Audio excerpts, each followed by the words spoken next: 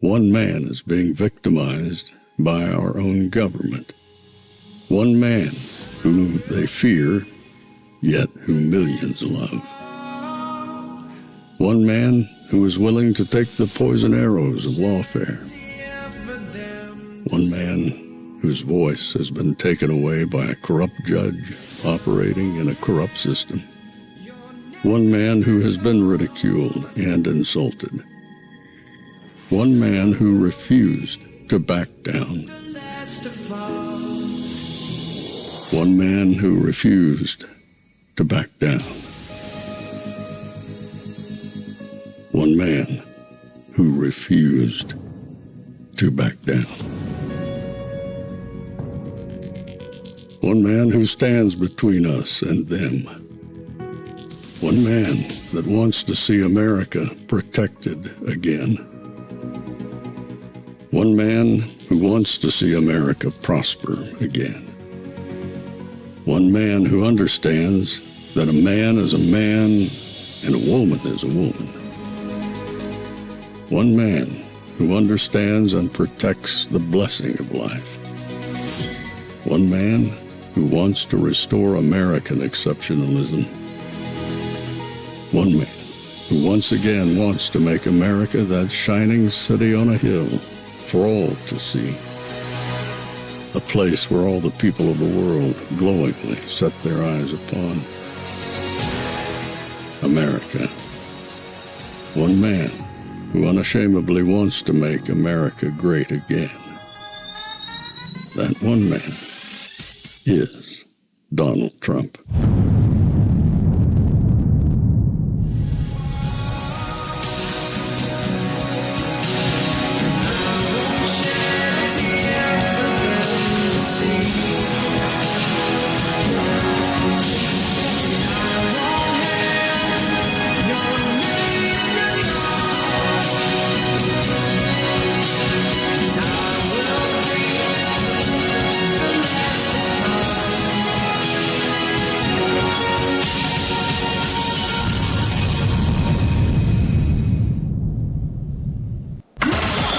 This is Fanfare with Barry Cunningham.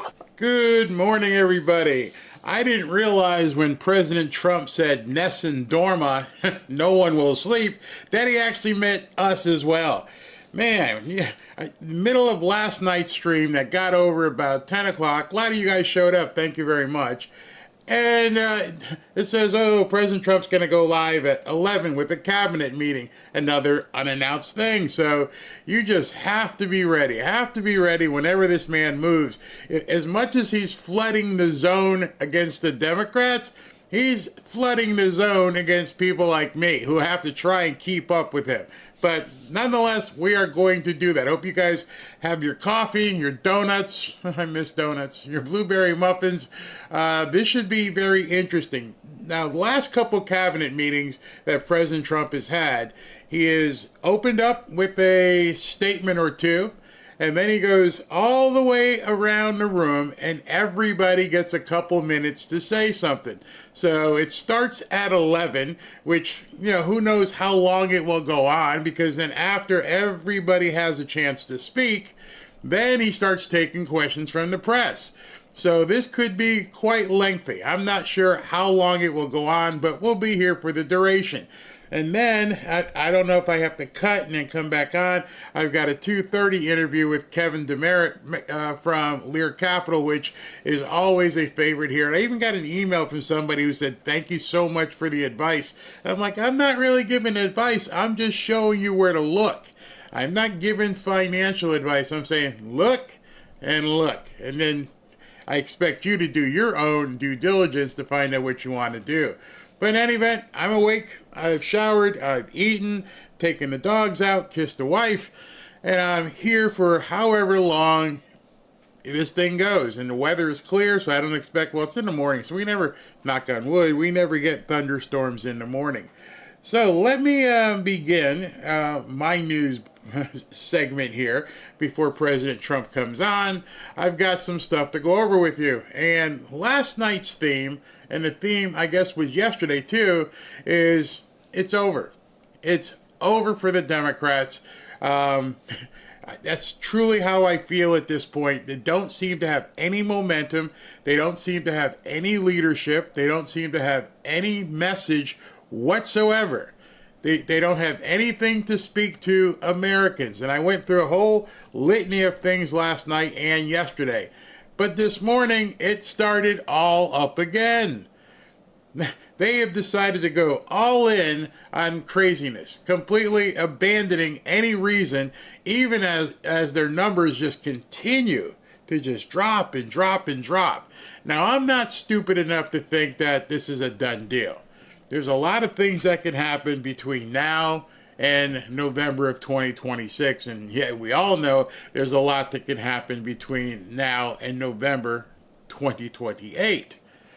But right now, things are looking really good for MAGA. I'm not going to say GOP, for MAGA, and looking really, really horrendous for the Democrats. And they don't seem, as I mentioned yesterday, my metaphor, they have any intention of trying to right this ship.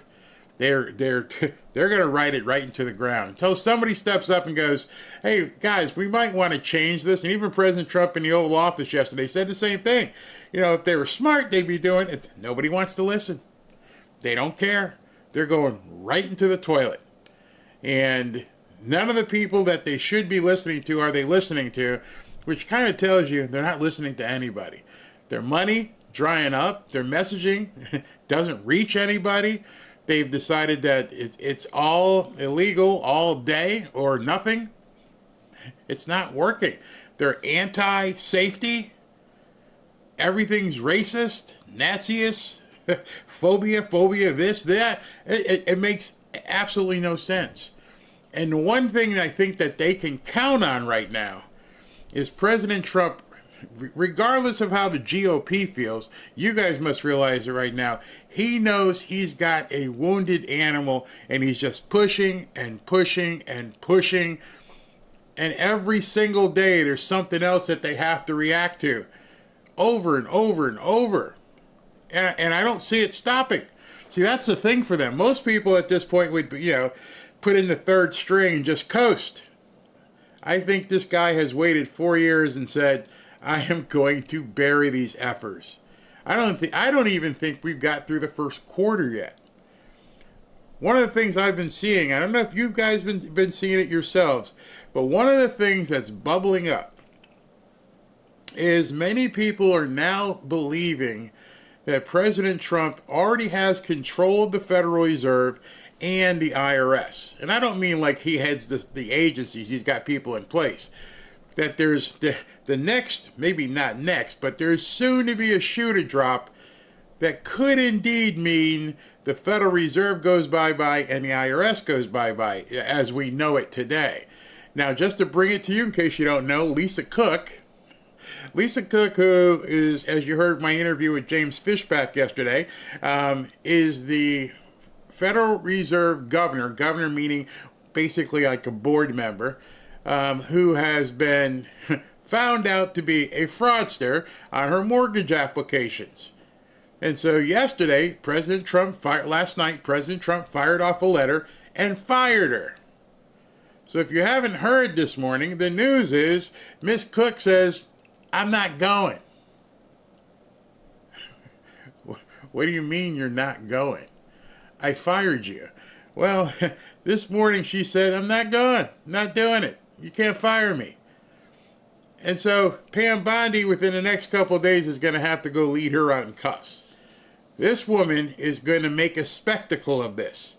Somebody has told her, just don't leave your desk. Keep working. You're fired. No, I'm not leaving. Perhaps you don't understand the word fired. It'd be very easy for Pam Bondi or somebody, Jerome Powell, to just basically turn off her badge, turn off her computer. Don't let her in the building. Now Trump has Jerome Powell over a barrel.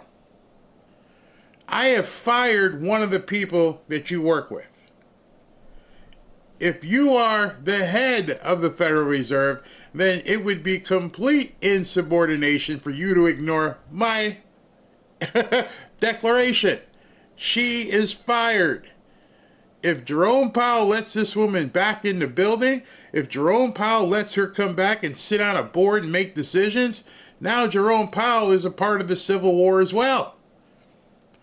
You know, at some point, we should just rip off the Band-Aid and just declare the Civil War.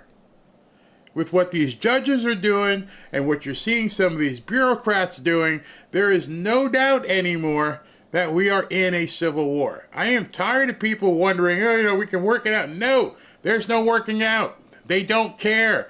They are doing this to the President of the United States. They have told the President of the United States, I am not listening to you.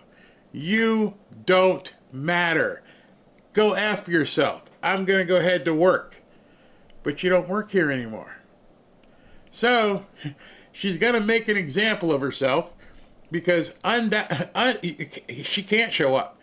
Jerome Powell would be a complete, utter moron if he lets that woman come to work. If her key card swipe still works when she gets there today, you need to be fired as well. Maybe that's what President Trump is trying to do.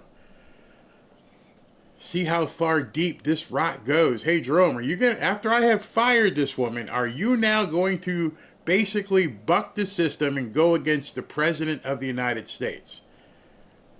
See, we're dangerously close for some people who aren't seeing for some serious violence to occur. You had the mayor of Chicago said, we're going to fight you. And I compel my people to fight you. You had Governor Pritzker saying, you come here, we're going to hurt you. This isn't some street alley fight. This is the President of the United States, of the biggest, most badass country in the world. And you've got people here in local offices and federal agencies telling people, go F yourself. I'm not leaving. You can't make me. You see where we're headed here? SB just let me say. Do you really see where we're headed? The media lying to people, judges doing whatever they want, wherever they want, however they want, telling the president what he can and can't do. And you've got, I won't say half the population, but a good portion of the population who are just nodding along saying, yeah, go for it. The judges are telling you what to do, Trump. This is not going to end well. There is only one way. The military is the only way at this point. I don't want to see the military taking over cities across the country. I don't think that's what they're there for. But they are there when there's a complete national insurrection. You see, I think what President Trump is doing, you can tell people you heard it here first. I think President Trump is making these moves to show the insurrection. See, the insurrection doesn't have to take place in Washington. The insurrection is when you do everything openly possible to go against the government, go against the national interest of this country. The insurrection is what they're actually doing. Go after yourself. I'm not fired. You can't stop me. There's nothing you can do. We'll hurt you, Trump. We'll do this. We'll do that. Judges like, hey, you can't do this. Everything you're seeing, I've begun sitting back going, wait a second. Think about it to yourself now. If you have the entirety of the judiciary bucking everything, if you have people in different state governments bucking things and taking off and leaving town, if you have people going in front of cameras saying they're going to fight you, how much more do you need to think about it and like, well, wait a minute, this is an insurrection. There'll be people who call me crazy, but I'm looking at the entirety of the picture here, and I'm waiting for him to come out one day and go, well, here's what's going to happen.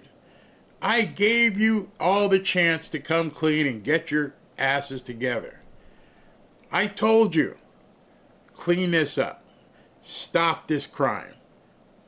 Get this put together. Or else, don't make me. And so yesterday when he was in the Oval Office and people thought he was backing down, I'd like them to, ask me for some help. We'll come in and help you. And instead, what did they do? Oh, okay, so you just want people to run the street and have 3,000 shootings a year. That's just what you want. It is coming. And I don't mean that in some abstract manner. You're watching it. See, the stuff that they're not reporting is the stuff you need to pay attention to. If you were with me last night, you heard that senator, a Mexican senator, not a Mexican senator in the United States, a senator in Mexico say the cartels are working against this country, our country. The cartels at this point are funding all kinds of stuff. And so what happens yesterday, Pam Bondi does the press conference, little El Chapo, I forget what the guy's name, the second in command who took over after El Chapo went to jail, he decided yesterday it was in his best interest to, plead guilty. And nobody pleads guilty without getting something and giving something. And then shortly after that, we started seeing a plethora of articles and videos about how much drugs they're taking off the street. 76,000 pounds, 2 million pounds. They're getting all this stuff. At the same time, this Mexican senator says, yeah, the president, Gloria Scheinblum, whatever her name is, she's in bed with all these people. The United States needs to come in and clean this up. But the story behind all that is he turned off that money flow. And he's choking off all the insurrections from their money. USAID, let's turn that off. Department of Education, yeah, we're going to turn that off. And now drugs, yeah, we're going to turn that off. He's choking them out without having to use much force. And what you see the result is at this point is complete manic insanity. They don't know what to do. They can't afford anything. Their numbers are in the toilet. And so they just keep trying to get the people to do something. And the only people showing up are old hippies from the 60s who, as long as their Geritol is working, they'll stand outside with some sign. Yeah, don't do it, Trump. And you look around and like, hey, there's nobody here, man. No, you can't keep doing it. We are in a civil war. We are in an insurrection. It's just a matter of how long before all of this gets quelled. Now, he's supposed to come up in 12 minutes, so let me start with what I have to show you. But before I do that, let me tell you about today's sponsor, or actually this segment sponsor. This segment sponsor is Chapter.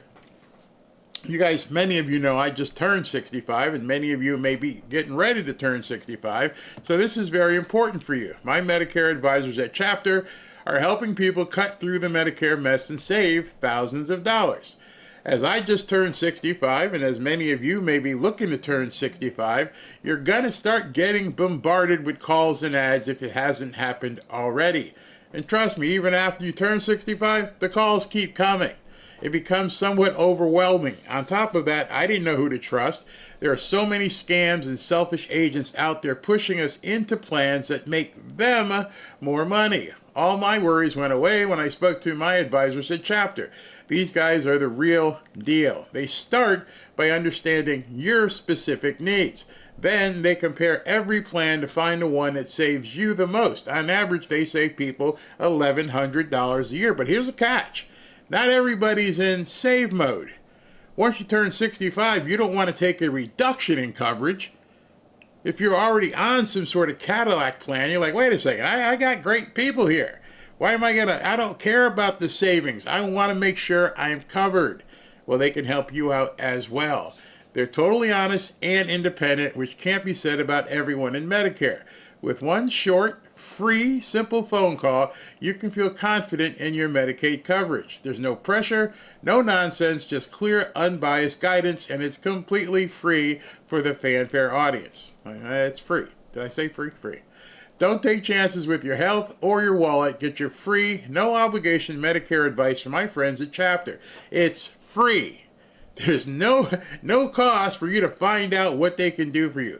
Call 475-328-3545 today. You won't regret it. In fact, most people wish they'd called Chapter sooner. Again, that is 475-328-3545.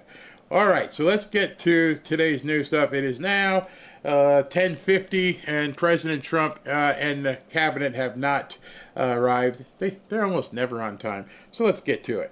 You know, Stephen, if I've been running a scroll of the names of people that have been shot and killed, you can predict with pinpoint accuracy how many people on any given weekend are going to be shot and killed in Chicago. They haven't lifted a finger to solve the problem. You know, they've fallen into this defund, dismantle, reimagine, Nobel insanity. And now Donald Trump wants to help, and they're mad at him? Look, we discussed this last time I was on your show. The Democrat Party does not fight for, care about, or represent American citizens. It is an entity devoted exclusively to the defense of hardened criminals, gangbangers, and illegal alien killers and terrorists. The Democrat Party is not a political party. It is a domestic extremist organization. Look at Chicago. They've shut down the police department. They've handcuffed law enforcement. And as President Trump says, they have turned the streets of Chicago into a bloody killing field. Here in Washington, D.C., before President Trump launched the federal law enforcement liberation in D.C., there was a murder on the streets of this town every other day. Body after body after body after body. That was Washington, D.C. Residents were afraid to go to restaurants. They were afraid to go into entire neighborhoods. They were getting carjacked right and left, robbed and beaten. That was Washington, D.C. Now we're 2 weeks homicide free, the safest this city has ever been in its entire history. And the Democrats, instead of jumping up and down and saying, thank you, President Trump, thank you for saving our lives, thank you for saving our cities, thank you for scrubbing away all the graffiti, the trash, the homeless encampments, the druggies, instead of cleaning up the city, instead of thanking him for that, they're saying, President Trump, how dare you save our lives? How dare you save our children? How dare you save our city? The Democrat Party, Sean, that exists today, it disgusts me. I do not recognize that party, Sean.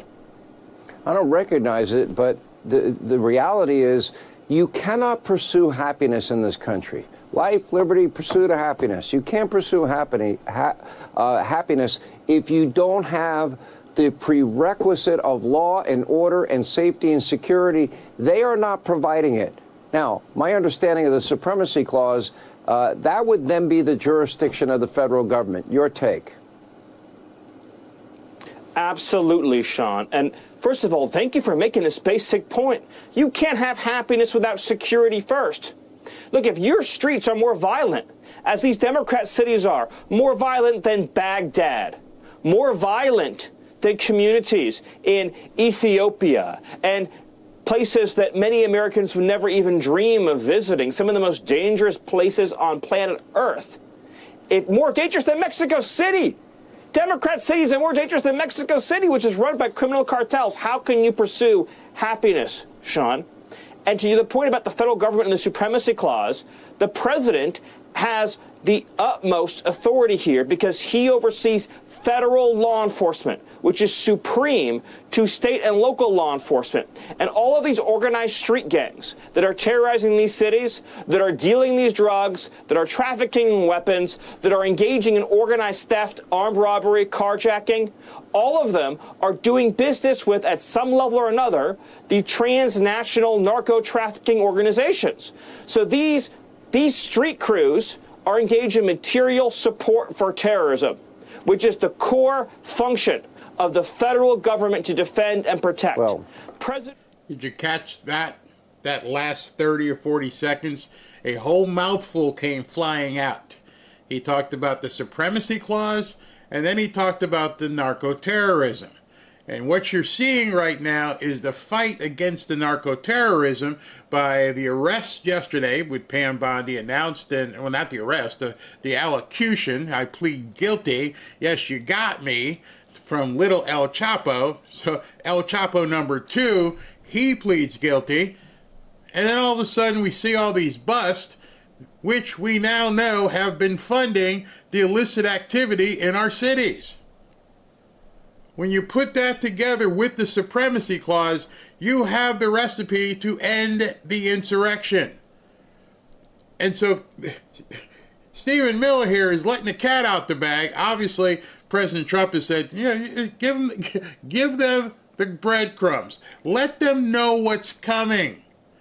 I have this thing here called the Supremacy Clause. I'm turning off their money, and I can tie the narco-terrorism into the inner city crime and to the Democrats. This is why they're freaking out. The USAID stuff, yeah, that bothers them too. But now you can tie them to actual crimes. And if you can see, if you understand that little El Chapo and Big El Chapo both capitulated and said, all right, you got me. If those two people went down and are giving up things, you think these people in the hood aren't giving up things? So that's one thing nobody has mentioned. Just understand that you have heard nothing, not one peep on any media station about what's going on in Washington, D.C. So when Pam or Cash comes out and say Judge Janine, hey, we've arrested like 1,000 people. You think they're just cuffing them, printing them, and putting them in a holding cell? Nah, that ain't happening. Some of these people know other people. Some of these people, especially if you're 16, 17, 15, who's your boss? Where'd you get the gun? Where are you getting the money? Those kids are going to... Yeah, you know what? You're 16. Guess what? You're never going to get out. Look at this guy here. This is Bubba. He's about to be your roommate. Gonna bend you over. You ever see the movie Shawshank Redemption? Let me let you watch Shawshank Redemption. Okay, now that you're done, you wanna meet some people like the sisters? And if you haven't seen the movie Shawshank Redemption, you may not know what I'm talking about. Those of you who do understand who the sisters were. You ever see American Me? And at 16, the worst thing that can happen to a 16-year-old black kid, isn't going to jail. No, I'm bad. I'd go to jail. Okay, but this isn't what you're looking for. You're not looking to be bent over like like Don Lemon. Huh? Yeah. They just want to see the look on your face. So start talking. You see, sometimes there's things worse than going to jail. And with some of these young thugs who think they're so cool, being bent over like Gumby is worse than being in the jail. And so if you show them American Me, and you show them, the other word, Shawshank Redemption, and you start pressing these kids, they're just kids. They're going to break. None of this has to happen. I know you got mixed up in some really bad stuff here. Who's running this? Where do you know? Who's got the money? Where is the stash? Where are they putting all this stuff? They have to know where they go back to pick up the drugs. They have to know where they get the guns. So nobody's talking about it. This is law enforcement 101. Turn on any television. They're not just arresting them and sticking them in a holding cell. Nope. This isn't Barney Fife. This is real life. This is the president sending his people into Washington, D.C. This is not like what you guys have been experiencing. We're going to let you know that from the very beginning, once you get arrested. Hey, this isn't where they usually take us. I'm going to let you hear about that from somebody in a little while, too. Hey, man, we ain't supposed to be here. Yeah, you're right. It's different. And nobody's covering it. Anybody in law enforcement here will tell you there's got to be some interrogations going on. They don't care about these 15, 16-year-old kids and throwing them away for life, unless you've killed somebody. But if you're just a gangbanger, we'll straighten you out. We'll put you in some detention center. Give me the goods. Who's running this? That's what the Democrats are terrified of. The more information we have, this is an information age. This is a data age. We want to know who's doing what. Where are they getting the money? Where are they getting the guns? Where are they getting the drugs? None of which exist in these hoods. There's no money. There's no drugs. There's no cocoa plants. There's no fentanyl plants inside the hood. There's no Smith & Wesson factory inside the hood. So everybody's focusing on the surface, and people aren't looking underneath the hood here and go, literally underneath the hood. Nobody's looking under the hood and go, y'all been doing this for a long time, shooting people, doing whatever you want, and nobody's ever come to them and said, now you can't do it anymore, and not only can you not do it anymore, we want to know what's going on. And if you give up some names that you're worried about, we'll protect you.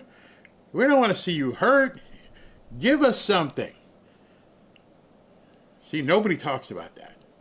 And Stephen Miller just told you. President Trump has literally set the people of Washington, D.C. free. They're so happy now that they can just go out and live their lives, go to their favorite restaurant, go to their favorite bar, go to their favorite pool hall, go to their favorite park. You see moms taking kids out to parks they haven't been to in years because they know the police are there. They know that President Trump is there with his law enforcement to protect them. It's a thing of beauty, Sean, but I would say to the mayor of all these Democrat cities, like Chicago, what you are doing to your own citizens is evil. Subjecting your own citizens to this constant bloodbath and then rejoicing in it is evil. And you should praise God every single day that President Trump is in the White House. If he's going to encourage people to take to the streets over this, I will say anything that happens, he will be responsible for. Absolutely. Stephen Miller, again, nails it with that complete quick line. You are the problem. And as we've been seeing, if you guys have been paying attention, you've been seeing at this point, it's these mayors. They are complete shells. They have no clue. They are completely ignorant. Somebody installed them. And somebody was basically pulling the strings. And it almost appears as though, I said this last night, as the puppet master threw in the strings and walked away. And now they don't know what to say. They don't know what to do. They're flailing. It's really bad watching this happen because nothing that comes out of their mouths even makes sense anymore. They're not being told in the ear, hey, say this, say that. They don't get the email, say this, say this. Now, what are you saying? You're saying you don't want people to be safe? That's straight up evil. Man, but you won't believe this. I did not like his comments. Meanwhile, I think the reason why you may feel that way, Arthur, is because you maneuver in society with a certain privilege. The question is, who are these? Well, hold on, what privilege? When I get on the subway, just tell me the privilege. When I'm dressed like this on the subway, I am a target. That is not a privilege. I'm a target. There's the guy who probably has a wallet and a watch. Arthur, I want you to be That's not open. privilege. I want you to have a little bit of intellectual curiosity and be open and let me finish my point. I'd have slapped that hoe. I'm sorry. I know I'm on live TV. Hold on a second. Bap, shut up. I'd like you to have a little bit of intellectual integrity. You must take me for somebody else. You'd have got the whack. Who the hell do you think you are? Oh my gosh, these people. It's insufferable. I'm black and I'm having black fatigue. I don't know what to do. I'm going to have to see a shrink. Hey, Doc, what's wrong? I got black fatigue.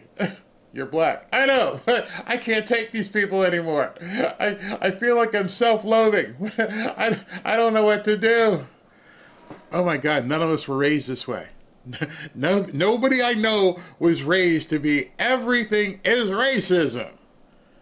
I've been black for a long time, 65 years. And I'm like, What the hell are these people talking about? You need to have a little self.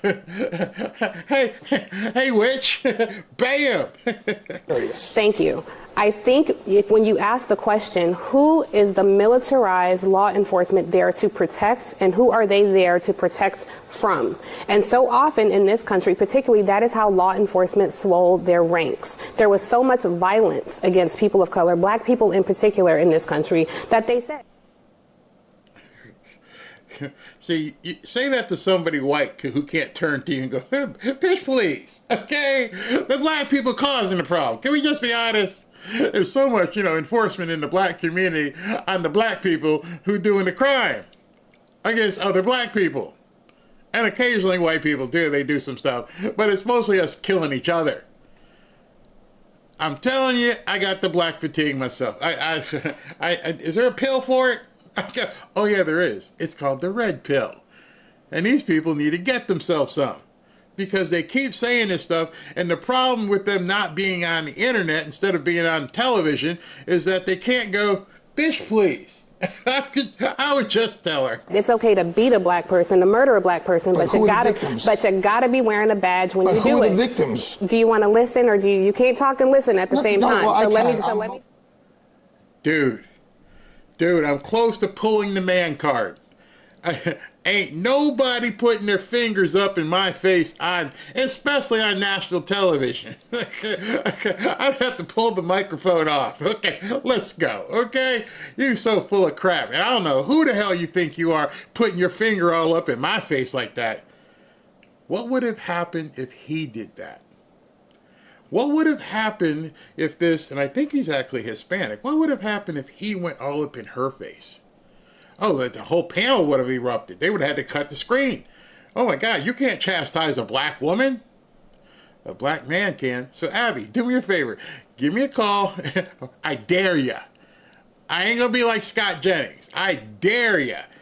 Give me the call. I bet you won't call twice. Just tell you.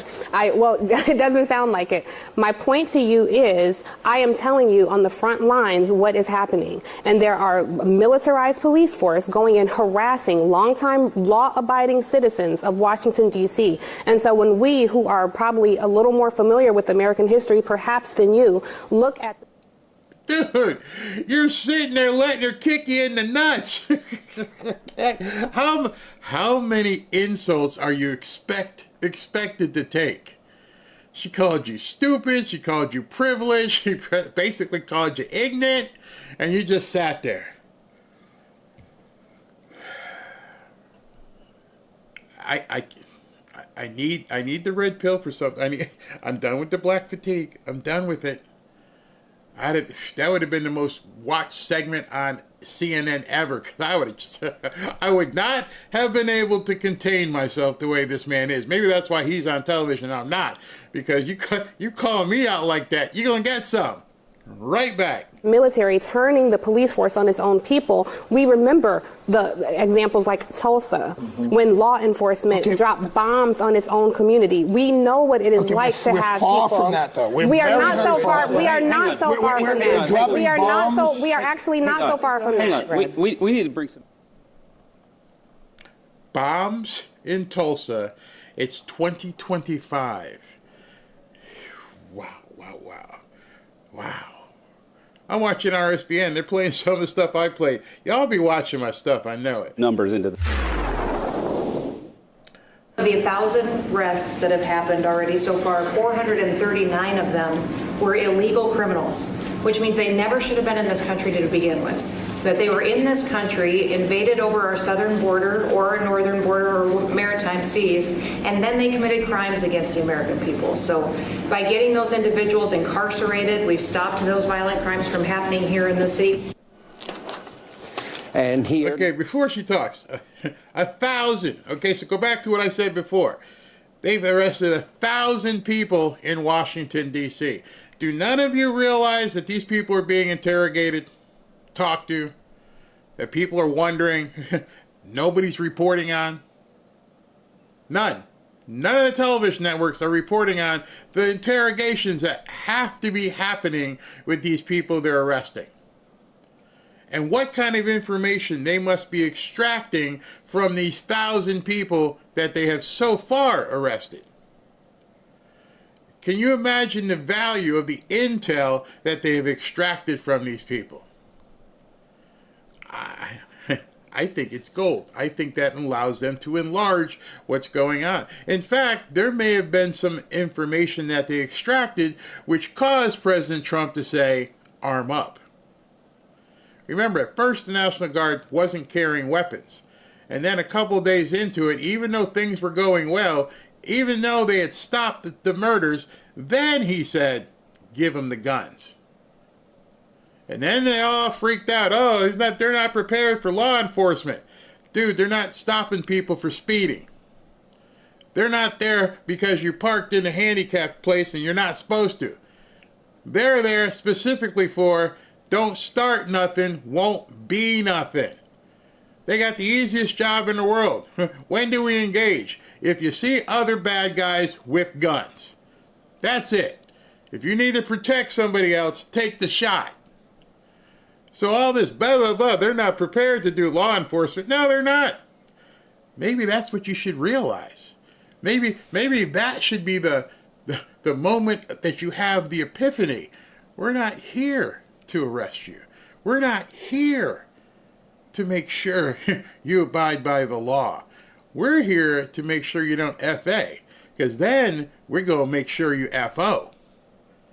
See, that's what the media and everybody's not getting. It's like, I'm not here to do all that crazy stuff. I'm not chasing you around. No. But if I see you in a position where you're endangering somebody, your ass is mine. And that's what they're not getting with all this. Go ahead, Christy. Now, with more is the Secretary of Homeland Security, Kristi Noem. I, for the life of me, his own wife accused him of wife beating. We know he was an MS-13 gang member. We know he should be deported. We know he never should have been in the country legally. What is this obsession? Well, Chris Van Hollen has to meet with his BFF and have a final goodbye. Why are Democrats putting the safety of their own citizenry, the people of this country, over the so-called rights of people that did not respect our laws, borders, and sovereignty? I'll never understand. Isn't that the same question all of us are asking right now? Now it's so blatantly obvious. You all sit back and think, this doesn't make any sense. It doesn't make any sense. I'm sure you're not the only one. I'm not the only one. Hannity's not the only one. Kristi Noem. What is going on here? You have made these people saints. You have put them in a position where you think they're the Maryland man. What? George Floyd. They started anointing people. And then now the whole newcomer stuff, it doesn't make any sense. You've just completely shoved an entire demographic of Americans into second place. Meanwhile, you're idolizing these criminals. I don't understand it either, Sean. And in fact, let's not forget that Abrego Garcia also solicited minors, children, for naked pictures, for pornography. I mean, he's a sick individual that's known. The Maryland man is a pedo. You see, the Maryland man has been a same part of all these people, all the abstiniacs running around. That's how you know they're full of crap. This dude, and I'm talking about people on the left who are screaming about Epstein files and stuff. This dude is a pedo. Straight up pedo. But you don't seem to have any problem with him. You herald him. You've anointed him. You're doing anything. You're laying prone in the street to protect a pedo. Forget the other stuff. Forget that he's not supposed to be here. Forget that he's been robbing people. Forget that he beat his wife. He's a pedo. That should be enough for all of you just to go like this, but you're not. You see, because that doesn't matter. They're let themselves be known, again, that the evilness is guiding these people because they're willing to overlook all of that. They know it to be true.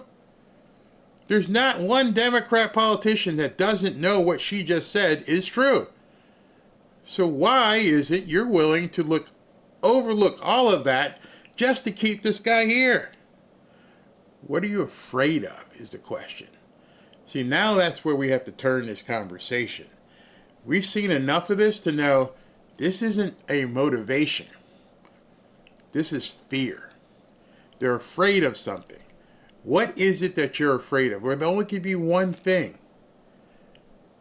Now that you start thinking about it, the only reason these people are probably freaking out about all these newcomers and the deportations isn't because they like their Mexicans. I think we saw yesterday the defining moment as to why this fear is in place. How many of these politicians, left and right, have taken money and are beholden to the cartel? That's something that also again bodes for the insurrection. If they've seen money, and maybe this is what Cash is talking about, saying, "Oh man, this stuff is just crazy." If they've seen money transferring back and forth from the cartels to politicians' hands to help them facilitate pedoism and drugs and everything else, and they're just looking the other way, maybe that's why there's so many of them that are screaming, "We gotta, these immigrants in our communities," and oh my gosh, because nobody else can make any sense of it. They're like, why are you so hung up on this? Can you imagine yesterday? I want you to think of something.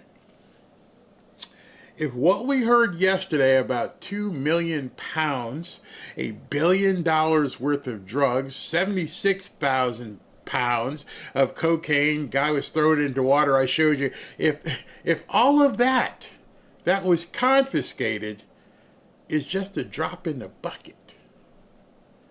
How much money has been in all of this? Every time I've heard somebody say, well, you could kill like 1 million people with the amount of fentanyl on the head of a pin. And I'm like, well, where's all this fentanyl going?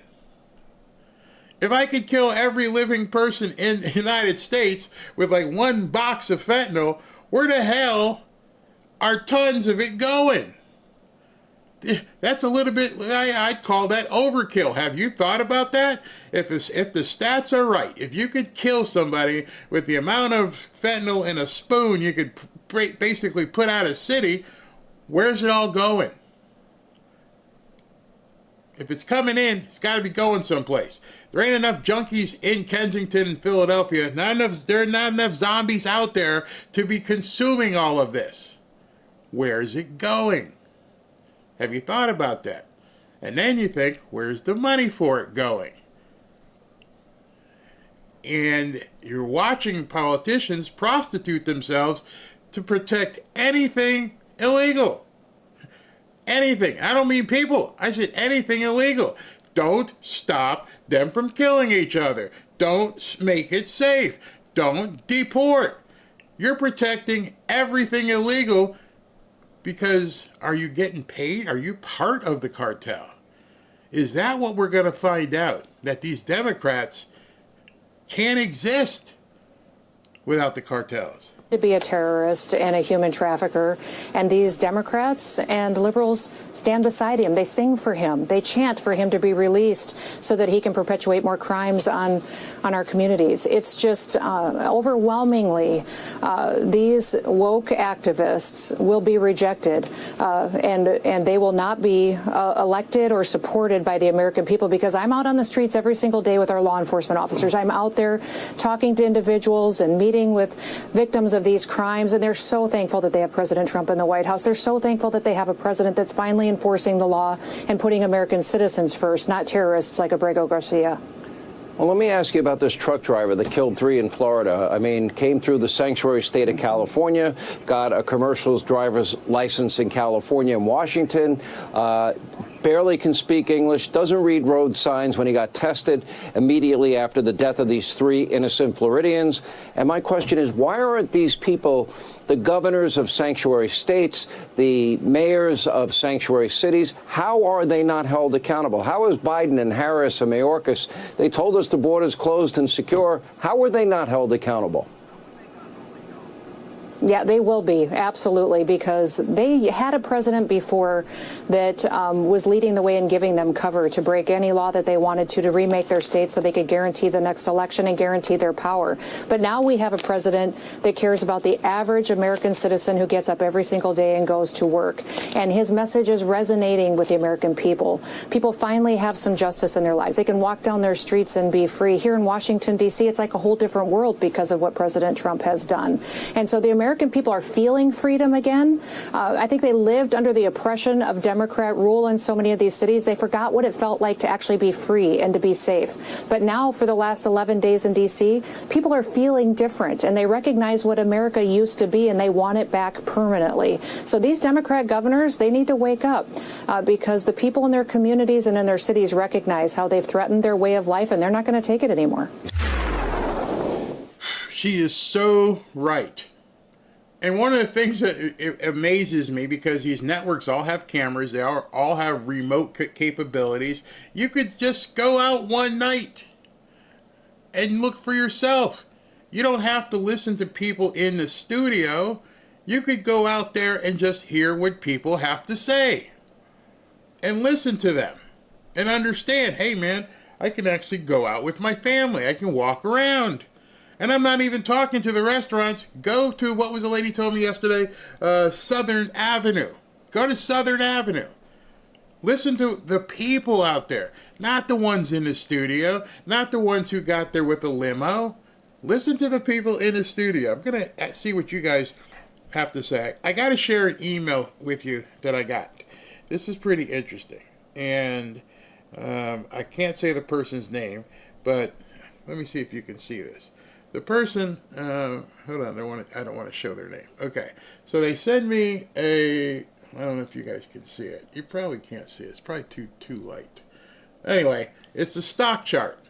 And this stock chart is like flat line, then they got in, and it went up. And they sent me like a couple of their different investments that they've made over the last couple of months. And I want to read you this. It says, Barry, I watch your show every day since March of 2024, which means you were here since the beginning. I first discovered your channel and it's been a life changer. You have been providing not only the best political commentary available anywhere, but also, and more importantly, the best financial advice available anywhere for free.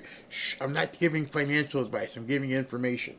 But as you can see, I finally overcame my fears by investing in a few different stocks and cryptocurrencies. Mainly companies based in AI and manufacturing of chips, which I learned from your show. It is indeed the future, as well as a few crypto exchanges. I would have never done this even a year ago, but you and the information and advice you gave have educated me in a way that made me confident enough to pull the trigger, and now it's paying off, earning way more than it was just sitting in the bank. You also encouraged me to buy into silver. Over a year ago, I purchased 30 ounces of silver. So that has worked out very well. As I showed you, silver is up like 32% in the last 12 months. I just wanted to say thank you and actually provide the receipts. Your advice is changing lives, Barry, and I so appreciate I found your show. Keep it up. Thank you. That's the kind of thing that makes me, when I get tired and I'm like, hey, I got to do another show today, that's the kind of stuff that gets me, is because I don't want to provide financial advice. I want to provide you with facts and information that you can take and then make your own decisions. And I've shown you the silver prices. I've showed you the gold prices. And in the last 12 months, they're both up over 30%. I've got Kevin Demerit from Lear coming on this afternoon, so he can talk about it as well. So if you're interested and you'd like to learn more or possibly even buy some, I don't even call it investing, I call it hedging. You're in silver or gold, take a listen. It's genius. It's pure genius. America is the country that started the AI race. And as President of the United States, I'm here today to declare that America is going to win it. We're going to work hard. We're going to win it. Why do so many financial experts call silver the most undervalued asset today? Because silver is essential to the future, from solar tech and electric vehicles to the explosive growth of artificial intelligence. Demand is rising fast, and yet silver is still trading at a bargain. With billions pouring into AI, silver prices have only one place to go, and that's up. In fact, silver may be the most overlooked asset class in financial planning. The opportunity for silver is well documented. The market for silver could double or even triple by 2026. You see, I believe in hard assets like this bar of silver. You can hold it in your hand, you can put it in your IRA, you can put it in your home safe, and relative to gold, it's very affordable. That's why I urge you to call my friends at Lear Capital and get their free report, The AI Revolution, and see why silver prices could be set to soar. Call 800-601-5430 or go to learberry.com. But don't wait. We all know. We've seen it. The government can print lots and lots of dollars, but they can't print silver. All right, let me show you guys a couple things that are kind of indicative of how things are indeed changing in this world. This is something you would not have seen as little as probably 6 months ago, 7 months ago. And one of those things is this, and this is actually, for some of you sports fans, you'll recognize the importance and how big of a deal this is. Trump National Doral returns to the PGA Tour in 2026 with the Miami Championship. So the PGA has rode the surfboard of wokeness and has realized at this point, you know what? Yeah, we're gonna go bring it back to Trump Doral. So that is going to be back. Let's see what else here. What am I getting messages from? So that's huge, absolutely huge. Another thing that's huge, and at some point they got to tell these people, go pound sand. Just get out of my face. Vanity Fair employees lash out over proposed Melania Trump cover. I will walk out the mother effing door, employee said, if they dare put Melania on the front cover of the magazine. So, if I were, the editor, publisher of Vanity Fair, I would tell you, go F yourself. This is my magazine. You work for me, not the other way around. Yeah, I don't know if you've noticed, this is a different economy. I can replace you. I am so sick of these liberal nuts trying to tell businesses how they need to operate. I don't want to start another story because he's already 30 minutes late and he might show up and jump in the middle of the story. But I'm going to tell you after President Trump speaks, or actually after the cabinet speaks, how Cracker Barrel is now realizing, yeah, we effed up. We effed up really bad. I mean, like, humongous bad. Like, I don't know how this woman can still have a job today. And the pressure is mounting on Cracker Barrel at this point. Do something. Do whatever you need to do, but get this woman the H out of here. Oh my gosh. Oh no. Ashley just sent me and said, there's something weird here. Now, when I see this kind of stuff, this is when I realize that the insurrection is actually here. Even Lisa Cook hires Hunter Biden's lawyer. Come on, man. Come on, man. Isn't that what Joe used to say when things were so unbelievable that you just sit back and go, wait a minute. There are no other lawyers out there. You got to go to Hunter Biden's lawyer.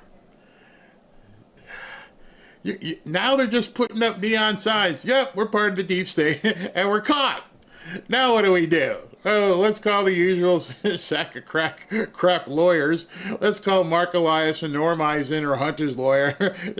Just keep recycling the same sewage. And now she's exposed.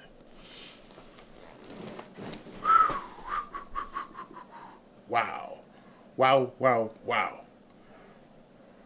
Wow. Seriously? Is this where we are?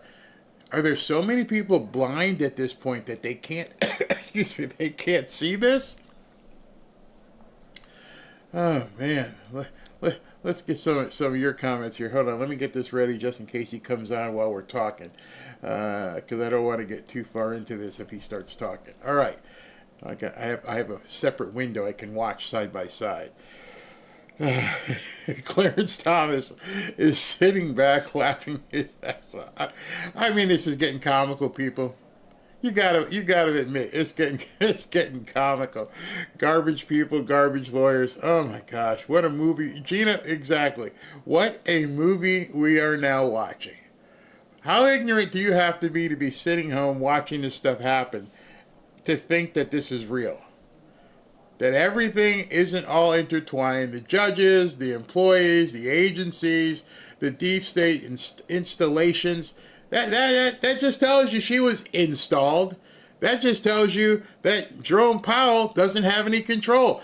Give her a seat. She's working here now. Oh, okay. We got this. Wow. For us, yeah, we laugh at them. Yeah, Barry, Lisa Cook is cooked. If you got to go to Hunter Biden's attorney, yeah, you're in big trouble.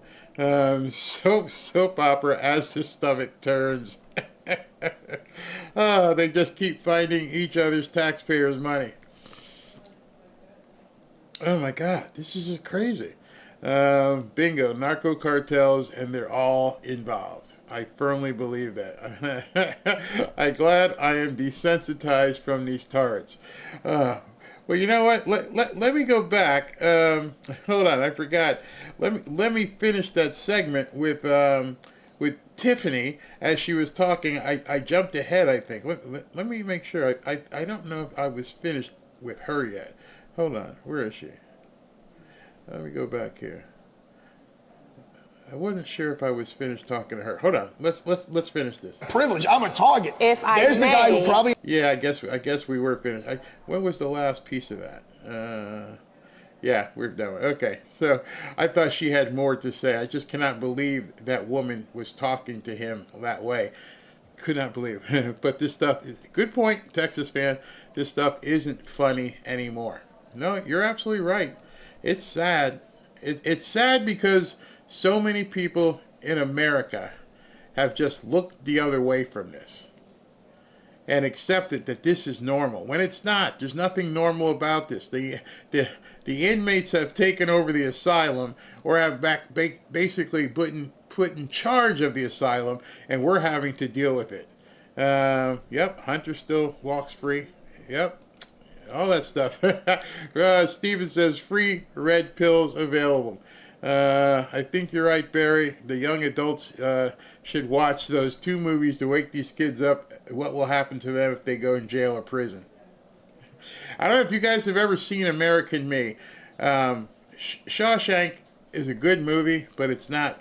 There's a scene there with the sisters. But American Me, if you've never seen, I think it's American Me, yeah, with Edward James Olmos and the Mexicans running the prison. And what they do to this one guy just made every guy I know, every time I sat with somebody who hadn't seen this scene, went, oh, yeah, okay, yeah, you feel it immediately. Act Blue, oh yeah, them too. Act Blue is in trouble. No drug money. Hard to believe what Americans, the radical left, still believe and watch the fake. Yeah. So he's late. He's not coming out. So let me continue a little bit and let's see if we can get through some of these pre-stories before he comes out. Because he's right now. See, I always have to make sure, Barry, make sure you've got some content in the can, because it's like he never is on time. He shows up when he wants to. I don't know if that's for security reasons or he just don't give a F. I'm busy. I'm doing this right now. But anyway, he was supposed to be on at 11. We are now 34 minutes behind schedule, so we shall see what's going on. All right, so let's continue. Take it anymore. Good morning. Yeah, we had the chance to go all around Washington, D.C. We're still wearing the same outfits we were when we started this ride along, you guys, because they went pretty much all night and all throughout the morning trying to get as many people as they could off the streets here of Washington, D.C. We had a one-on-one with the director of the U.S. Marshals Service, who tells me his job here in the capital city is far from over. Is it surprising to you that all this crime is happening just steps away from our nation's capital? Yeah, it was very surprising. And that's the reason why President Trump has declared this public safety emergency. You know, this is the capital of a nation, right? Of the best nation in the world, the strongest nation in the world, the freest nation in the world. Yet we can't walk the streets without getting mugged, raped, and robbed. You know, and that should not be that way. So according to the feds, nearly 100 people were arrested just last night. They had teams out all over the place from federal, state, and local partners. Our cameras were rolling as we spent hours out there in different parts of the city. We were in high crime areas right outside, pretty much just a mile or so from the White House. It was interesting to see. You didn't have to go far to go to those neighborhoods. They served warrants for suspects wanted for a long list of violent crimes like what? Robbery, carjacking, and assault. So one guy, we were there when he was arrested, wanted in connection with an armed carjacking out in Maryland near Baltimore. He told investigators, why are you taking me in if they're just going to hold me for 3 days and release me? The judge is literally going to say we're going to put him on a 3-day hold. Then once the 3-day hold is up, and Ronnie never shows up. I done been over DC jail 6 times for the same warrant. They never show up. DC jail has to release me. They release me. It's the same thing every time. The same thing. Damn. you got to feel for these people. I mean, but at the same time, you guys like me are probably saying, well, maybe you shouldn't get arrested over and over and over. I mean, you can pretty much stop that. You're in control of that. Stop getting arrested. But if he's saying that he keeps getting charged for the same thing over and over, that's a whole different story. So this morning, another press conference took place, and here we go again. Offender 1,000 times, and you are still not going to be held on bail. That's what I had to change. And so those changes are bearing out. That's why we're showing a decline in all crimes, especially retail theft. So he can misstate the facts, say what he wants to say, but he's wrong. He's wrong. And also, many of the cases he gave examples to, he gave this whole memo of all these examples. Many of the cases were bail eligible, but guess what? The judge decided to do something differently than what the prosecutors had asked for rightfully under the law. So I think the question I have is, come on, judges, you're doing your part here. I need the judges to step up. And I've been surprised at the number of judges who don't seem to know the law has changed.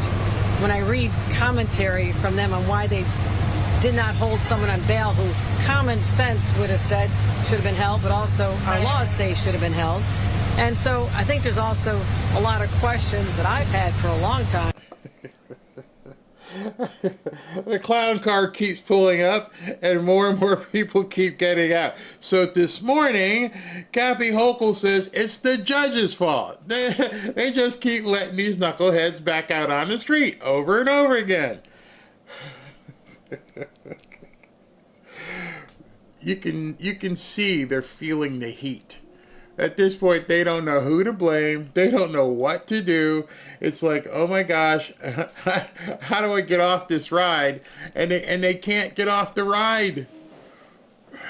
Nothing is going to stop this because whoever installed these people put people in who don't care about the law, and their jobs are to keep people back on the street, keep the gravy train going of crime. And so right now she's like, I can't even do anything about it because the judge, they misinterpret the law. Well, maybe you should call out the National Guard.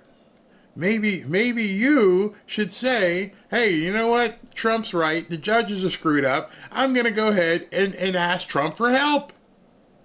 Maybe that's what she's trying to soften the blow for. Maybe she at this point is trying to cut strings from whoever is holding her up. At some point, these people are going to have a come to Jesus moment and go, do I keep acting this way? Or should I make the change and have a communist mayor? And it's coming to a boil, people.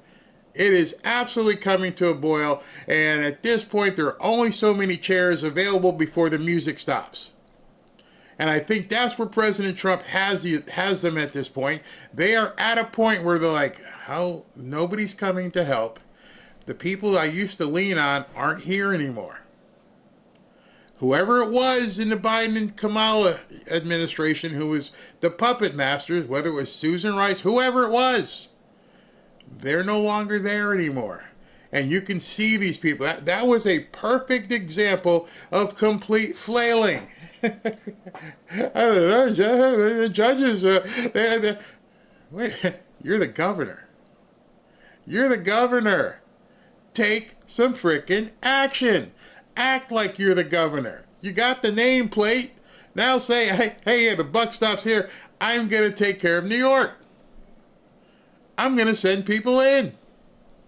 I'm going to call Trump and say, come take care of this stuff. You got no choice at this point.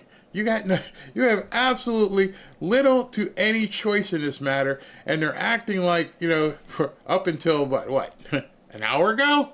Acting like they were all in control, and they weren't. They're not in control whatsoever, and they're all freaking out. They don't know what to do, and I'm here for it. I am so here for it because we are seeing chaos actually happen in these cities. And the leadership is crumbling. And luckily in Washington, people, as of today, knock on wood, they aren't getting killed because of their ignorance and ineptitude. Daddy's home. He took control. Scream all you want, but clean up your room. See, many of us, when we were growing up, if you were even allowed to talk back, because many of us weren't. Yeah, that's better. See, many of us weren't allowed to talk back. I had some friends who talked back, but the talk back was, as they were walking away, tell your story walking and go clean up your room. Go do your homework, whatever. I don't want to hear it. And at this point, that's what Trump has pretty much said to the people and Muriel Bowser. Muriel Bowser came out and did a presser and said, yeah, it's better. She came out and did a press conference this morning and said, it's better, it's safer, but I wish we didn't have to do this. Don't you have the same nameplate? I'm Boss Hog here in Washington, D.C. You could have stopped it at any time. You chose not to. Yeah, I could have done this, huh? Yeah, There's nothing you can do. There's no mirror you can look in without saying it's you. Didn't need any elections. Didn't need no new laws. Didn't need no new resources. Didn't need no federal dollars. Just needed to do your flipping jobs. And now that people are doing their jobs, again, contrast. Before Trump, after Trump. Before Trump, I couldn't go out. After Trump, wow, this is pretty nice. And it was funny, I showed a video last night to you guys. There was a black guy walking, and he couldn't alter his personality because he's so used to walking scared. Looking this way, that's Pete Hegseth, isn't it? Yeah. Looking this way, looking that way. So I just got a video of Pete Hegseth heading to the Capitol. To the White House. But he was talking like, yeah, and it's so much safer out here, but you can't relax yet. It's still too new. It's that new pair of shoes that, wow, they look great, but I don't know how they fit yet. And you're still walking on them like, yeah, they feel okay, but I'm walking through this neighborhood. I don't get it. See, most people, not even me, most people cannot even realize the contrast that these people are living in. I want you to try and set yourself in their feet right now. I want you to think, if you were them, how much your life has changed in the last 11 days. Most of us will never experience that. You will never probably experience having to worry about walking down the street and getting shot, or whether a bullet's going to come through the window and hit your kid. Most of us don't do that. We go to sleep, we watch TV, we eat, and do whatever we do. We don't have any worry about it. These people live their lives every single day wondering if it's okay to get the newspaper. Should I go to the post office? Well, it's only 2 o'clock. Maybe I can get to the post office and back before the sun goes down. You've never lived that way. And so now you've got this entire neighborhoods, and the people are like looking over at your neighbors. Can you believe this? I ain't never seen this. It's quiet. There's no gangbangers riding up and down the street. Here comes something. Oh, that's one of them National Guard Humvees. This is what people get to live like? You get to sit out on your porch at night in the summer and have some lemonade or a beer, and you're not worried about drive-bys? I'm experiencing something I have never experienced or haven't experienced in a very long time that most people take for granted. I live in a Jewish neighborhood, I've told you, right by the synagogue. And on Friday night and Saturday, it's a ghost town. It's so quiet. I can hear girls playing up the road in their yard. There's no sound. Because as you know, Orthodox Jews can't use motorized vehicles on the weekend. And so they all walk in 100-degree hot sun, and they all walk and do their pilgrimage to the synagogue. Little girls, men, women, babies. Pure safety. And it's so quiet. I almost feel guilty sometimes, like, Robin, let's go. We got to go someplace. And she's like, okay. And we're like, sorry, but we got to get someplace. Oops, bye. Because they're all walking. I've never seen anything like it. I never lived in a completely Orthodox Jewish community before. I love it. I absolutely love it. And then think about the opposite, that contrast of never knowing if you could go outside. And that's what we're seeing. We're seeing people right now who have never had the ability to go outside or in some long time. All right, so Trump is still held up. I'll take some comments, but in a second. Where am I? Let's do this. I'll be right back. Let me talk to you about my friends at Patriot Addict. And at Patriot Addict, they're doing a whole bunch to help out this channel, so I'm going to do a whole bunch to help them out as well. You guys are familiar with the red Trump knife, which looks like this, and we've had many people buy it, but now they're coming out with a new improved, the Trump signature blade right here with President Trump's signature on it, as you can see in the artwork there as well. And here is the knife that I've been talking about. Hold on. And it's the 45-47 knife, a little bit different color, black and white.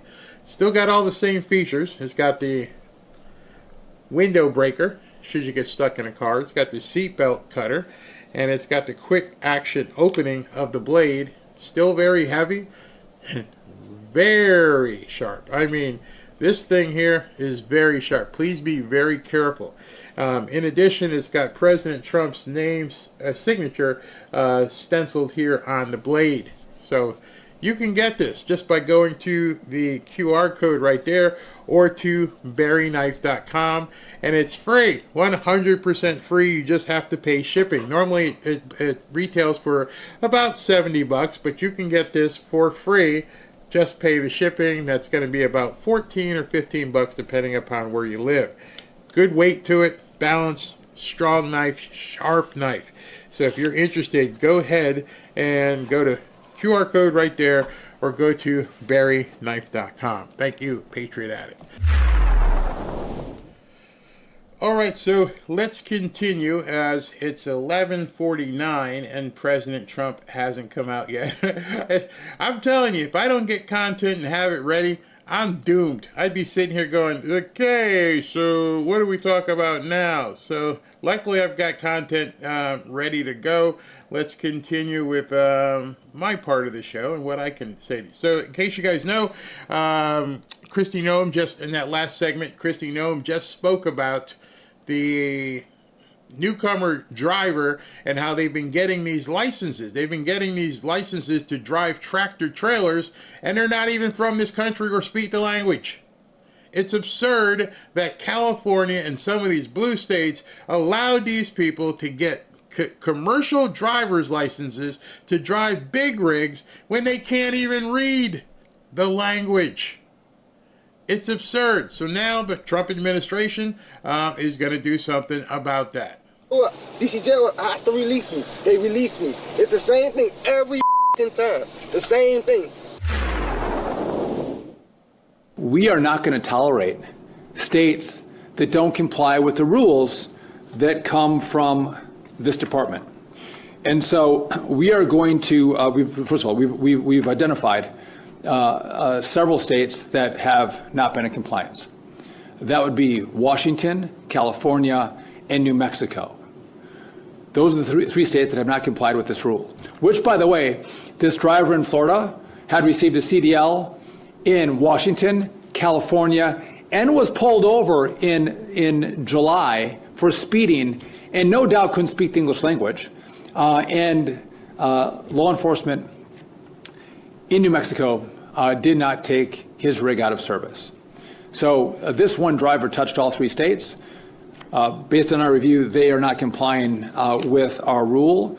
And so phase one for us, which I'm announcing today, is we are going to give these states 30 days to come into compliance with truck drivers speaking proficiently the English language, or we're going to look at federal funding that they receive under the Motor Carrier Safety Assistance Program. All right, so how they're going to make these states come into, bring them to heel, is by pulling federal funding. Now, of course, you already know what the game plan is. It's to run right to some district court and say, President Trump can't stop paying us. He's got to give us the money. There are no holds on the money he gives us. They have to give us the money. To me, a long time ago, that was insurrection-y. Telling the president and the United States, you have to keep giving us money. They even tried to do it with Ukraine. You have to keep giving the money. Who's running the country? The president or these judges? And so I love what Sean Duffy said. Hey, we got something else got exposed. And I had seen something online as well where somebody said something to the effect of, how come they don't know all this? There is no way everybody knows where the heads of all these snakes are until something pops up. How could you possibly realize here's something else the Democrats did? And so everything happens once there's an incident. And you're like, oh my God, are you kidding me? Did they really give commercial driver's license out to newcomers? Yeah. Who can't even read? Yeah. Yesterday, another scam got exposed I'm digging into, and that scam is they've been giving mortgages to some of these people. And they've been saying, and you think to yourself, well, they don't have jobs, they can't. No, what they've been doing is allowing them to use utility bills and rent receipts to show that they can now get a mortgage. You and I have to go through hoops and all kinds of things to get a mortgage, but nope, they streamlined that too. So if everything has been so well done to make sure that the newcomers were taken care of, even to the fact of people here not even letting you use the right words to protect them, to make sure that they weren't offended. Don't even talk about it. There's something really wrong with that. Something very wrong. So I believe California is 20 million or 30 million? 30 million. Washington is 10 million, and New Mexico is 7 million. Correct. Jesse will confirm that in a second. But these are millions of dollars. By the way, this is phase one. There are other actions that we can take to make sure states comply. And hopefully in the next 30 days, we won't have to withhold any money from them. But if they don't come into compliance, we will start with withholding this money, and then we will take additional steps to guarantee compliance. You imagine having to go through these steps? Having to go and do all this just because they won't do the right thing. and then they twist it in the media that Trump's being an authoritarian because he won't allow them to spend your money on newcomers. But I pray that President Trump doesn't come out while we're going to talk about this next clip, because this next clip will prove to you, if you haven't seen my shit clip from yesterday, if you didn't see the one from last night, if you just tuned in here now, this clip right now, this clip which you're about to hear will show you that these mayors and their puppet strings have been cut. They don't know what to do. They're floundering. It's so bad that Morning Joe and Mika had Brandon Johnson on their show this morning, and they were pissed off at him. I mean, you watch this, we'll have to probably play it twice because you're like, oh no, wow, Barry, we see it now. Light bulbs are going to go off. Please, Trump, hold off for the next couple, 5-10 minutes. This is incredible to watch. And as you watch it, make sure you're watching Mika. And you're watching Mika and Joe, because Mika and Joe are doing what I kind of do when we have our guest on here. The guests are someplace else. They're not in the studio. And so they're looking at each other like, what the hell is going on here? Oh, you'll see for yourself. This is gold, absolute gold. Would you also like to get federal funding to help put 5,000 more cops on the street in Chicago? Would that help drive down crime? Well, look, policing by itself is not the full strategy. No, I understand that. You've talked about the other things you want, and I said those are good and important programs, but I'm asking also, would 5,000 more police officers on the street in Chicago be helpful to go along with all of those social programs that a lot of cities are engaging in and having success with? Well, look, here's the best way I can put it, Joe, is that in the 90s when I was in high school, we had 3,000 more police officers and we had 900 people being murdered every single year in Chicago. It's just not policing alone. Of course, we want more detectives. I know it's not policing alone, but I know it's not. Okay, in case you don't understand what I'm saying, let me ask you a third time. I'm giving you the opportunity to say the right answer. If I had a cue card, I'd be holding it up. Hey, idiot, I'm giving you the opportunity on national television to answer the question the right way. I'm prompting you. I'm a human teleprompter begging you to say the right answer here. I'm begging you. Okay. Policing alone, you've told me everything else you want. I'm curious, and this does come down to an ideological difference between people. Do you believe that the streets of Chicago would be safer if there were more uniformed police officers on the streets of Chicago? Very simple question. Do you think people would be safer if there's more cops? He's laying it up to him. He's playing T-ball with the mayor. Do you think people would be safer if there are more cops? Answer is, Answer is, of course. Anybody would say, yeah, I'm pretty sure if there were more cops, it would be safe. Not this moron. I believe the city of Chicago and cities across America would be safer if we actually had, affordable housing.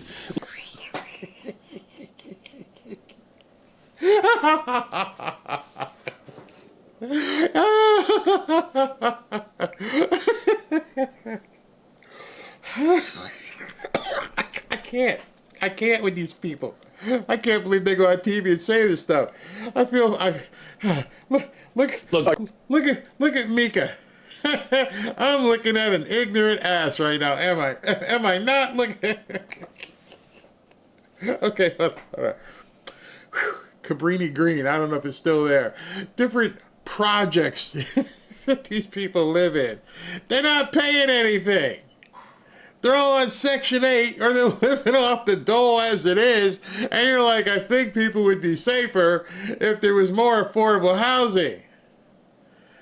You're going to put them in bulletproof buildings? What the heck? See, I told you. You would see this and go, okay, I get it, Barry. They have no idea. None. None whatsoever. Eddie with the brain. And Mika and Joe are like, oh my God, I tried. 3 times. I tried 3 times. Affordable housing will make people safer. Okay. Yeah, but that's not the question I asked. My question is, and I just need a yes or a no, do you believe... Okay, here's the 4th time. Okay? Shut up, Negro. What I'm telling you is the answer. Do you believe more cops would help with safety? You get it? Over here. Oh, gosh. The streets of Chicago would be safer if you got all of those other extraordinary programs put back into place, which do have a history of being successful, if that's complemented by having 5,000 more cops on the streets of Chicago. I don't believe that we should narrow it down to just police officers, Joe, is what I'm saying. That is an antiquated approach. I'm saying we've invested in detectives. Mr. Mayor, are you hearing what I'm saying? Here goes the 5th time. Dude, you're not getting it. Antiquated approach. What do you mean? Wyatt Earp, well, all the way through Doc Holliday, every other town is if I have more cops, it's safer. That don't have the knuckleheads, but this guy, they might as well have taped the answer to his shirt and just went right here. Do you think? Hold on. Here's what they should have done. They should have come out and went in front of Joe and held that up in front of you. You can't see it. Yes. Yes. Read it. Agreeing with you that all of these other social programs are extraordinarily important. I just need a yes or a no, and then this will be the last time I ask. If you get all of those other social programs that 800 million that New York City does, Los Angeles, other people do with great success, would an what can y'all interpret Mika's body language right there? Mika's body language is, oh God. No wonder our ratings are in the toilet. Now that's when I sit back and think of my career choices at this point. I decided to get with this idiot and do a liberal talk show. And we got to bring these morons, these mental midgets into my studio. To the point where my husband here has to say, it's the last time. Here's your last shot, bro. You're going to get it, right? You're going to get it right this time? 5 times? 5. First one, yes. More police would make it safer. I don't think so. I think we need to build bulletproof houses or something. Additional 5,000 cops on the streets in Chicago help complement those programs to make Chicago safer. Look, we are working hard to make sure that our police department is fully supported. I don't believe that just simply putting out an arbitrary number around police officers is the answer. What I'm saying is policing and affordable housing. It's police. I can't help it. At that point, if I was Joe, I'd just click the button, do a commercial or something. Just roll the tape of Trump talking or something. You got to repeat. I can't do this anymore. I can't really. Joe, I feel bad for you. I never thought I would ever get to the day where I would say, Joe, morning, Joe and Mika, I feel bad for you. Somebody booked this guest on, and you didn't realize it was going to be adversarial. You're a lefty channel. Lefty show, and you get this moron on there. And right now you got your spit shining that resume right now, aren't you? Because oh my gosh, we're toast. We are absolutely toast. And mental and behavioral health care services is policing and youth employment. It's a full package. Of course, we want to make sure that our police department is fully supported. That's why I've invested in our Detectives Bureau, because what we have seen in the city of Chicago. Some of you guys might not have caught that one. Let me just tell you something, okay? Or after the crime takes place, moron. There's nothing to detect. If you stop the crime, you don't need that many detectives. See, a lot of people would have just missed that. I invested in it. I say, he's putting more police in, he's putting detectives. Detectives aren't out on the street at the front lines. They're the ones who come out and do the measuring of the person's body and saying, oh, he's dead, isn't he? Yeah. Ooh, looks like he took 2 to the back of the head here. Yeah. Oh, it's sick. So when we solve crime, it acts and serves as a deterrent. It's police. When it solves crimes, it acts as a deterrent. Oh, wow. You see what I mean? You understand what I'm saying? Somebody has cut the strings, and these people have no idea what the hell they're talking about. When we solve the crimes that were already committed, it acts as a deterrent. In all of the other efforts that we're doing. Here's the last thing that I'll say to that. The federal government could work stronger to coordinate with my police department to get guns off the streets of Chicago. We've seen these coordination efforts work. Just a couple of weeks ago, the ATF working with my police department, we removed over 150 guns off the streets of... 150? Now what about the other 2,900 people who got shot? See, that's when they say things are improving. Oh, we got 150 off the street. What are you on pace for? Oh, we're on pace for like 2,500 shootings this year. I'm doing good. I'll be doing good, Anna. Yeah. What's SB texting me? Oh man.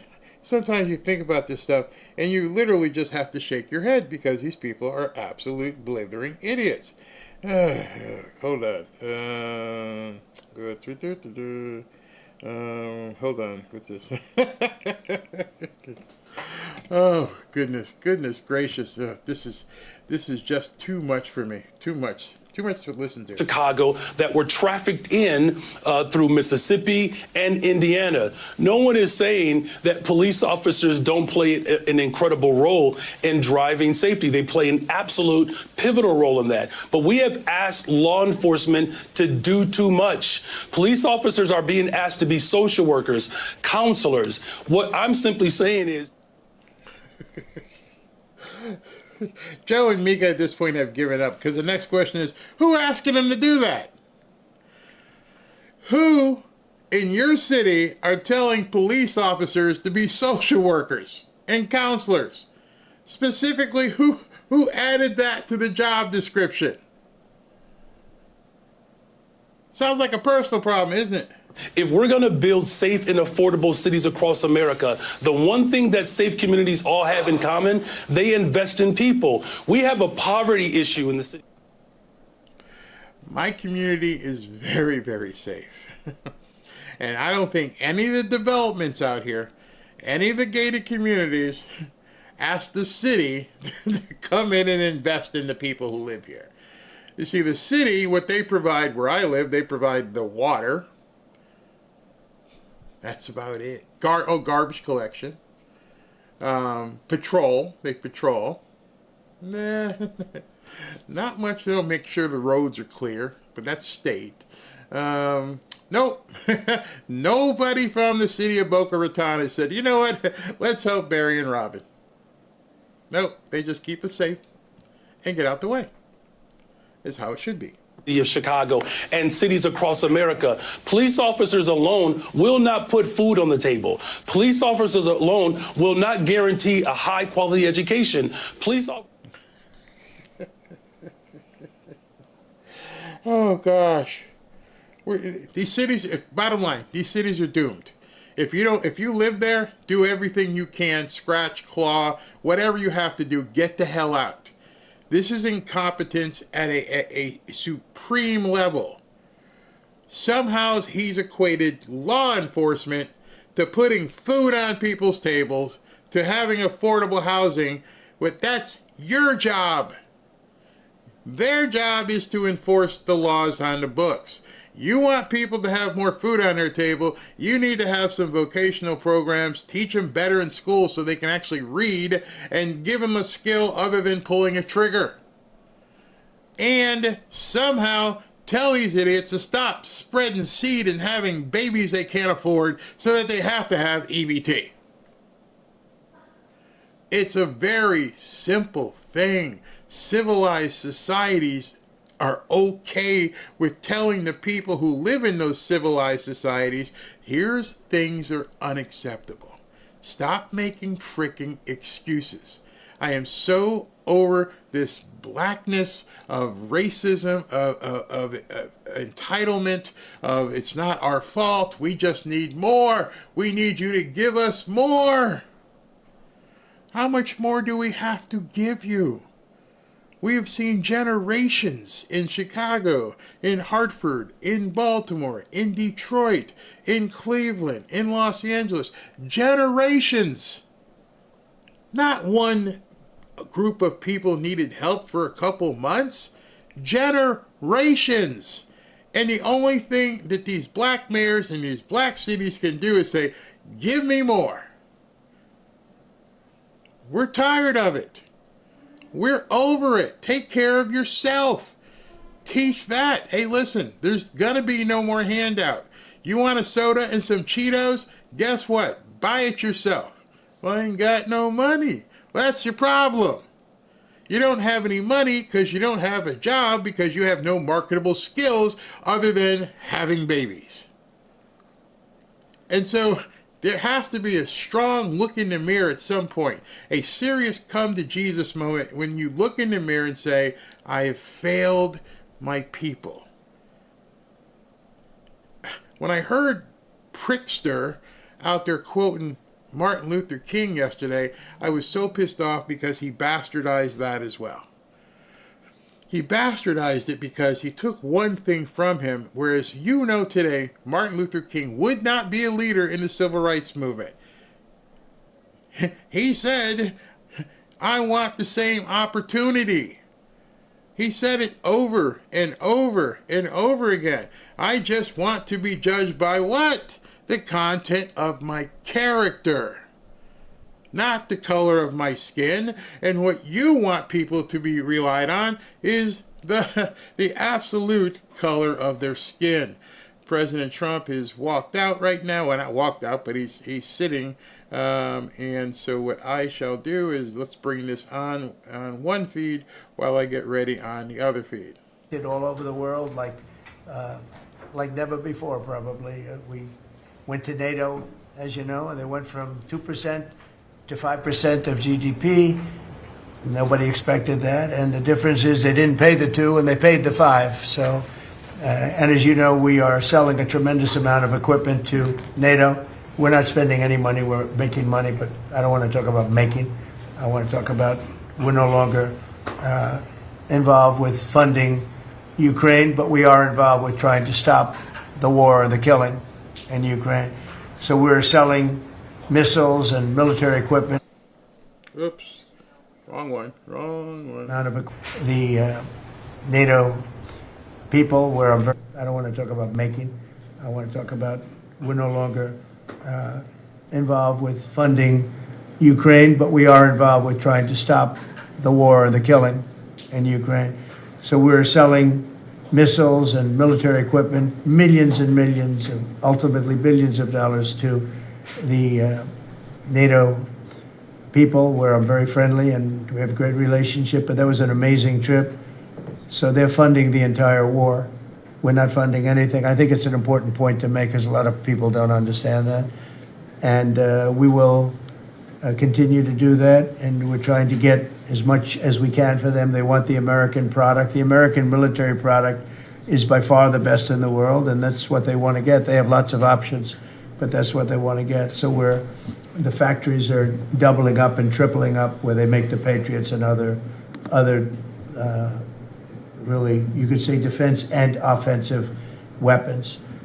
The wages for blue-collar workers are now rising at the fastest rate in 60 years, which is so important to all of us around this table. The average American worker has already seen a $500 wage increase this year, and there's no inflation because there's been decreases, tremendous decreases, with thanks to Doug and Chris and some of the people, the great job they've done with energy. Thank you very much. And Chris, thank you very much.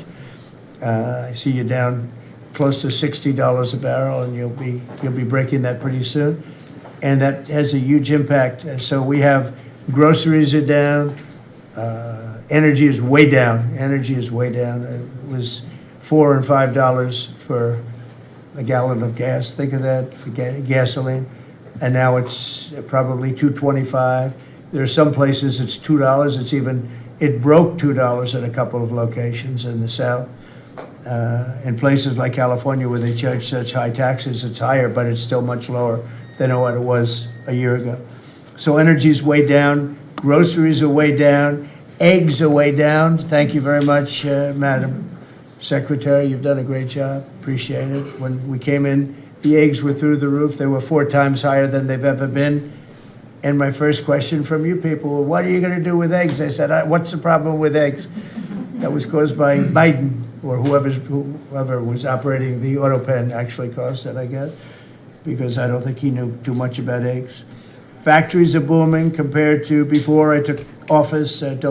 Domestic auto production is going to be, it's going to be so thrilling in 2 years when you see the numbers, because they're building plants all over the country. They're all coming in because of tariffs. They don't want to pay the tariffs. And if they build their plant here, they don't pay the tariffs. And they're pouring into our country, and you know about AI and you know about but the auto plants, that's the good old-fashioned stuff that I love. The auto plants are pouring into the United States of America. They're coming from Mexico, they're coming from Canada, and they're coming from Europe, all over Europe. And it's been pretty amazing. So factories are booming. And when they actually open, right now they're booming in terms of construction. This is something given to me by Mark Zuckerberg. And you'll see this is AI now. I never understood. I said, well, because I built shopping centers, and for $50 million, you can build a very nice shopping center. So I never understood when they said $50 billion for a plant. I said, what the hell kind of a plant is that? But when you look at this, you understand why it's $50 billion. So this is one he's building in Louisiana. That's Meta, Facebook, as people understand it to be. But look at that. That's the size of Manhattan. So that's superimposed over the island of Manhattan. It takes up a big part of Manhattan. I think they say 81% of Manhattan. So these are big things, and they're going up. A lot of them are going up now. I don't know that big. Actually, Mark is building 4 of them, and others are building similar places. And when these things open up, I'll tell you what, our country, we're leading China now in AI, substantially leading China. And the reason is because we're letting them build their own electrical facilities. We would need double the energy if you take all of the electricity that we produce right now in this country, you'd have to multiply it times 2 or maybe 3 times. So 3 times more than we have right now for everything, to operate your toaster and everything else, okay? 3 times more. And the way we are able to succeed, because China goes out and builds these massive plants. They're right now building 58 coal, in this case, almost all coal-fired plants. And coal is back with this country too, by the way. There's a reason they use it, because it's good. It works for them. And we call it clean coal. We don't call it coal. We call it clean, even very clean coal.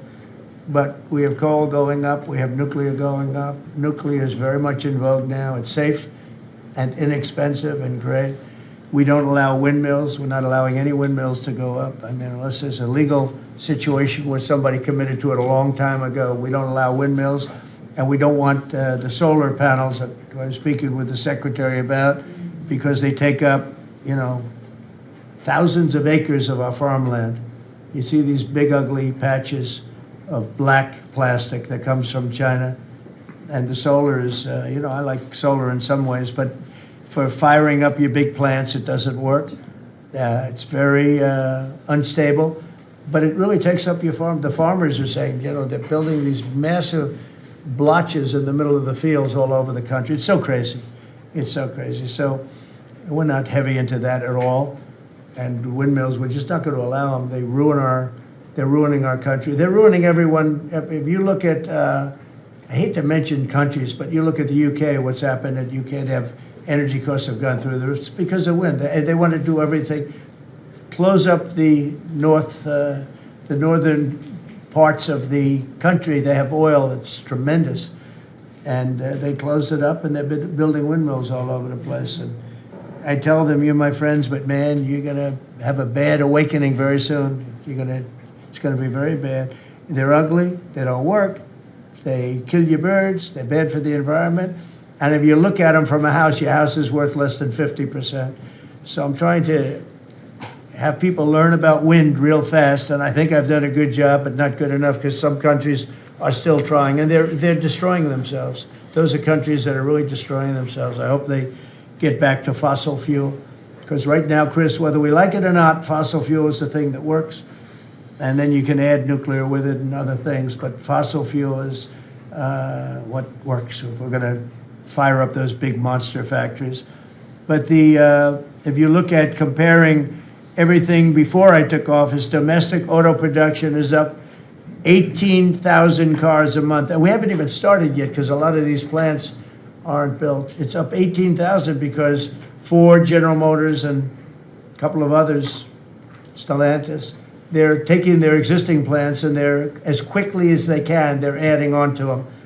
So when their plants open, because they're building big, modern, beautiful auto plants, but think of that, we're up 18,000 cars a month, and essentially all they've done is try and utilize their space correctly as their big plants open up. It's going to be, I hope they remember that it was this way. I hope this table gets a lot of the credit for what's happening. It gets all of the credit, because this would have never happened. We were going out of business in every way. We were losing. All the car plants were leaving this country. Now they're all coming back in, and they are coming from Canada, and they are coming from Mexico, but they're coming from Germany. They're coming from all over the world. Domestic steel production is up by 100,000 tons of steel a week. We have a 50% tariff on steel, aluminum, and various other things. Copper just got brought into the picture, and that means people are going to want to make steel here. We just made a deal with U.S. Steel. As you know, we have an outside company come in, spend $17 billion on building new plants, new everything. It's great, and it stays right here in America. So we're doing amazingly well on steel, and domestic oil production is up by more than 300,000 barrels a day. That's a lot of barrels, and you're going to be talking about that in a second, I think, Chris and Doug. These two people have done a fantastic job, and we have the oil price down to about $62 a barrel. So just so you understand, because a lot of you like to talk about costs and prices, but I watch so much fake information. Product costs are down. Energy is way down. Energy brings things down. You know, with energy, that's what happened with Biden.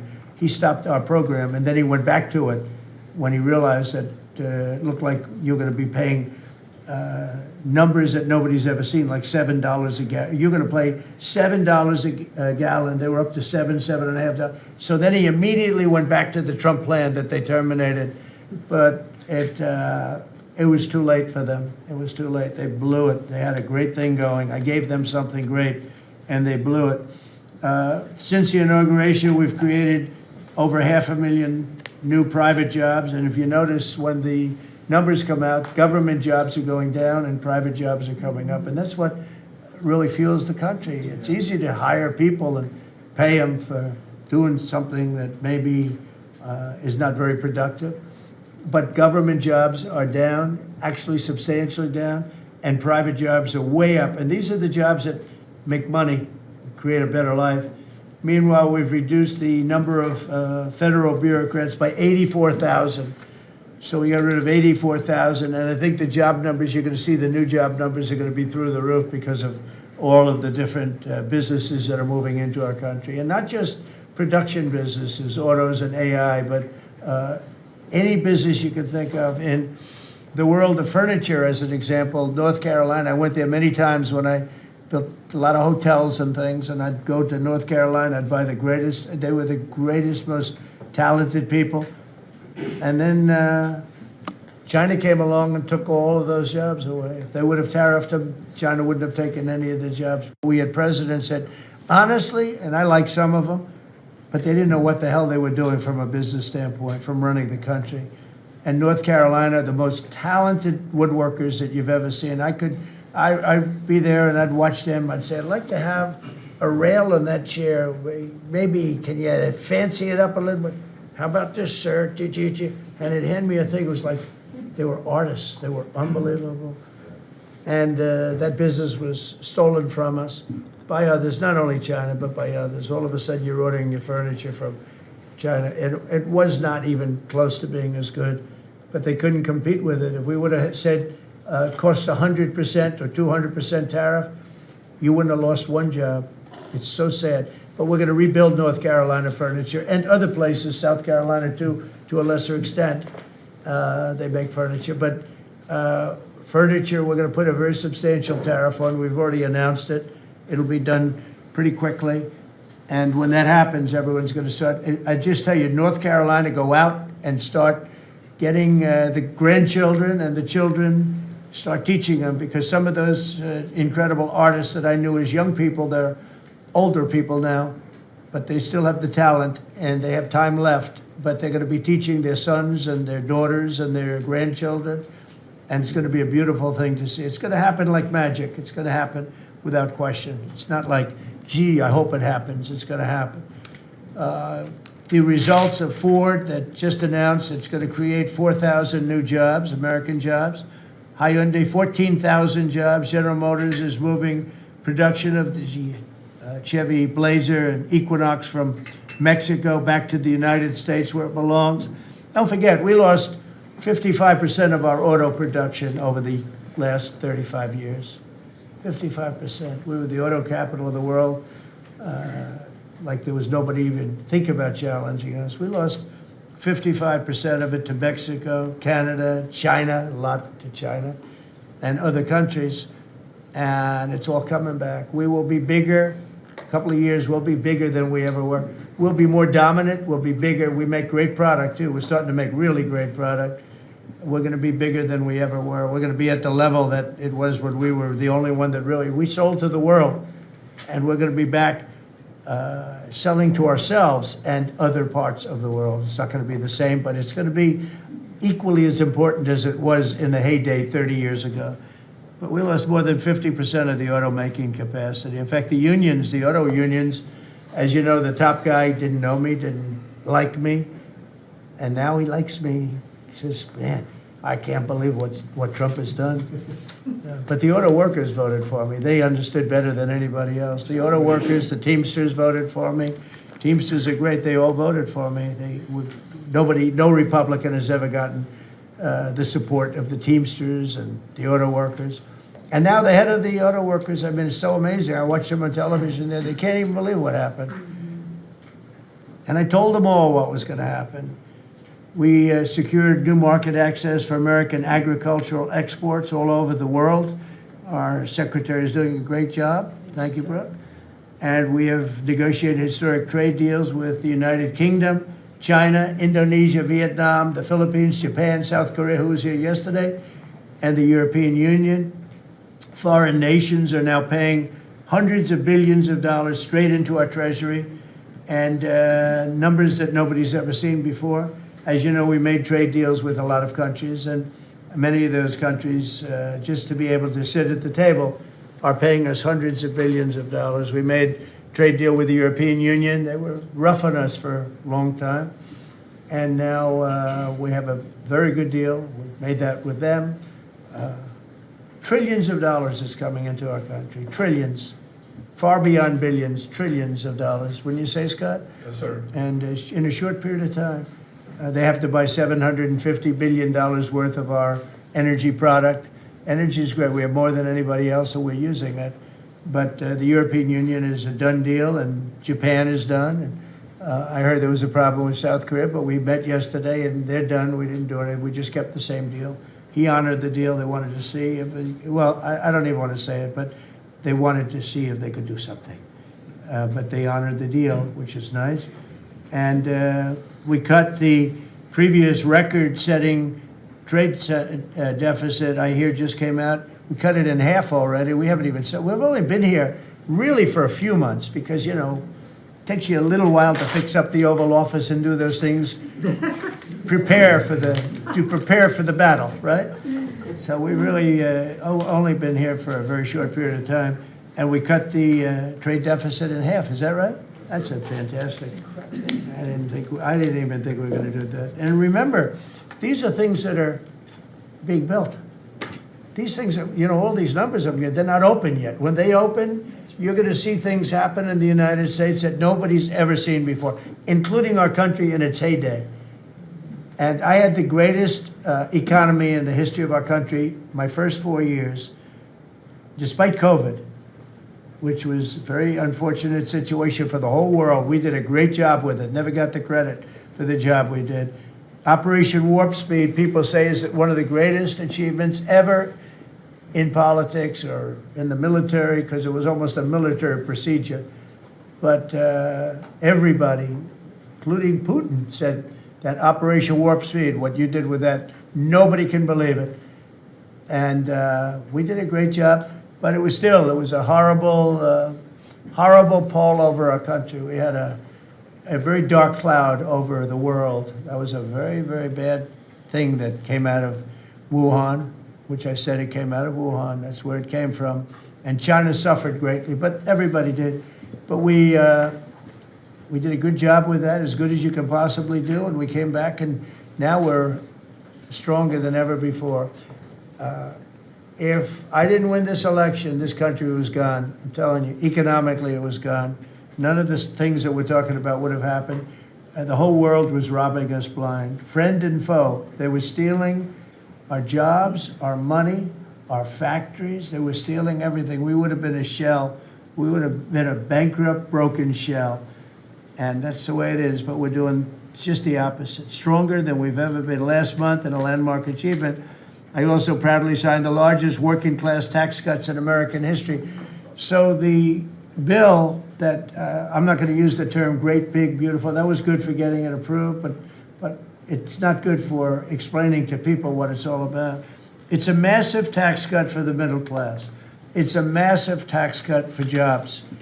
And it's, think of it, no tax on tips, no tax on Social Security. So seniors, I don't know how you can vote for anybody else. And, just think of that. And no tax on overtime. So you work overtime, you don't have to pay tax on overtime. That's good. The Democrats don't know what they're going to do. So they have, like, this soundbite. They have all these sound bites. They send it out. I don't know. Some guy sends out a word, and everybody uses it, including the fake news. Some of you are here right now. I'm looking at you. And it's death. They use the word death. No, it's actually life. It's almost like a newborn life. It's not death. That's their soundbite. The bill is death. It's not. We strengthen Social Security. We strengthen Medicare, Medicaid. The job we've done on Social Security is, if the Democrats got in, Social Security is over because the country's going to fail. There won't be any Social Security. And I made that pledge to you. We're going to take care of Social Security, Medicare, Medicaid. And we're doing that in spades because the country is becoming so successful again. And it hasn't been this successful. I think in the end, it will never have been this successful. I don't think it'll even be close with what's happening. Every American is seeing a tax cut as a result of the bill. The average police officer will keep an extra $1,000 a year at least in overtime, and the average waiter or waitress will keep nearly $2,000 extra in the fact that they would have had to pay that kind of money on tips. And I never realized that the government was so strong on that. But waitresses, waiters would tell me that the government would go after them. Like, it was horrible. That's how it all started with me. It just was incredible. And the biggest thing was, again, the $4 trillion that they found. They said, well, that was nice. They should have announced it. I could have told them that. And I don't know. It should be simple. But a lot of people didn't understand it. Actually, a lot of good people didn't understand it. But now they're saying, Trump was right. They'd never seen anything like this. And I don't know what it is, Scott. They didn't understand what we were trying to explain to them was going to happen. Everybody's moving back to the United States because they don't want to pay a tax. If they're not here, they have to pay a tax. And it didn't seem that complicated, but it's working at a level that nobody can imagine. You know, this is working $4 trillion, but that's a big number. It's a number that nobody ever heard of before. But 4 trillion is exciting. But that's nothing compared to what's happening, because these places haven't even opened yet. Some of them haven't even started hiring yet. They're under construction. So it's construction jobs, but it's not the big number, and the big numbers, when they open, they're going to be very successful. It's a revolution. We're also working on things to ensure that the awesome power of artificial intelligence is used to benefit all Americans, including American workers and also American children. In that spirit, our wonderful First Lady has just announced a presidential AI challenge. It's going to be a very good challenge, I can tell you. She's put her heart into it, which will inspire the next generation to stay on the cutting edge of this vital technology. This is the new internet, the new computer, the new television, the new everything, all put together in one. This is why when I show you a picture like that, I mean, I show you this.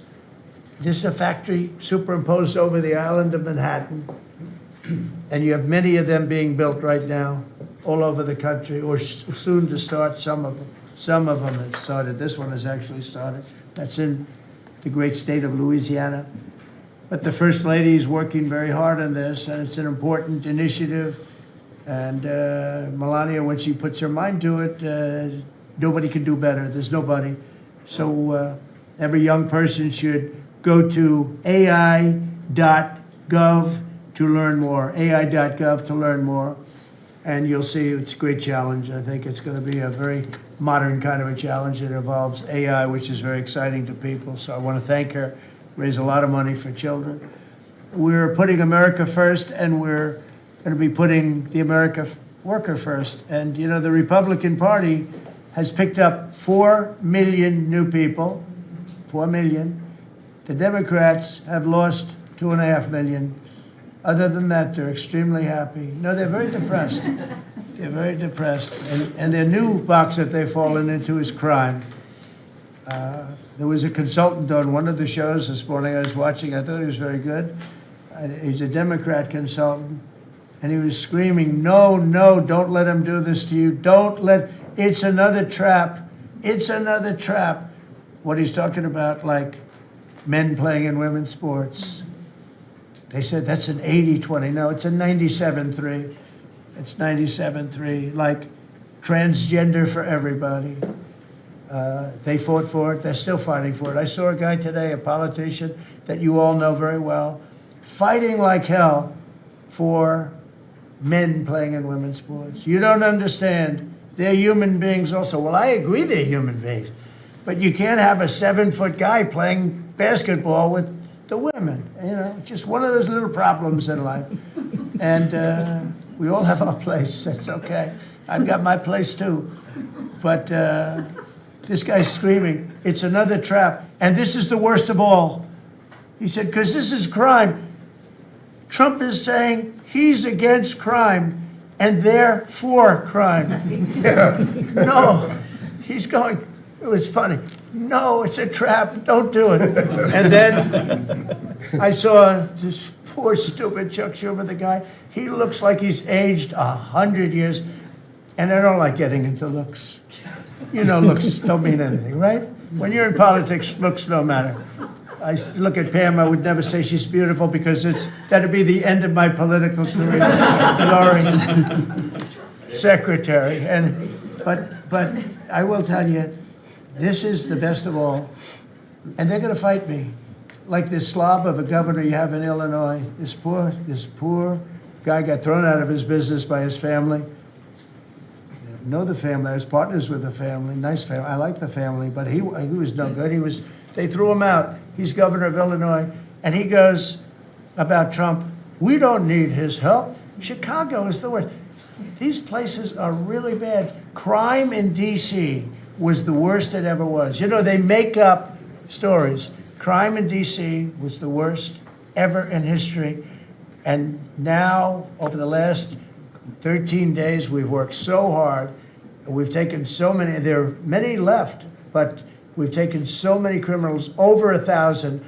I watched a man from Maryland who said to me, I mean, sir, you're the greatest president. You're doing an unbelievable job. What a great job. Governor Moore, has anyone heard of him? Mm-hmm. He's another hopeful for president. I don't think so. But I met him, and I didn't realize it was on camera. Did you see they caught him on camera? I was at a game, I don't know, like the Army-Navy game or something. And I met him in a hallway. And as usual, you do your job very well. One of these great cameramen had it on tape. But I met this gentleman. I never met him before. Sir, you're doing a great job. You're doing an unbelievable job. Thank you very much. But then he goes on television and says, oh, Trump is a dictator. He's a dictator. And a lot of people have heard. So the line is that I'm a dictator, but I stop crime. So a lot of people say, you know, if that's the case, I'd rather have a dictator. But I'm not a dictator. I just know how to stop crime. And you would think that Illinois would have such a problem with crime, such a bad governor. He should be calling me, and he should be saying, could you send over the troops, please? It's out of control. It's out of control. In New York, it's out of control. Not as bad as Illinois, by the way. Not even close. In California, you would have not had the Olympics had I not sent in the troops. We sent in the National Guard. They did a fantastic job. We have the Olympics. We have the World Cup coming. I got them in my first term, and I was really sad because I said, oh, boy, I got them, and I won't be president. And little things happen. Thank you, God. Thank you. Little things happen. Think of it. You could ask Johnny. Johnny would tell you he's the head of World Cup. He's a great guy, too, great commissioner. But he's the head of the World Cup. He said, Trump is the only reason we're doing this. And the sad part is that I was not going to have it. I would have to be, probably I wouldn't have even been invited to the game, depending on who's president, right? And I got that. I did not get 250, okay? The 250th anniversary, I did not get. I'd like to claim it, if I might, but I did get that. That was whether I was president or not, it was still 250. I'd like to take credit for it. What I will take credit for is we're going to have a better celebration under Trump than you would have had under some stuff. That I'll take care of. We're going to have a safer place, Christy, because of you and Tom Homan and everybody, right? But, so we have 250 coming up. We have the World Cup coming up, which is like having 45 Super Bowls. And we have the Olympics coming up. So we're going to have a very exciting 3.5 years remaining. We're going to have a very exciting, it's going to be done properly. So I just want to tell you, our country's in incredible shape. Our military is strong and powerful and respected. We had some fantastic decisions from the Supreme Court that let us put the people into the military and other businesses that are best for the job, as opposed to some woke reason that was killing our country. That was a very strong, very powerful. You can now go into a company based on your ability, as opposed to being forced in based on some factor that cannot make our country great. That was a big decision, very, very big decision. And we've had a lot of great decisions, and we've all made some great decisions sitting around this table. I want to thank Scott. Unbelievable what's happening financially with you and Howard. And Vice President's involved in everything, and he's been great. And Marco has been really, I think you're born for this job. I don't think you should ever run for another office. I don't think you should, really. You're so good at this. He is so good. And everybody likes him, everybody likes him. But everybody, much more importantly than like, I think you would say, is respect. They respect Marco. They respect all the people around the table. So what I'd like to do is, I'd like to go around the table. You seem to like it. Your audience seems to like it based on ratings. And I want to mention, about crime, because we have a young lady here, Iris, of Epoch Times. You're Iris, aren't you, huh? And I heard you were very savagely mugged in the city, and I'm not going to let that happen under this administration. That was last year. And would you like to mention what happened? Of course. So first of all, thank you, Mr. President. You want to listen to this? For having me here to share my story to the room and to the broader public. My name is Iris Talman, White House correspondent for NTV, the sister media of the Epoch Times. So more than 2 years ago, it was a Saturday morning in broad daylight. I was on my way to work, and a young man with a black ski mask pointed a gun at my face and threatened me to hand over my phone, my wallet, my laptop, and everything else. And when I refused, he used the butt of his handgun to strike me across the face, in the cheek, or what some people call pistol whip me, before running away.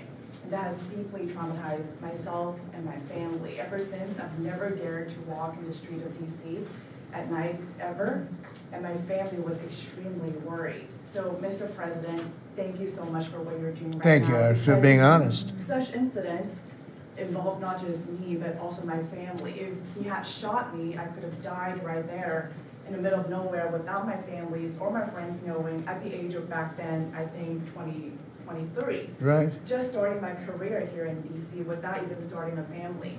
Right now, I'm very blessed to have this opportunity. So you had a gun pointed at your head, and you probably figured that he's going to pull the trigger because these are animals that don't know what the hell, they couldn't care less. The pulling the trigger to him is a very minor event, and I'm sure he's done it before. So how did you, and you did refuse to give it, which would probably, maybe somebody would say that was not the right decision, right? But you refused, but I understand that. So, and then he hit you real hard. Yes. It's really amazing that you weren't shot, though, isn't it? I'm very blessed, and that's why having this opportunity to stand here to share my story today. One, I'm very grateful for God for allowing me to still survive to this day, but also to Mr. President. Thank you for now making DC safer. Thank you very much. For us, for our families, for my parents, on my behalf of my parents, and now my baby on the way. Thank you so much.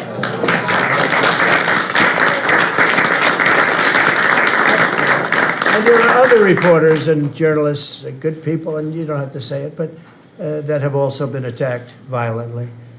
And not violently, too, pretty badly. But, and I bet you see a big difference in the streets right now.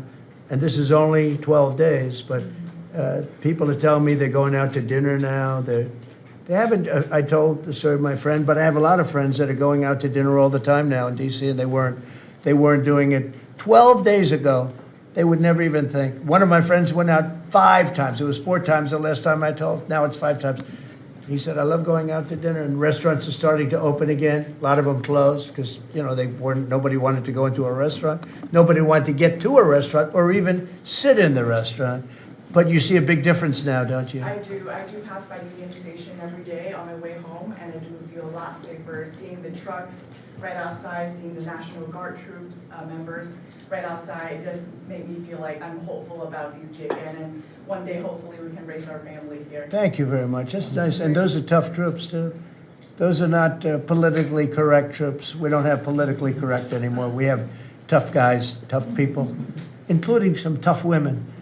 But we have tough people, and when you look at them, I tell you, they showed one scene where a bunch of Tren de Aragua guys, or whatever, maybe MS-13, maybe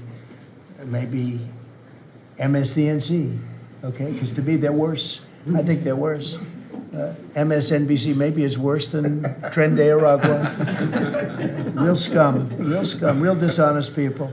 But anyway, they went into this gang, I think it was Tren de Aragua, Venezuela, and they weren't nice to this group of people. The gang was calling them sir. Yes, sir. Yes, sir. Get out of here. Get the hell out of here. You're no good. Get out of here. And yes, sir. Yes, sir. Yes. These are people that beat up people all day long. And they're calling these soldiers, that's what they are. They're real soldiers. There's no games. I said, you don't have to be politically correct. And you know the way they used to spit in the face of the soldiers, with the soldiers standing like this, and you'd have some guy or some woman sometimes screaming at them from 1 inch away. They're standing there, and they're told you cannot do anything, and they start spitting, actually spitting in their face. And I said, you spit, we hit. And they're totally authorized to do that, all of those things. But your story is great, and there are other stories here, but they don't have to tell them. But some people are ashamed to tell them. They don't want to tell them. But it was like a jungle, and it's not a jungle anymore. And it's going to get so good that this will be the safest capital there is. It'll be one of the safest places in our nation, anywhere. and right now it's one of the most unsafe places, but not now. 12 days ago, it was the most unsafe place in our nation.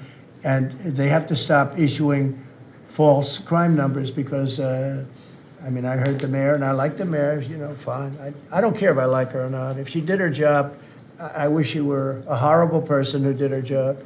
But she's probably nice, I guess. I don't care. I want her to do a job. But they issue false numbers. She said crime is down, you know, before we got, now they can say crime is down. Crime is very much down. But what they did is they issued numbers. It's the best in 30 years. Not the best. It's the worst. It's the worst. It's much worse. And they gave phony numbers. And then they fired the man who didn't want to write the phony numbers. He got fired. And I guess that whole situation's under investigation because it's a very important thing, Pam. I mean, if they're going to give these phony numbers, it's a false feeling that you get crime, you have to do something about it. You can't go around saying, oh, Washington, D.C. safe, if it's not. It's going to be very safe very soon. It's very safe right now. You're going to go out, have dinner. People are going out all over the place. They're walking.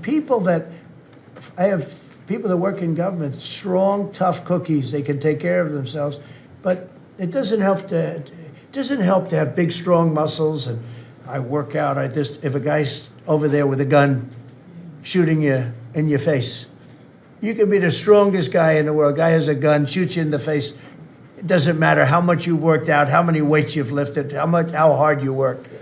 And so we have the toughest guys and we have the best guys. And I'm willing to go to Chicago, which is a big trouble, but we have a governor that refuses to admit he has problems, huge problems.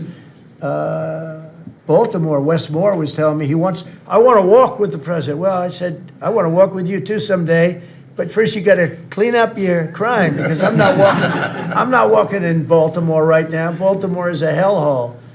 And this guy, I don't even think he knows it. He's another candidate for president. Between him and Newsom, you got some real beauties, I'll tell you. But if we didn't go into Los Angeles, you wouldn't have the Olympics. In my opinion, you wouldn't have the Olympics.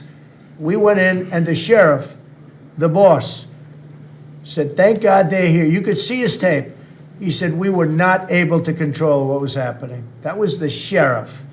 And he said it loud and clear. And you know, they're suing us for going in and cleaning up crime.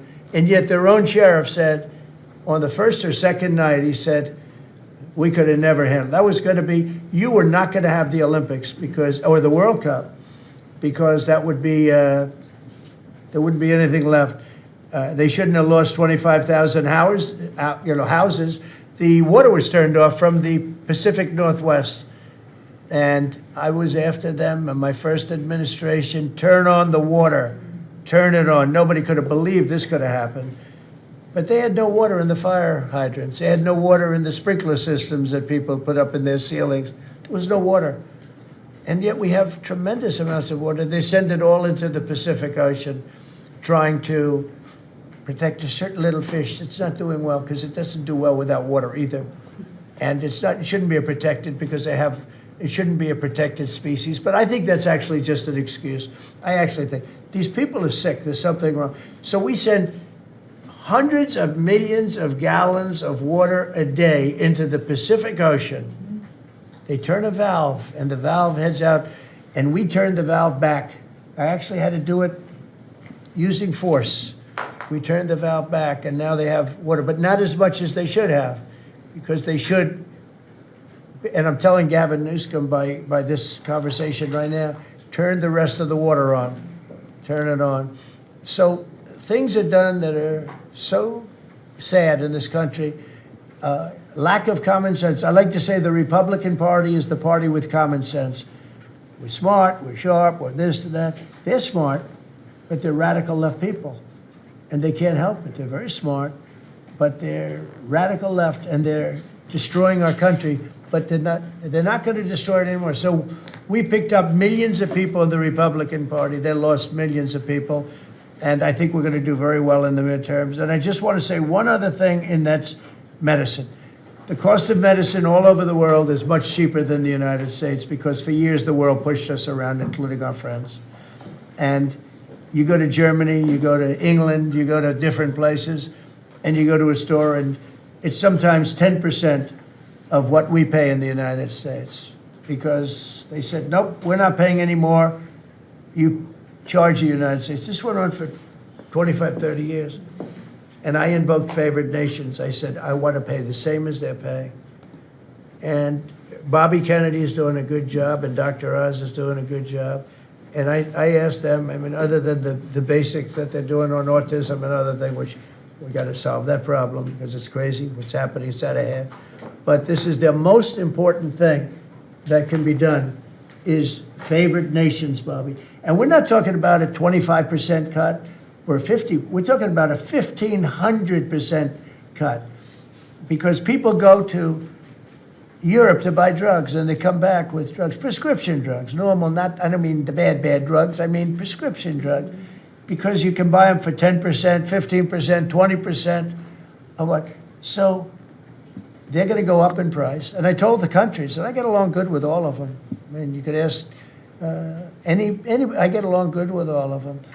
But I said, you know, I told them, I said, you're going to go up a little bit because it's the world. It's the world. So more people in the world than we have. We're going to go down a lot, and they're going to go up a little. And it's called equalization. We're going to have equalization. So we pay the same price as the lowest drug sold anywhere in the world.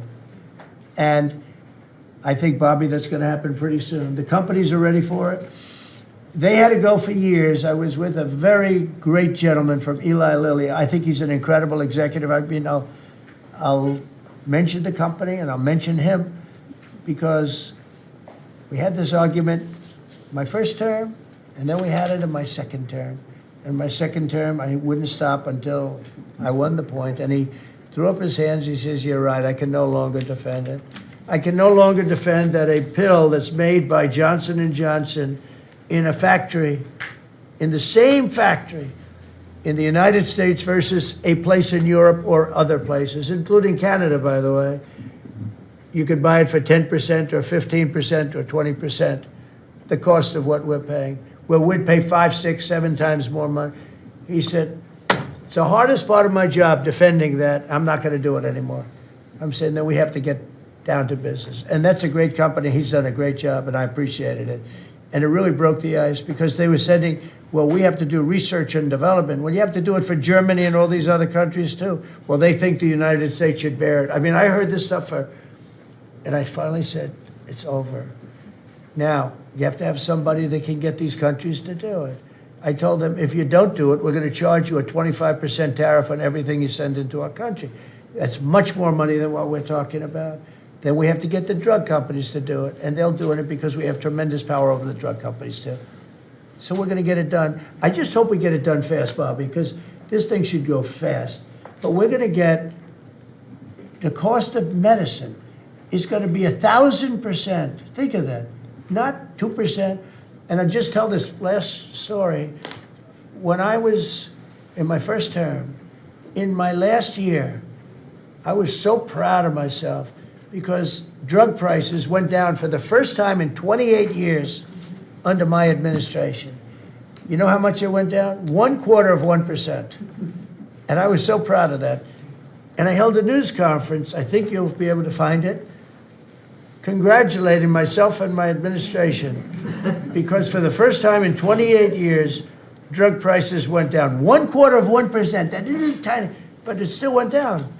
And I thought it was great. And then I realized, you know, it's a very complicated business and formula. You got to be very smart. I said, we're really getting ripped off by the whole world. The whole world is ripping us off. And what happened is I got on this kick, and I got the drug companies to agree, and I got countries to agree. And they're not agreeing because they think I'm a nice person. They're agreeing because I will put charges and costs and tariffs onto them that will be many times more than what they're going to be paying. So the companies are there and the countries are there, and we got to get it done, Bobby. We got to get it done, and we're going to have the biggest price of it. Now, that's going to Medicare. This is going to lower everything because drugs go for everything. It's going to have the biggest impact, I think, of anything that can possibly be done. But your costs are going to be going down for medicine, for prescription drugs, will be going down at levels that nobody ever thought possible. And that's going to happen in a matter of a very short period of time.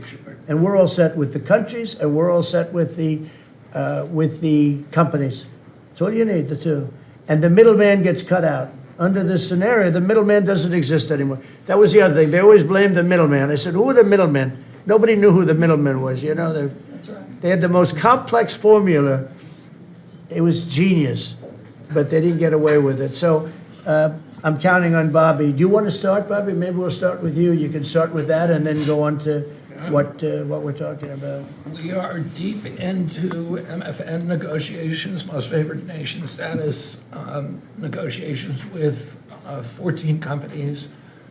Howard Lutnick is a breath of fresh air, and I think he's going to help us get across the finish line with the leverage that we have from tariffs. They're smart.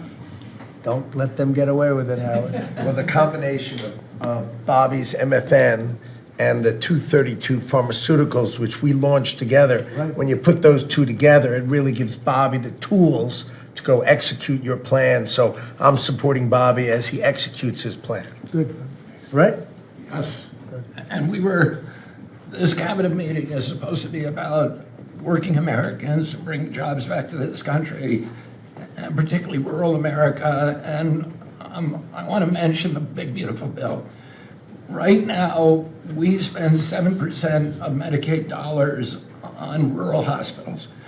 So they're getting the short end of the stick. It's about $19 billion a year. Under the Rural Transformation Program, we give them an extra $10 billion a year. So we're raising an infusion of cash to rural hospitals and rural communities by 50%. It's going to be the biggest infusion in history, and it's going to restore and revitalize these communities. And we can't survive as a nation if we don't honor our rural communities, which are the source of our values, our virtues, our character, our economy, our food. And you are bringing that back. You are bringing those communities back. I wanted to talk, because you mentioned the wind farms, we now have an interdepartmental coalition, a team, which is Doug Burgum and Howard Lutnick and Chris Wright and Pete Hegseth. We're all working on this issue. And Lee. We're all working together on this issue. We're meeting together. There are right now 11 wind farms planned that were launched during the Biden administration. Between Maine and Virginia, it's 1,130 towers. These towers are twice the size of the Washington Monument. The blades on them they're massive. It's so crazy. The blades are 350 feet long, one blade. One of these blades blew up on Nantucket last summer, and the water was filled with shards of glass, of sharp glass, so it's dangerous to swim. They had to close the beaches, but they have indemnified themselves so the local communities can't sue them. None of these projects are bonded. If you build an oil derrick in the Gulf, you got to put a bond down. There's no bond for dismantling them, and that's one of the tools that Doug is now using to challenge some of these projects. None of the cost of energy from these projects is 39 cents a kilowatt hour. The average cost in this country is 17 cents per kilowatt hour. And natural gas is 3 cents. Right. So it is the most expensive energy. I've been representing commercial fishermen for 40 years. They are so excited about what you're doing, Mr. President, because their fisheries are being wiped out. As soon as they begin construction, the groundfish fisheries just disappear. The fish leave the area. They've killed 160 whales in the last 2 years. So they're wiping out the whale population, the Atlantic whale population, the big whales, the minkies, the gray whale, or the humpback whales, the right whales. And you are going to save the whales on the East Coast because of this. You're going to save these economies that are based upon commercial fishing. I'll say one other thing about fishing. We are now, the South Asian nations are now dumping shrimp on our country. The shrimp is heavily contaminated. We just stopped a shipment that was contaminated with cesium-157, which is radioactive. They're farming these shrimps, and they use bactericides and antibiotics and all kinds of chemicals, and the shrimp are so contaminated that the European nations won't take them, so they're dumping them all here, and they're putting out of business. We have the most sustainable, highly regulated fishery in the world. What our fishermen do is a good thing. And all of the trawlers in the Gulf and Alaska are being shut down because we're getting shrimp dumped here. So we have now increased FDA inspections of shrimp to make sure that Americans are not buying and eating contaminated shrimp and putting our shrimpers out of business. I talked just very briefly, we have an historic agreement on pre-authorization.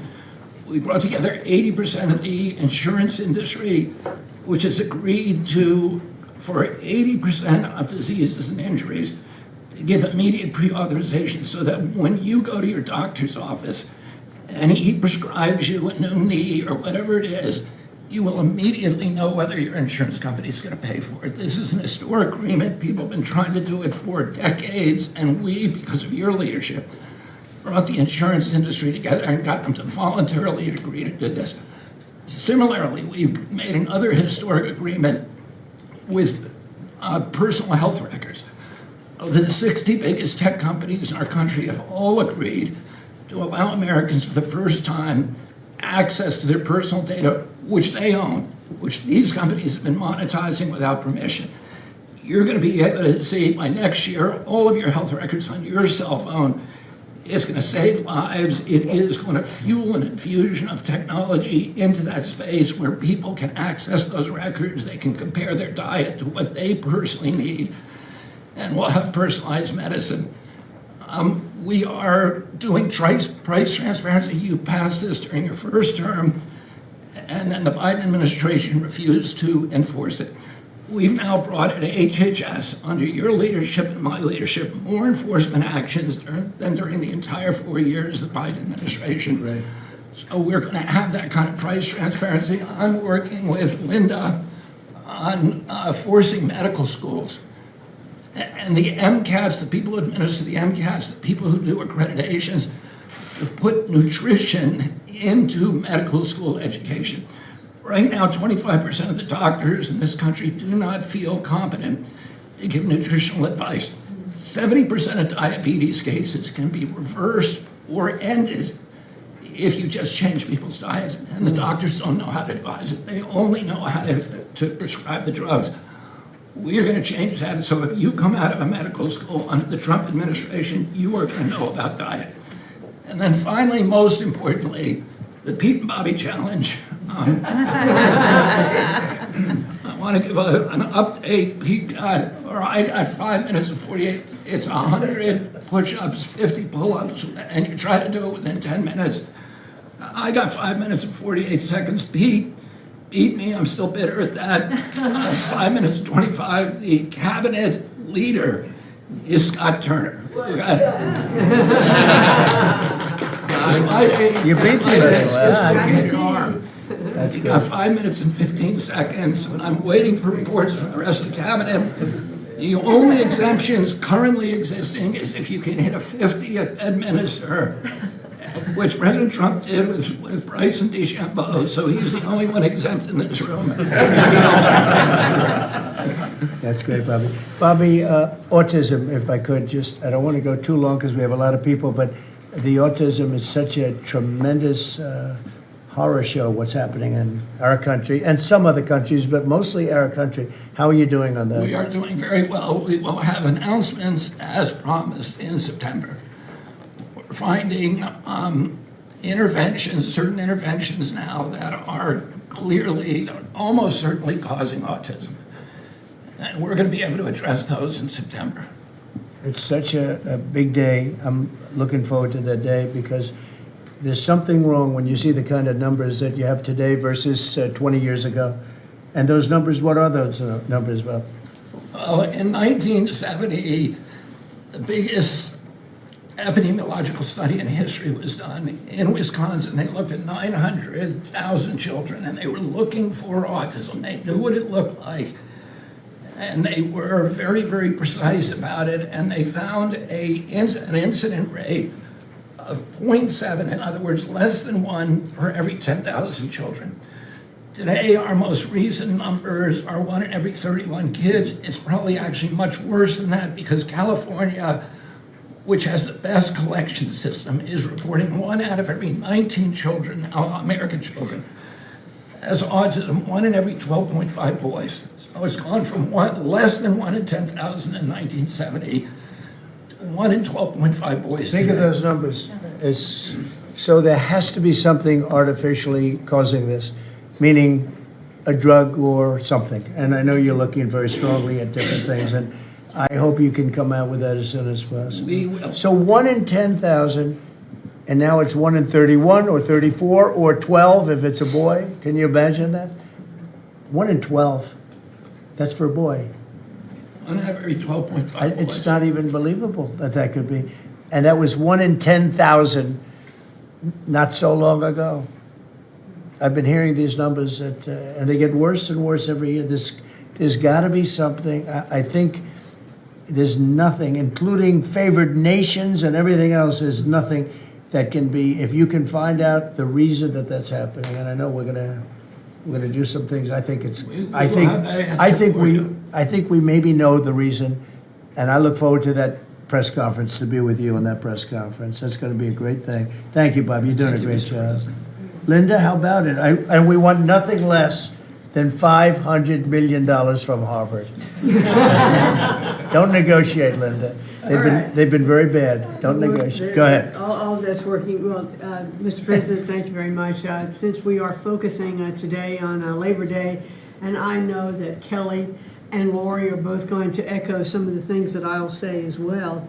We are really focusing, on our workforce. But what I'm finding with great joy around the country is that states really are being innovative and working more with middle schools and with high schools to make sure that we are having hands-on learning. There are pathways to jobs that are happening now. And if we see more and more of our community colleges working with our middle schools and our high schools so that high school students are graduating not only with a diploma, but a certificate that they have worked with, perhaps with a Toyota or another company that is coming in, public-private partnerships. And they're learning on the job so that when they graduate from high school, they're ready to go into the workforce, because we know with all of these wonderful jobs that are coming back into the country through AI, through just our normal jobs, we need electricians, HVAC operators, etc. If we don't have this training, we're not going to have the workforce we need for all these wonderful jobs. So governors are really excited about this prospect. I've been now to several states and visited community colleges and tech schools with governors, and they're just all on board for getting this done. I think it's one of the best things that we're hearing relative to the job market. So we're just kind of focusing on that for today. So we're bringing education back to the states, to put it in a more simple fashion.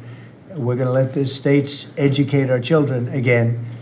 And, we're rated out of 40 countries, we're 38, 39, or 40. So obviously, it's not working what they've been doing for the last 30, 40 years. And if you go back, the best are like Norway, Denmark, Sweden, some of the other, Finland, they're very highly rated.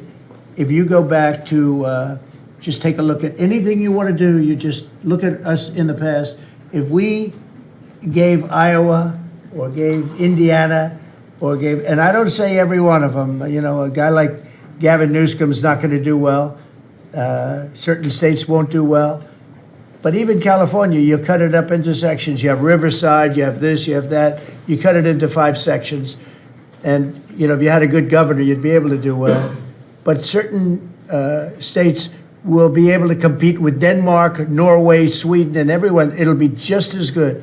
So I figure you have close to 40 of those states. Mm-hmm. And then you'll have 10, you'll have 5 that won't be very good. You have 5 disasters, and we'll have to work on those disasters. But for the most part, we will have education that will go zooming up in those charts, just like we have in everything else we've done. And I think it's one of the most important things we're doing at this table. So bringing education back to the states where you have the parents running it, where you have the school boards, they're local. We have people running from Washington that have never even been to the state that they're in charge of. They've never even been there, and I don't think they care about it.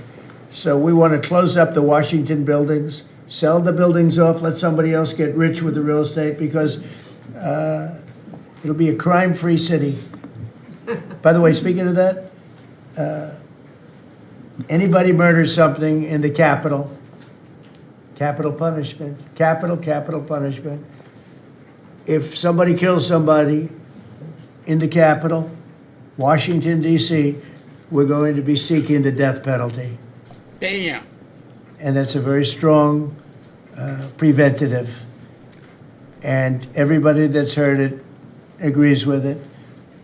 I don't know if we're ready for it in this country, but where you have it, it is, we have no choice. So in D.C. and Washington, states are going to have to make their own decision.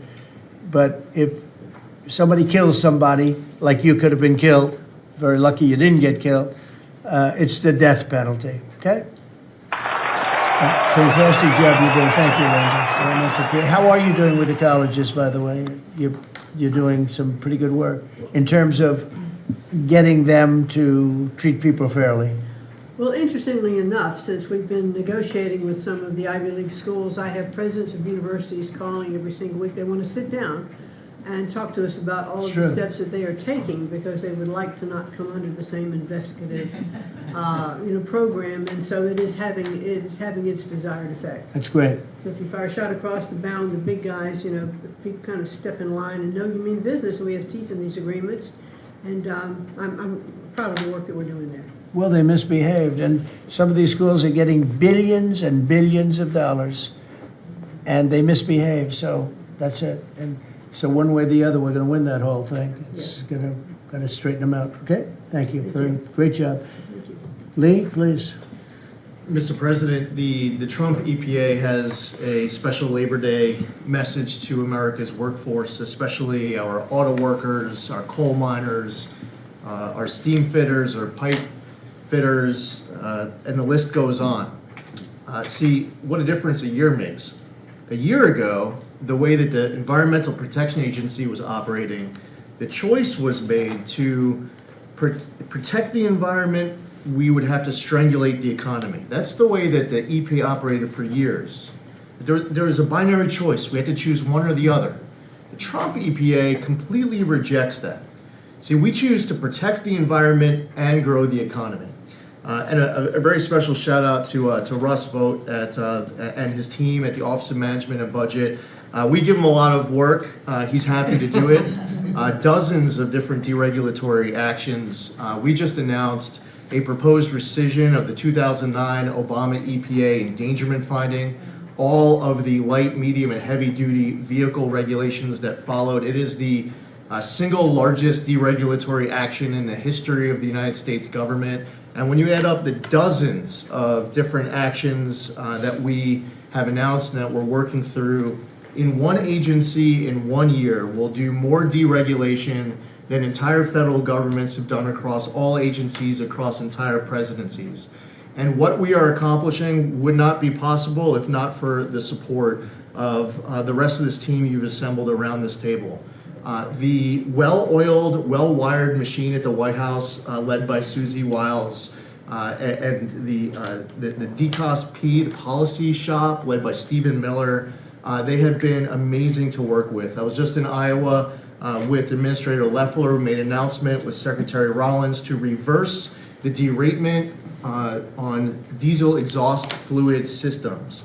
Mr. President, you said you wanted water flowing faster. Working with the Secretary of Energy, we've done our part to do that, to get gas cans flowing faster, to stop that annoying start-stop feature in vehicles. See, people out there might say, well, why are you focused on all of these little things? If it's little to you, it doesn't mean that it's not a very big deal for millions of other Americans. The charge was clear when you called me in November and you asked me to do this job. Clean air, land, and water for all Americans. Unleash energy dominance. Advance cooperative federalism, permitting reform, make America the AI capital of the world, bring back American auto jobs, What we are accomplishing now, again, wouldn't be possible if not for your leadership. I'm grateful to the American people for electing you and our amazing Vice President.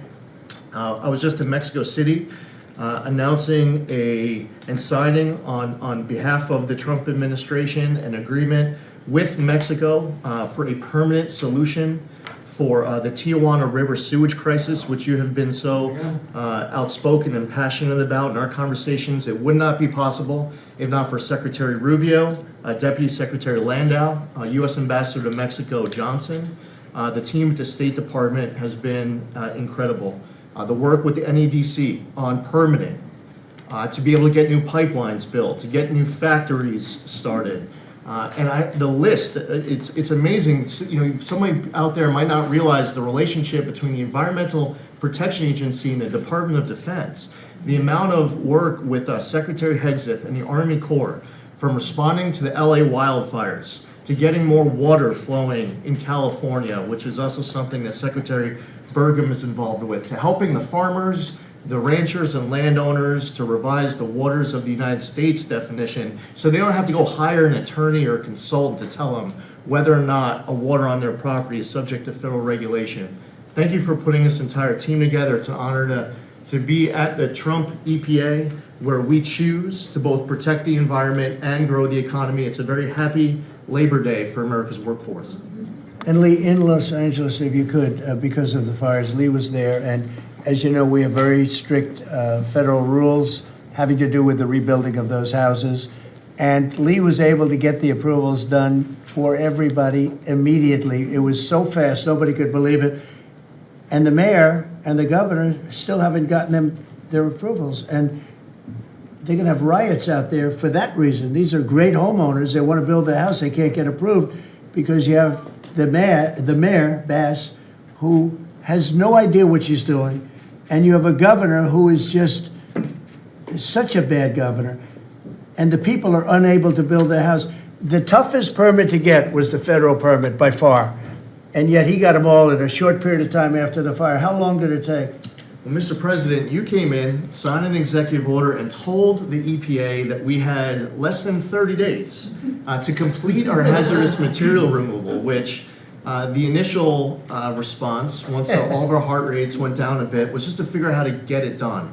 We got it done in just less than 30 days. The Army Corps of Engineers then comes in for the debris removal.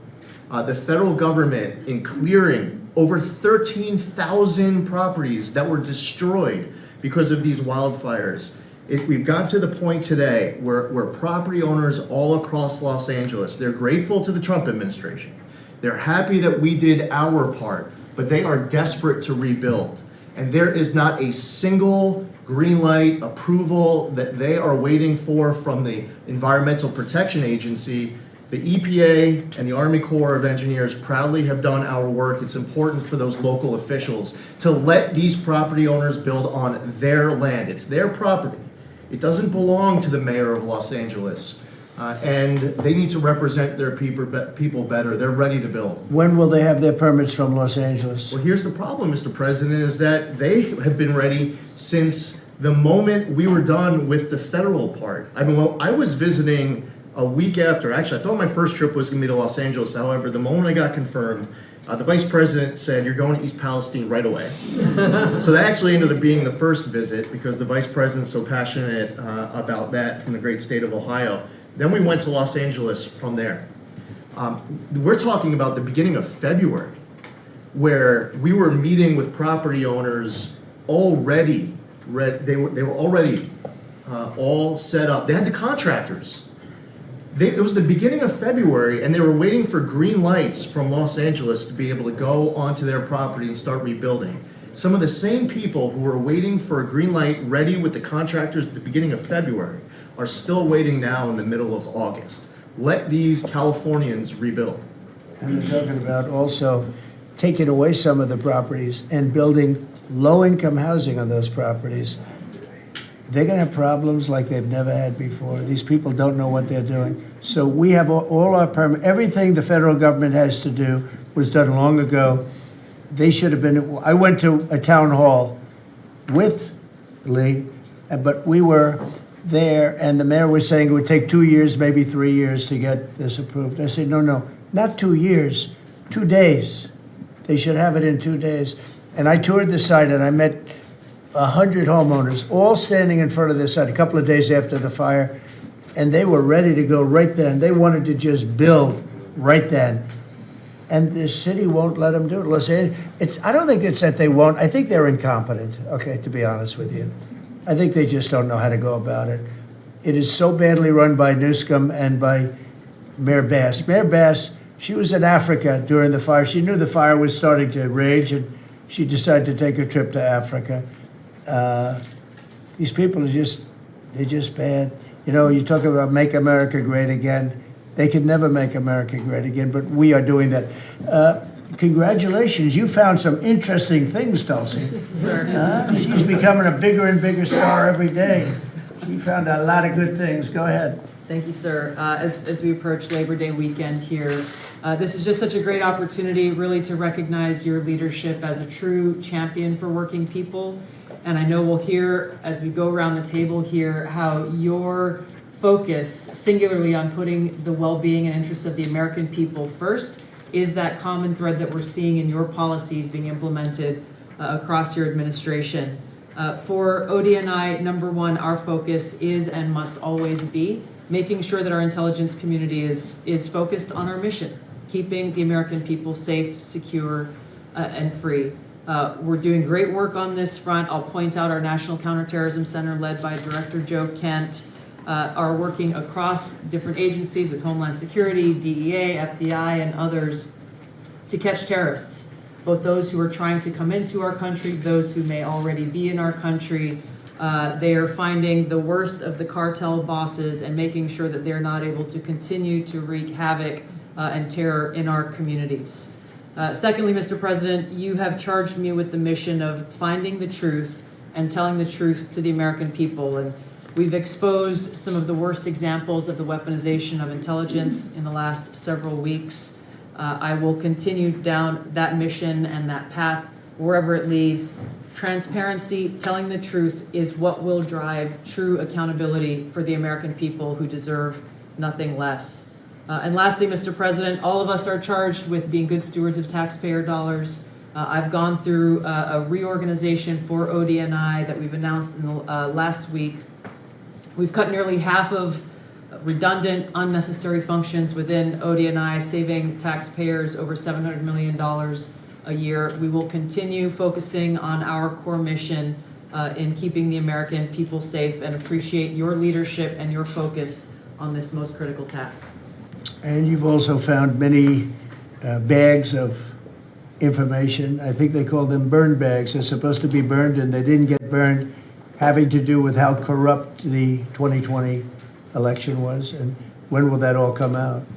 Mr. President, I will be the first to brief you once we have that information collected. But you're right, we are finding documents literally tucked away in the back of safes in random offices, in these bags and in other areas, which again speaks to the intent of those who are trying to hide the truth from the American people and trying to cover up the politicization that was led by people like John Brennan and James Clapper and others that have caused really immeasurable harm to the American people and to our country. Great job. Thank you. We look forward to hearing it. The public looks forward. Thank you very much. Administrator? Thank you, Mr. President. Well, everyone knows there's no stronger advocate for hardworking American families than you, sir. Thank you for the largest tax cut in American history for working families. The average family of four is going to save about $10,000 take-home pay more a year. And what we're seeing is an increase in the child tax credit, the increase in the standard deduction. Hardworking families are going to benefit from this bill, and small businesses. There's no bigger beneficiary than Main Street, because small business makes up 99% of all businesses in this country. I've traveled to nearly half of our states, 24 unique states. I've made 40 state visits. In fact, I was with our great vice president at a small business manufacturer in Georgia last week. I was with a trucking company in Ohio. I was in Michigan at a motorcycle manufacturer. The return of Made in America is going to be driven by small businesses, because 98% of all of our manufacturers in America are small and medium businesses, 600,000 factories that employ 5 million people.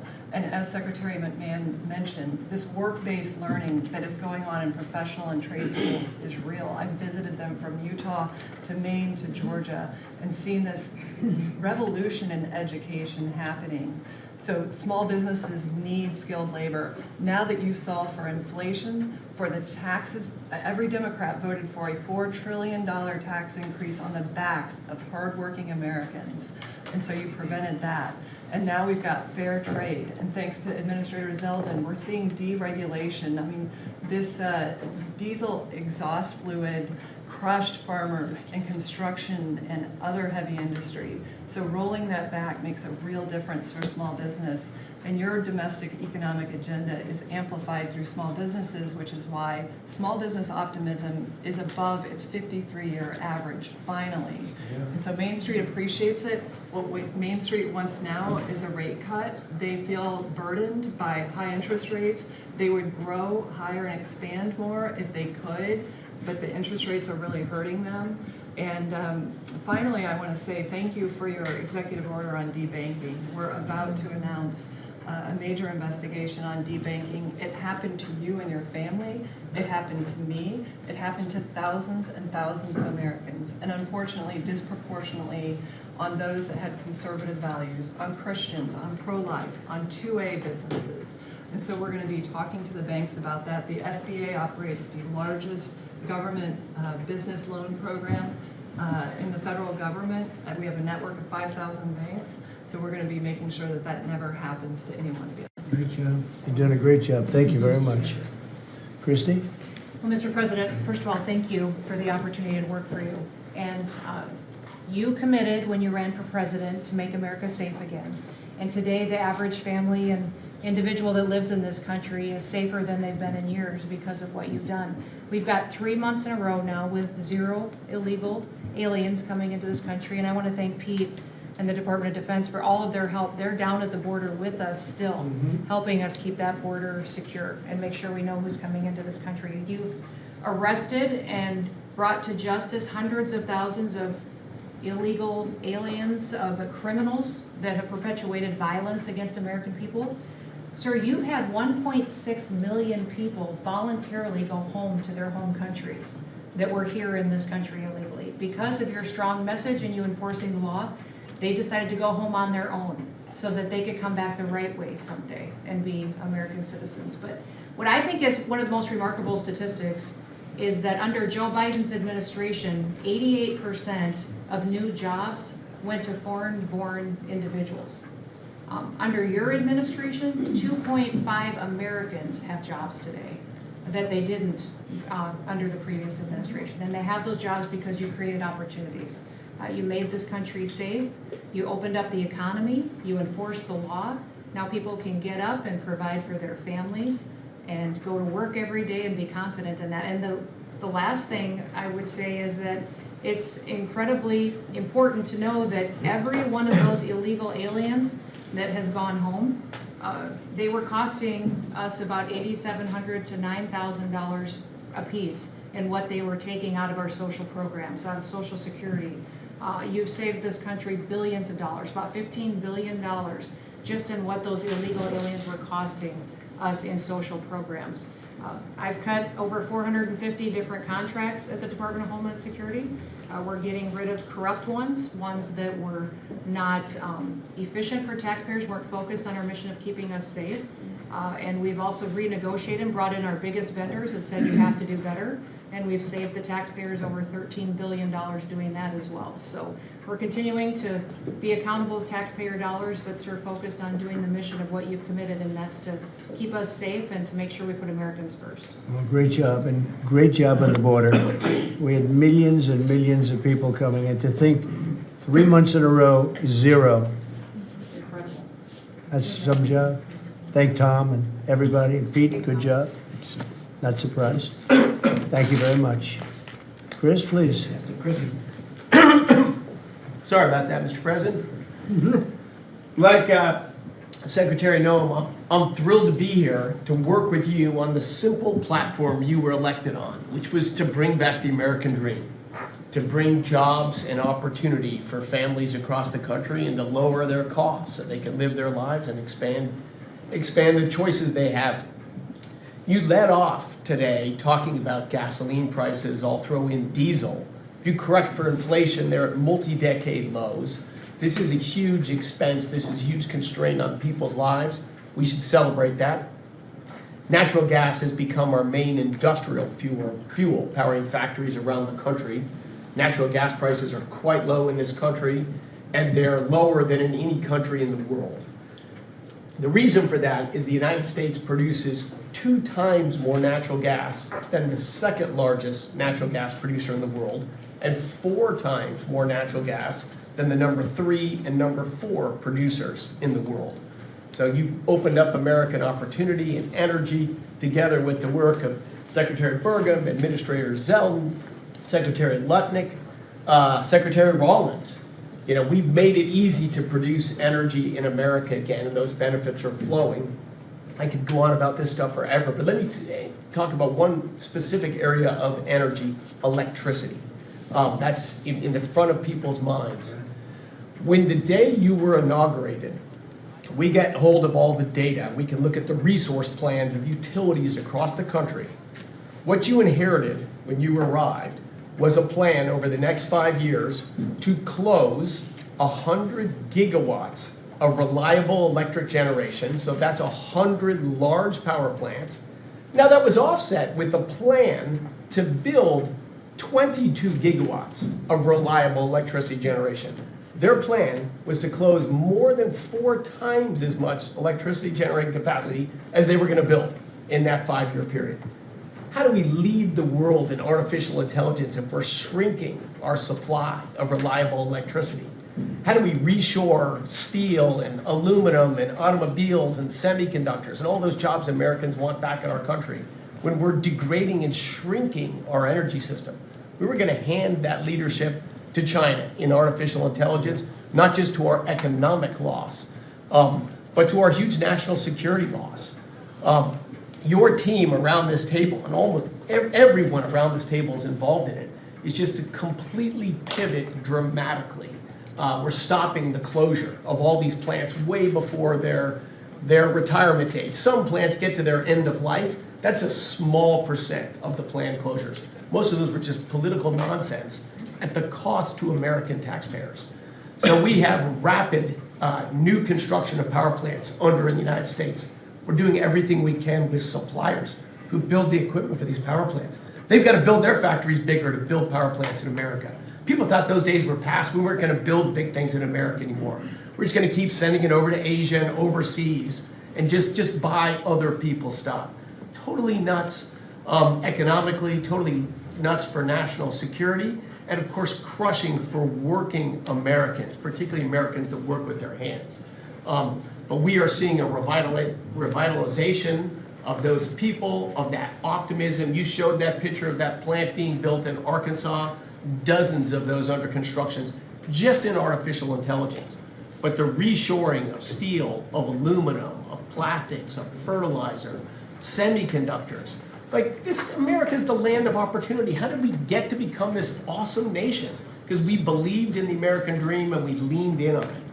But the wealthy in our country and the coastal elites that live away from where stuff's actually made, they just lost their way, and politicians just let them have it.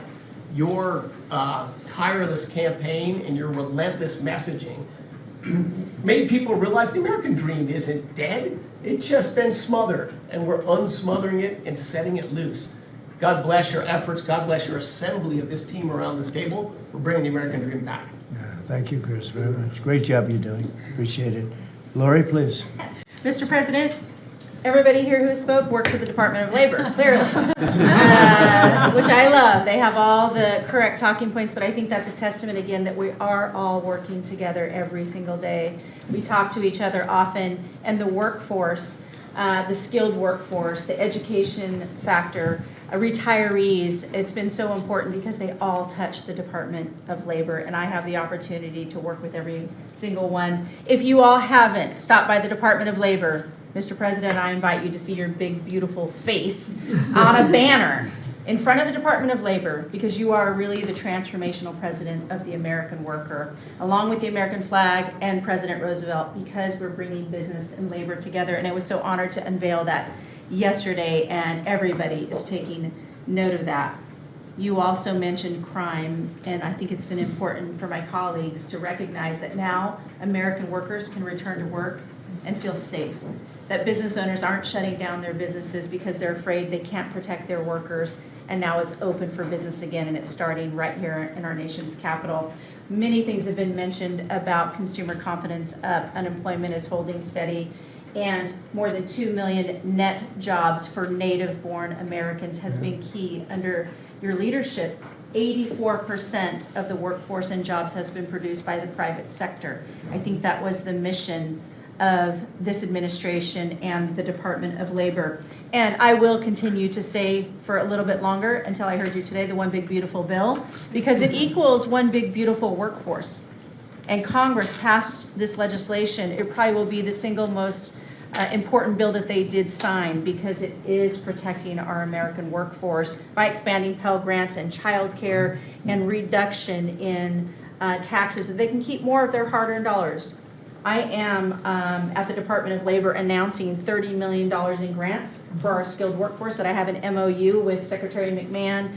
I have an MOU with Administrator Loeffler. That's important to share the data points on how important this is. In June, we awarded nearly $84 million in grants for the capacity of what? Registered apprenticeships, an executive order to have 1 million active apprentices across this nation, where we've already registered 185,000 since in the last few months.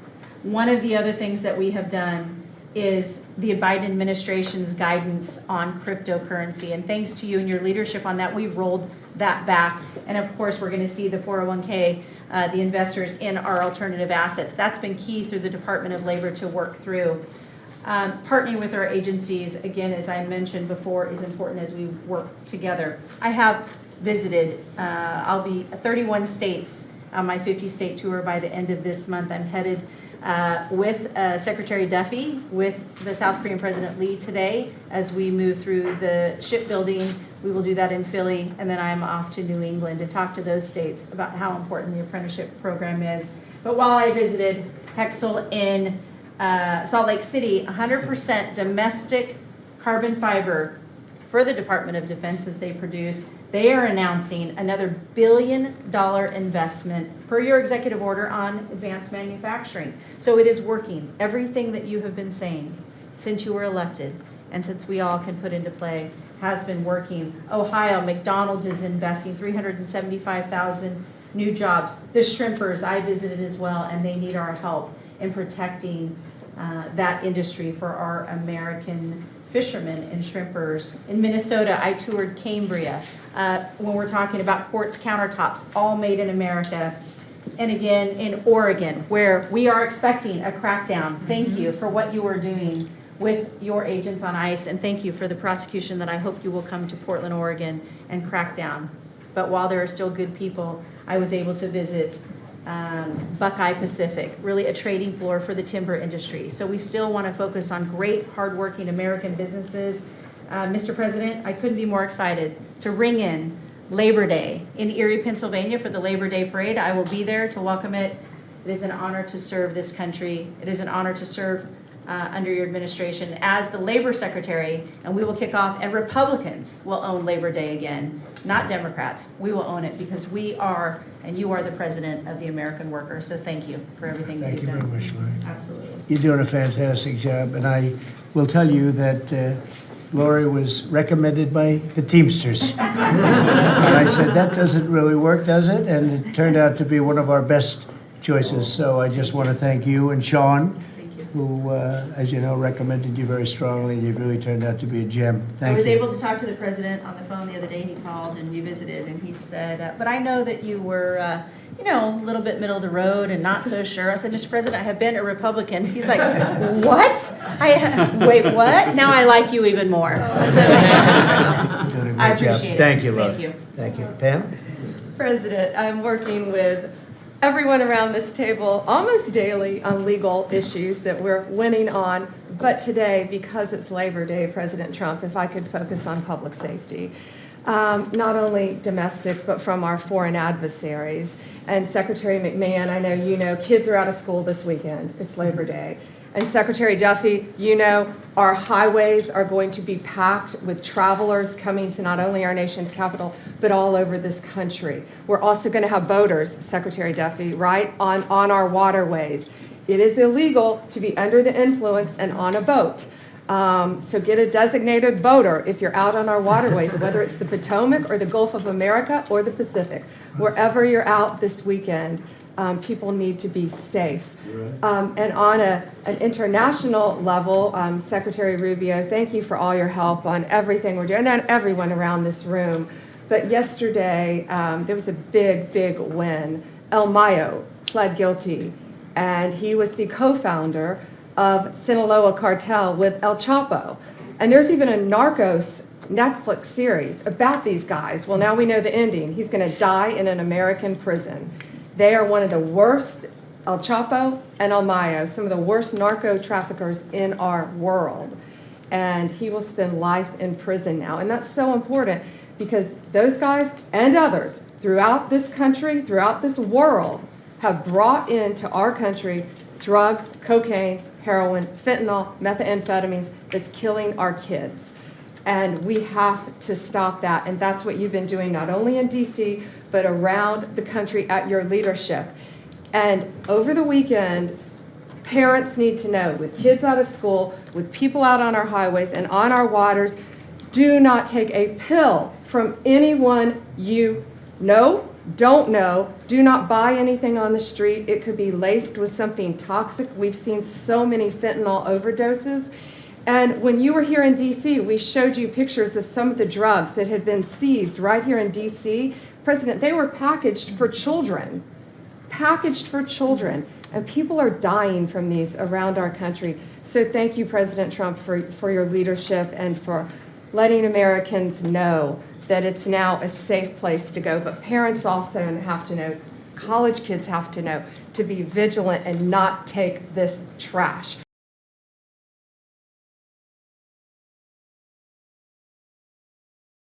But this focus on DC is so important for the country. So great job. And to everybody. And President, it's a team around. We're all working hand in hand, side by side, all of our agencies together to make America safe and DC safe. And Iris, congratulations on your baby. And I'm so glad that you're safe now. Thank you. Thank you, Pam, very much. Mr. VP, would you like to say something? Yes, sir. I'll be brief, but I want to congratulate you and the entire team on all the things that have been accomplished. You'll hear about a lot of it. You've already heard some of it, but I thought it would be helpful, Mr. President, just to take stock, not just of what we've accomplished, what we will accomplish, but of the mess that we inherited, because I think it makes this first Labor Day a bigger and more special occasion. You heard, I think, Christy talk about this, that all of the net job growth under the Biden administration had gone to the foreign-born. Now that net job growth is going to American citizens who deserve opportunity in their own country. That's a great accomplishment. You'll hear, I'm sure, Scott talk about the success with tariffs. People forget that we inherited the largest peacetime deficit in the history of the United States of America. And now, because the president is not letting foreign countries take advantage of us, we're collecting hundreds of billions of dollars, trillions of dollars over 10 years in tariffs from countries and companies that were formerly taking advantage of the American people. You heard Pam talk about the public safety and the success that we've had there. I happen to believe that maybe the most sacred thing that we can deliver to American workers is the ability to live safely and comfortably in their own neighborhoods. Public safety is not just something that should belong to the wealthy. It should belong to every working man and woman in the United States of America. And because of the work of this administration, that is happening. And of course, Mr. President, you yourself talked about the inflation mess that we inherited under the Biden administration. Maybe the most striking and even shocking statistic of the Biden administration is that housing costs have gone up by 100% over the 4 years of the Biden administration, literally doubled, making the American dream of homeownership unaffordable. We've made great strides and great progress already. But to the American people who are listening, there's a lot more to do. We're going to keep on working hard at it, but it's an honor to do this job under the president's leadership and with this very great team that you've assembled. So we've done a lot, but there's a lot more work to do, and we're very cognizant of it. Thank you, sir. Great job. Thank you, Gigi. Scott? Sir, as we've said very often, economic security is national security, and our country has never been so secure thanks to you. You have brought us back from the edge. You have the overwhelming mandate from the American people. You're restoring confidence in government, a topic that is on the front of everyone's mind, the Federal Reserve. The Federal Reserve's independence comes from a political arrangement between itself and the American public. Having the public's trust is the only thing that gives it credibility, and you, sir, are restoring trust to government. You are weeding out the waste, fraud, and abuse, and the old ways of doing things are not good enough. We are seeing a blue-collar boom. In the first 7 months of your administration, real blue-collar wages have taken off. And the only other time that they've done this in the past 70 years was in your previous term. Your efforts on tax, trade, and deregulation have boosted paychecks for American workers while slowing the pace of inflation and lowering the cost of energy. Inflation has plummeted to just 1.9% since you took office, and the economy rebounded with real GDP surging 3% last quarter. The blue-collar boom coincides with a CapEx comeback. In anticipation of your one big beautiful bill becoming law, CapEx increased by American businesses by nearly 14% in the first half of this year. And as you and I talk about frequently, and as that chart or that photo attests, we are going to see, I believe, a bigger CapEx boom from here. This is just the beginning, just the beginning. You have saved this country by making it the best place in the world to do business again. Treasury is helping to implement these new provisions, as well as no tax on tips, no tax on overtime, and no tax on Social Security. This weekend, I will be meeting with workers from local restaurants to discuss the positive impacts of the pro-labor reforms on no tax on tips. And I have to tell you, thanks to you, when I go into a restaurant or stop by a hotel doorman, I am the most popular person there. And since my first job at age 9 was as a busboy getting tips, I am going to spend Labor Day going from restaurant to restaurant talking to workers who receive substantial amount of tip income. So I'll hear directly from them how your one big beautiful bill is increasing their take-home pay and making a big difference. Now, we can also talk, that is domestic. On the international front, you have leveled the international trading system whereby countries took advantage of us, and that's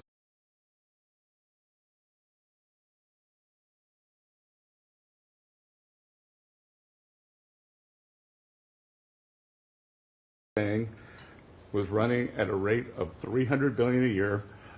You chastise me for saying that it's not, that number is too low, and as usual, you're right that we had a substantial jump from July to August, and I think we're going to see a bigger jump from August to September.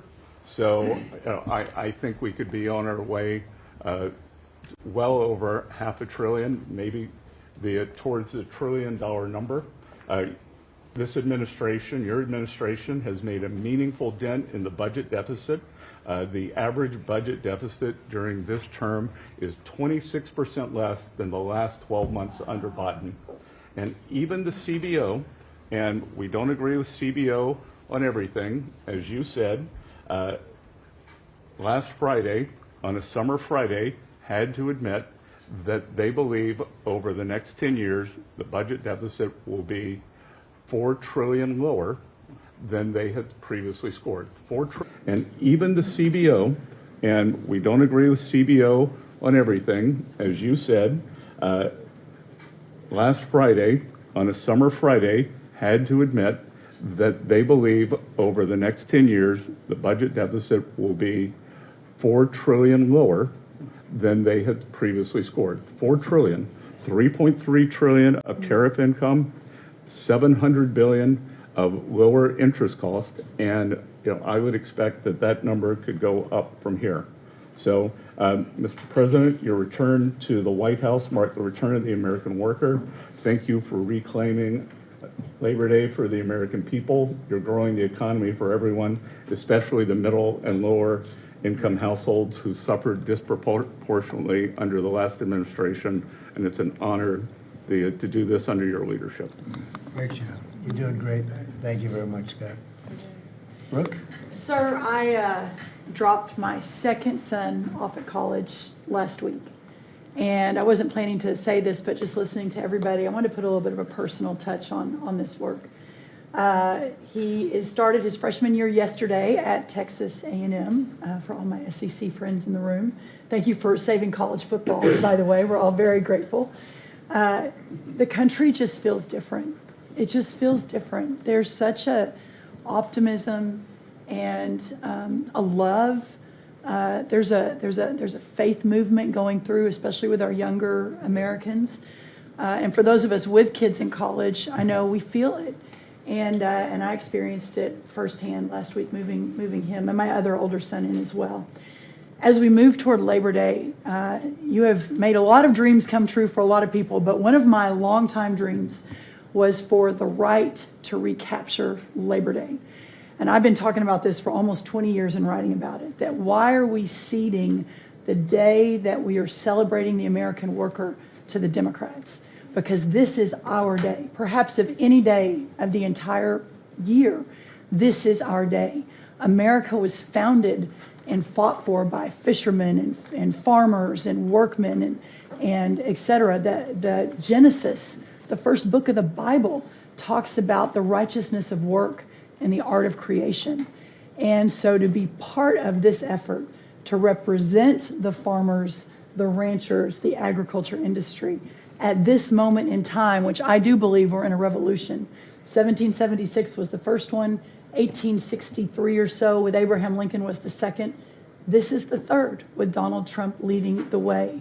And we are saving America. And the idea that we are putting the worker, the very central component of the American dream, at the center of it is the reason that it is so.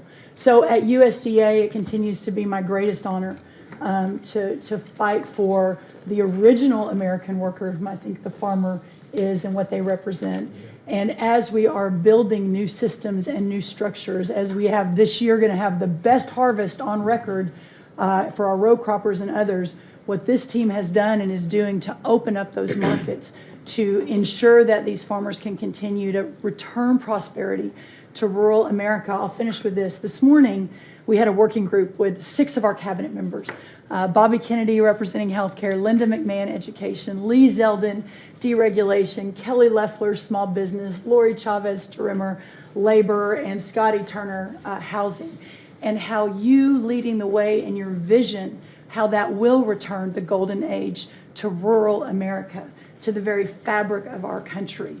And whether it's better hospitals, better education, more opportunity, less government, better and bigger small businesses, better opportunities for our workers, and better housing, and of course the agriculture piece of that, through the big, beautiful bill, what it did, the greatest investment in rural America in history. And now the opportunity to effectuate that is, again, a game changer, a country saver, and what a joy to be able to do it under your leadership. So thank you, sir. Really good. Thank you. Beautifully stated. Thank you very much. Scott? Yes, sir. Thank you, Mr. President. I'm so grateful to be here to celebrate Labor Day with the greatest team in America. And it is football season, so I'm happy about that. But, Mr. President, I want to say thank you for, as Brooke said, reclaiming Labor Day. And you've been a tremendous champion for the American worker. I come from a hard-working family, as many people around this table do. And so thank you for helping us to change the conversation. And I believe we are changing the conversation around the kitchen table. And as everybody knows, my job is to steward HUD. And we have at HUD been very intentional about changing the conversation about the dignity of work and the dignity and the honor of family formation through work. and how the younger generation, when they see their parents work, how they're incentivized to work. And that, you know, America is not a welfare state, but America was built on small business. It was built on entrepreneurship. And so as it pertains to housing, we're being very focused on that, and even some that receive HUD funding to make sure, like our Section 3, when you receive HUD funding, that you are given opportunities for the most vulnerable Americans that you serve to have work, to have opportunities to work, to have work requirements. Work requirements are not a bad word. That's a great word. Time limits is a great word to incentivize people, able-bodied, able-minded people to work. And I believe that we are, under your leadership, sir, changing that conversation in America to where working is an honorable thing. And Secretary Wright talked about revitalization. Revitalization means to bring new life. And I believe we're bringing new life to America, Mr. President, through work and through all the jobs that people are doing around this table. And with the One Big Beautiful Bill, the most extensive tax break in American history, opportunity zones are now made permanent. And you know how passionate I am, and you are too, sir, about opportunity zones. And so this will allow us to continue to build affordable housing around our country. And Mr. Vice President, I'm coming your way. I'm coming to Columbus later this week and to see how we can continue to build affordable housing in our country with opportunity zones. And you know, 1 million people, Mr. President, were lifted out of poverty because of opportunity zones. $90 billion of private money was invested in opportunity zones, urban, tribal, and rural. And now that they've been made permanent, we're looking for millions more to be lifted out of poverty, $100 billion to be invested, hundreds of thousands of jobs to be created, hundreds of thousands of units of housing to come online. And so, sir, I sit here very excited about the future of this country. I'm very proud to be at this table, humbled to do so. And HUD, we're on a good path. So thank you for all your support and helping us, sir. Thank you very much. Okay, God bless you. And I want to give credit to Tim Scott, great senator from a place called South Carolina that we love, right? And Tim really came up with opportunity zones, and we did a good job of working with him, and together we created something that nobody speaks of very much, but it's probably the most successful thing that's ever been done of its kind. It's been amazing. So Tim Scott deserves a lot of credit for that. Okay? Thank you. Thank you. So Russell, go ahead. Thank you, Mr. President. And I get the opportunity to go hand by hand with all of these people as they move their DRECs through the Office of Management and Budget. And I wanted to zoom out for a second. In the first term, you gave us a goal of 2 for 1. And then we outperformed it through your leadership. We came in at around 5.5, 6 for 1. And then as you're running for your second term, you put out a goal that when you put it out, I was thinking to myself, that's going to be a pretty ambitious goal. You said 10 for 1. Well, where we are right now, in just 1 month, in 1 year, basically 8 months, we are at 245 deregulatory initiatives planned by these agencies. That comes out to 30 for 1.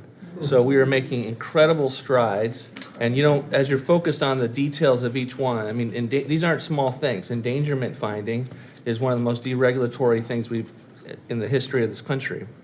NEPA reform, incredibly deregulatory. WOTUS just came in, which is Waters of the United States. So every single one of these agencies is doing incredible work when it comes to deregulatory, and when you add that to the work being done to get us going on energy, reduce spending, we're going to lower costs for the American people, we're going to be able to have innovative jobs and get them back to work. So thank you for your leadership, Mr. President. Thank you. Great job, Russell. Appreciate it. John, central casting, I call him. He's central. Well, Mr. President, I'm grateful to be with everyone today, and as we're talking about jobs and workforce at CIA, consistent with your directives to all of us, we've embraced your mantra for a leaner, more effective, more efficient workforce. But at CIA, Mr. President, we had an additional challenge because, as you know, at times, our workforce had been misdirected. Its focus put on political narratives, some that even worked against you and always worked against the American people. I heard about that. But under your leadership and your direction, we have been focused back on the core mission of what CIA is supposed to be doing, which is to provide you and this entire incredible team around the table with a decisive strategic advantage in accomplishing your goals. And your success in that regard, the examples are clear and many. With regard to Iran, everyone knows that our DoD partners executed that mission flawlessly. But flawless military operations are subject to flawless intelligence. And as you know, Mr. President, CIA was the backbone in terms of its intelligence operations in providing that flawless execution that allowed you and your team to obliterate Iranian nuclear facilities and set back a nuclear program by years. Likewise, with regard to your ability to prevent and to preempt wars between India and Pakistan, between Armenia and Azerbaijan, between Rwanda and the Democratic Republic of Congo. In all those cases, CIA intelligence supported you and your entire team in making that possible.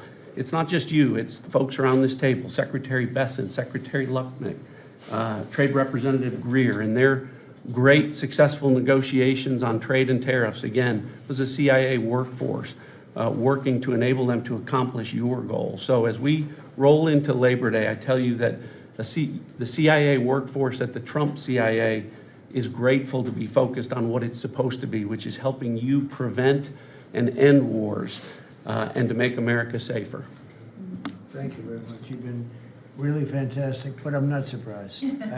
I've known John a long time. I'm not surprised at all. Thank you very much. Steve, please. Mr. President, working for this government, for you, is the greatest honor of my life. I tell it to everybody, and I really do feel that way, and I thank you, because it's a privilege to go out there and represent you in your humanitarian effort, in your goals of solving conflicts all over the world. I think there were actually more than 7 conflicts that you've put to bed in the last 8 months. And I hear these, I travel all over the world. In Hostage Square, they talk about you reverentially. It's really quite amazing. I sometimes wish that I had a cam recorder with me and I could put you right there as I listen to it.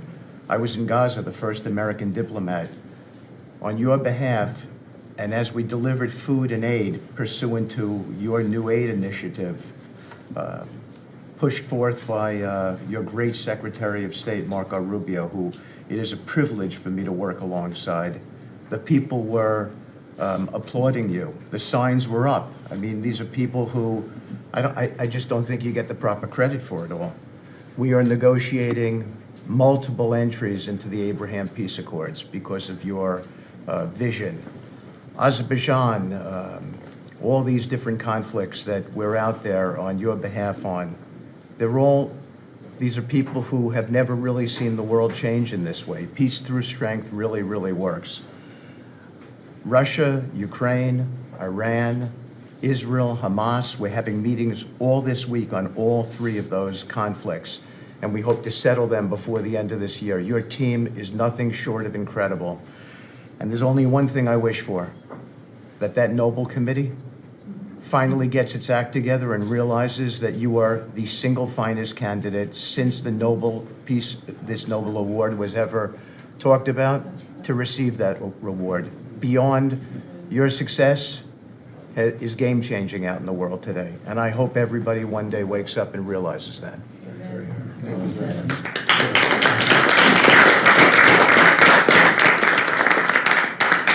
Thank you, Steve. Jameson, please. Mr. President, I like to think of Labor Day as the Trump Trade Policy Day, because everyone around this table and everyone listening knows that one of the major reasons why American workers and organized labor voted for you is because of your trade policy and the policies you've had and advocated for 40 years or more. You have reset global trade policy in the past few months, and it shows that it's been working for American workers. When you look at President Biden, in the last quarter of 2024, median weekly earnings fell 2.1%. In the first quarter of your term, they went up 3.3%. And that's why we're doing the trade policy we're doing. It's to help the workers of the United States of America. And they're the best in the world, but they can't do it without a level playing field. And you have flipped the script. For many years, the other countries had high tariffs and high non-tariff barriers, while we were open to, right, to all of their labor and services and goods and capital. You flipped it. Now we have the tariffs, and they have lowered theirs and the non-tariff barriers. And we couldn't have done it without you and the leverage you've created. So between the tariffs and the deals, the hot streak continues for the workers of America. So thank you. Thank you very much. Really good job, by the way. He's a good negotiator. Very good negotiator. Thank you. Please. Yeah. Well, Mr. President, I feel like, as everybody here has talked about how great working with this team is and all, but I do feel a special need that you've given me the privilege of working with the best of America. I get to take care of the veterans. I get to take care of the veterans who Labor Day really finds its roots in, if you think about it. We wouldn't have Labor Day if it wasn't for men and women who would leave their jobs and go fight this nation's battles to keep us free and independent so that they would have jobs to come home to. And over the past few years, they've been coming home to many times a government that was keeping them back, holding them back, taxing them, regulating them. And now we have veterans who represent the bill, the big, beautiful bill, they're the beneficiaries of. And I get to see them all the time because they're receiving the benefit, because they see the jobs, they see the care that they're being given. And these veterans can look at their country with pride, knowing that we're taking care of them, just like you told me to do. When your only statement you said to me, I asked you what to do, you said, go take care of my veterans. Well, that's what we're doing. One of the other things we're doing right now is, for many of you, I love to hear how you're deregulating everything, and I've worked from Congress and worked with many of you before. I get to do the same thing with the largest bureaucratic organization in the government. We're deregulating from the inside. And it's amazing to me because we have such a powerful workforce at the VA who really want to do good, but yet they kept tripping themselves up. They kept making their own, they'd take one step forward and put a regulation in that put them 3 steps back, and it always hurt our veterans at the end. We're taking that away. We're making community care again, Mr. President. We talked about this yesterday. We're making community care a part of our direct care system. So if a veteran wants to get into the community, they have our direct care, and they also have the ability to go into the community. Something that the previous administration decided they wanted to keep everybody inside because they thought it was a fiefdom they were building. I'm telling you, we're not building a fiefdom at the VA. We're trying to take care of a service organization that takes care of veterans. So how do we do that? We made best medical interest, where a doctor can send a veteran to the community a lot quicker without having to worry about miles and time logged and wait times. Just get them the help they need. We've actually expanded out, and it's made a difference in this regulation, and also unleashed a workforce that is now free of the collective bargaining agreements and other things that have kept them from being able to do the job of national security that they've been intended to. I'm actually giving them the benefit of the doubt to actually go be the workers that they're called to be, and that's what Labor Day is about. The VA is going to have the best workers. But just to let you know how that's working out, wait times at our hospital are going down because we're getting them into our hospitals or into community care. And then one for you, Mr. President, you heard about this a lot, and that was backlogs. At the backlog when I first came in, and I've said this before, in February we had over 260,000 backlog. That means over 125 days of not getting an answer. In just a little over 4.5 months, we've dropped that over 100,000. We're under 150 and heading down to historic lows. We'll be within the next month lower than any time under the previous administration at all. That means our veterans are getting the help they need. So when you look at it this way, we've opened new facilities. We've put new facilities in places where workers can get to. We've expanded out hours, over 1 million extra hours, so veterans, younger veterans in particular, can get off of work and bring themselves and get their appointments in after hours or on Saturdays. That's what it means to be in the Trump administration. That's what it means to take care of veterans. That's what it means for Labor Day, because you can't forget the ones who fought for us to be on this table today. And it's all because of what you've done and the progress that we've made. Well, you've done a tremendous job, and I hear it all the time. We have a 93% approval rating at the VA now. And you know what it was before? It was like horrible. So thank you very much. Mr. President, there's been some conversation about the Pete and Bobby challenge. I would just note that I don't think Pete or Bobby could hold these sticks for 2.5 hours. Exactly. If they want that to be the challenge, so be it. But I think 50 pull-ups and 100 push-ups might be easy compared to the. You didn't have this problem with Biden. It was in and out very quickly. So kudos on Labor Day to the audio team that's holding the sticks. But Mr. President. It's pretty great to celebrate Labor Day with a builder who loves labor, who loves the men and women who built this country, the people that sweat, that have great skills. They have grit. They do the dirty jobs of America that have made this country great, and you know them very well because you have worked with them. The great Trump projects have come from the very men and women we're going into this weekend to celebrate. We all want to claim Labor Day in our departments, but I'm going to claim this at DOT because, you know, roads, bridges, pipelines, shipbuilding, rail, passenger, and freight all fall under the great men and women who wear boots and make this country wonderful. And at DOT, we don't want to have the Congress spend money. We want to take the money that Congress gives us and actually deploy it and put these men and women to work building the great projects of this country. That you said, the big, beautiful projects that connect this country. And that's why we have got rid of the DEI. We've got rid of the green. We've done what we can to streamline the regulation to move these projects faster. Time is money, and time has been money. Even Democrats agree now that it takes too long to go through the regulatory process. So we're going to move these projects faster, putting the great American worker back to work. I want to make a quick comment. We've all probably talked about this horrific accident in Florida, and I appreciate the help of Christy and Marco on this very issue. But in May, we said, listen, it's a safety issue if you can't proficiently speak the English language. And we gave states a little over a month to comply. And Washington, California, and New Mexico have refused to comply. And by the way, this individual in Florida received a CDL from Washington, from California, and received a speeding ticket after our rule went into place, and they didn't stop him. And had they taken him out of service, he wouldn't have been in Florida, and we would have 3 beautiful people alive today. And I make that point because it's the work that maybe no one sees that then shines a light when horrific things happen, but also that your cabinet works together and teams up to make a difference for the American people. Real quickly, so we have a safety mission at DOT. I don't know that you'd think of the transit unions in the greatest cities of the country, New York maybe being one of them, that support us. But they do, because the violence in the subways and on our buses across the country, the transit workers are the ones who take the most abuse. And they're grateful for the mission of everybody around this table fighting to make their communities safer. So I appreciate everyone's help on that. But they, again, the transit unions love the effort that all of us have put in together. One quick FAA. We are about to put out a request for proposals for a big, beautiful bill. We got build. We got $12.5 billion in the big, beautiful bill. We need more, but this is a great start. I expect the middle to the later part of July, we'll be through the process to bring the proposed integrators to you for selection, so we're looking forward to that.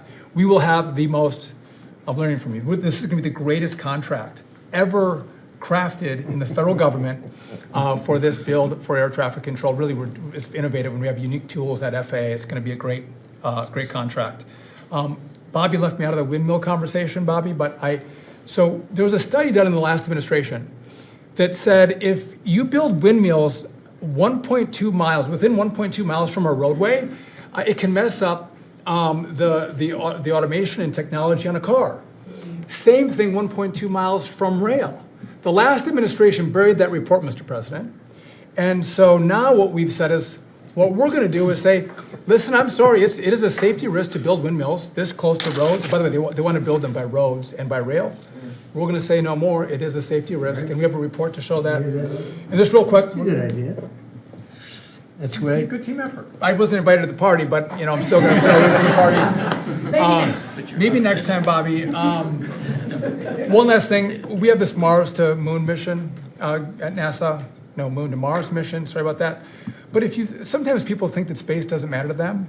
But if you look at every rocket that's launched, the machinists, the truck drivers, the electricians, the welders that build these rockets in the industry that has developed over the course of the last 10 years in space, it's truly remarkable. It's not just rich guys sending up rockets in partnership with NASA. There's a whole industry of working men and women who we celebrate this weekend that build, refurbish, design the rockets that are making America the leader in space. So thank you for your leadership, and happy to celebrate this weekend with you, Mr. President. Really great.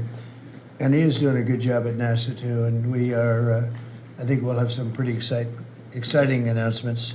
And you enjoy it. And fun. I said, how about temporary? He said, well, can I go a little bit longer? He loves it. He loves it, and he's doing a really good job. Thank you very much. Appreciate it. Howard, please. So, making America great again is one of the key statements, and people don't always understand what you mean. So, we always talk about 1870 to 1913, but in the mid-1980s, America owned more of the rest of the world than they owned of us. We owned $140 billion of the rest of the world net of what they owned of us. And when you came into office this time, the rest of the world owned $24 trillion more of our assets than we owned of theirs. And so when people argue with you about, the trade deficit is nothing, the trade deficit sends 1.2 trillion of our dollars to them. And what do they do with it? They buy the great America. Because when we learned in college, what we learned was that if you keep printing these dollars, they're supposed to devalue. But the problem is we're too smart. We invented the light bulb, the transistor, the GPU, so they keep buying us. And the only president ever to understand that, and you understood it in the 80s and the 90s, and I used to see you on TV and you'd say, God, what are these people doing? And finally we've changed it. So let's go over what we've changed. So Japan and Korea, they're never gonna open their markets to us. So we've negotiated $900 billion that they're giving you to invest in national and economic security in America. The European Union, the second largest economy, $20 trillion. And all the experts said you'd never get a deal done with them. And watching you in Scotland was my favorite thing, right? 15%, they'll pay us 15%, and we will pay zero. So we can export to their $20 trillion economy, and they can pay to come to the great American consumer, right? So, a couple of other things. 4 days before you took office, the Commerce Department, which had the CHIPS money, they set up this thing called NatCast, which was a make-believe not-for-profit. And they signed contracts to wire them $7.4 billion. This was just nonsense. So we stopped the payment. We've got the money. It's an illegal thing to try to set up a department that's not the Department of Commerce, that kind of acts like the Department of Commerce. And what was it filled with? All these people who work for the Biden administration. I mean, it's exact corruption that you talk about. $7.4 billion now clawed back. Last week was the most fun. In 1 week, Intel came in, right? The Biden administration had given $11 billion to Intel, given it to them, done. Corporate just gift. And you turn that into really, it was like less than 5 minutes of conversation, and Intel agreed to give us 10% of their company, which of course was worth $11 billion. So it's not socialism. This is capitalism. If you give someone $11 billion, who's just building in America, they're not doing something special, they're building in America. And their CEO told the president he didn't need the grant. And you said, well, then why don't we get something for it? So it's amazing. You're going to watch semiconductors come home, right? We don't produce semiconductors. We've got $165 billion for TSMC, but you're going to watch the whole ecosystem come home because Donald Trump is the only president who understands the magnet to make them come home is one word, which used to be a favorite word. Now it's dropped to number 4, which is tariffs, right? Tariffs are going to bring semiconductors home. They are going to empower Bobby to execute MFN. Tariffs are going to be one of those tools that he's going to use to do that. We're going to do it for furniture. We're getting autos. We got steel, aluminum. I mean, it has been a blast, a blast. So 2 more things. The Department of Commerce is going to start issuing its statistics on the blockchain because you are the crypto president, and we are going to put out GDP on the blockchain so people can use the blockchain for data distribution, and then we're going to make that available to the entire government, so all of you can do it. We're just ironing out all the details so we can do it. Patents. We have given tens, if not hundreds of billions of dollars to universities for them to do research, and they invent things. And you know who owns those patents? The universities. So we are going to make a deal with them all, which is if we give them the money, don't you think it's fair that the United States of America and the taxpayers who funded it get a piece of that, right? So we wrote a letter to Harvard, so Linda and I working together. I mean, it's so much fun to work with everybody here. I mean, we just have a blast, you know, because Linda's hitting Harvard and she says, what can we do? And now we send them a patent letter and we'll hit them again. So we're having fun together. This is the greatest cabinet working for the greatest president, and I just want to say thank you. I'm having the time of my life working for you, Mr. President. Thank you. That was very well stated, wasn't it? Some things people don't think of too much. Thank you very much. Great job. Pete? Sir, well, amen to what Howard said. And I would just say, heading into Labor Day from the American military, sir, we happen to be the largest employer in America. We like to think we have a different form of employees who need to be the toughest and the strongest and the most well-trained and the most lethal. And under the previous administration, and for decades, frankly, it was social justice, it was political correctness, it was divisive ideologies seeping into the ranks and changing how well we do our job. No more. Now it is only merit-based, gender-neutral, colorblind. The best of the best from the top to the bottom, that's our expectation.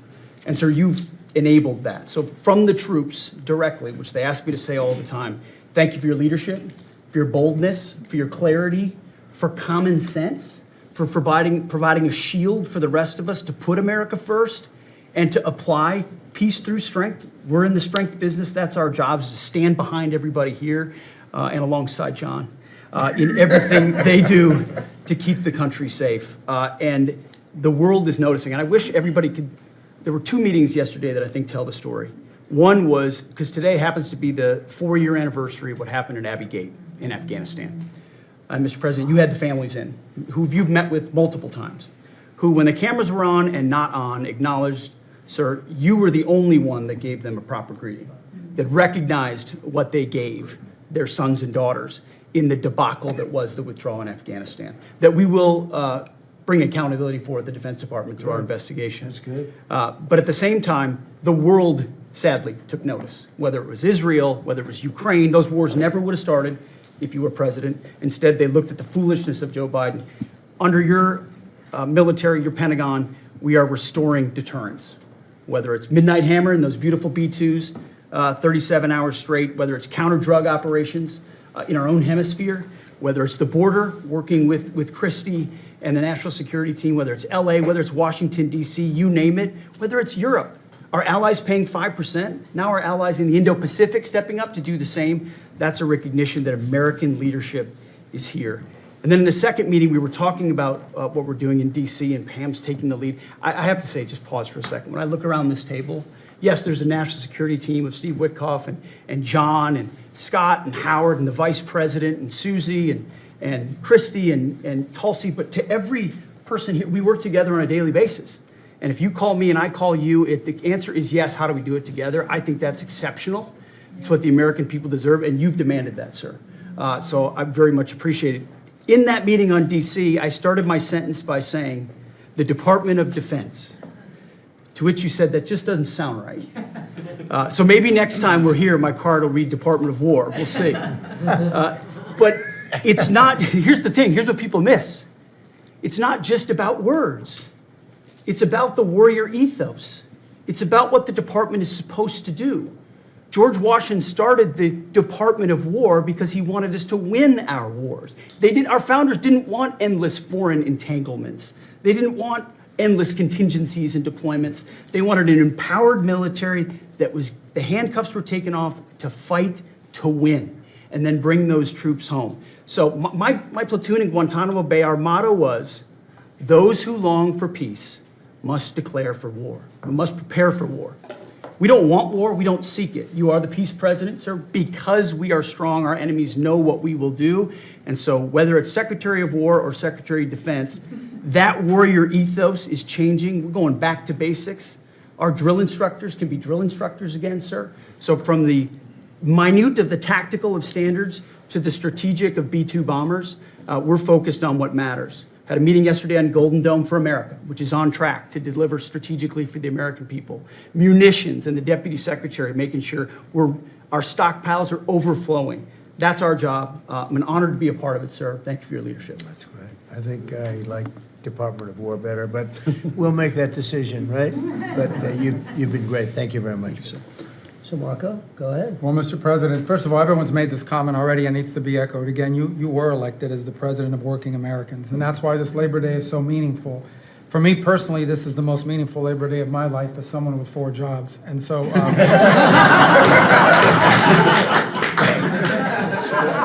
It's true.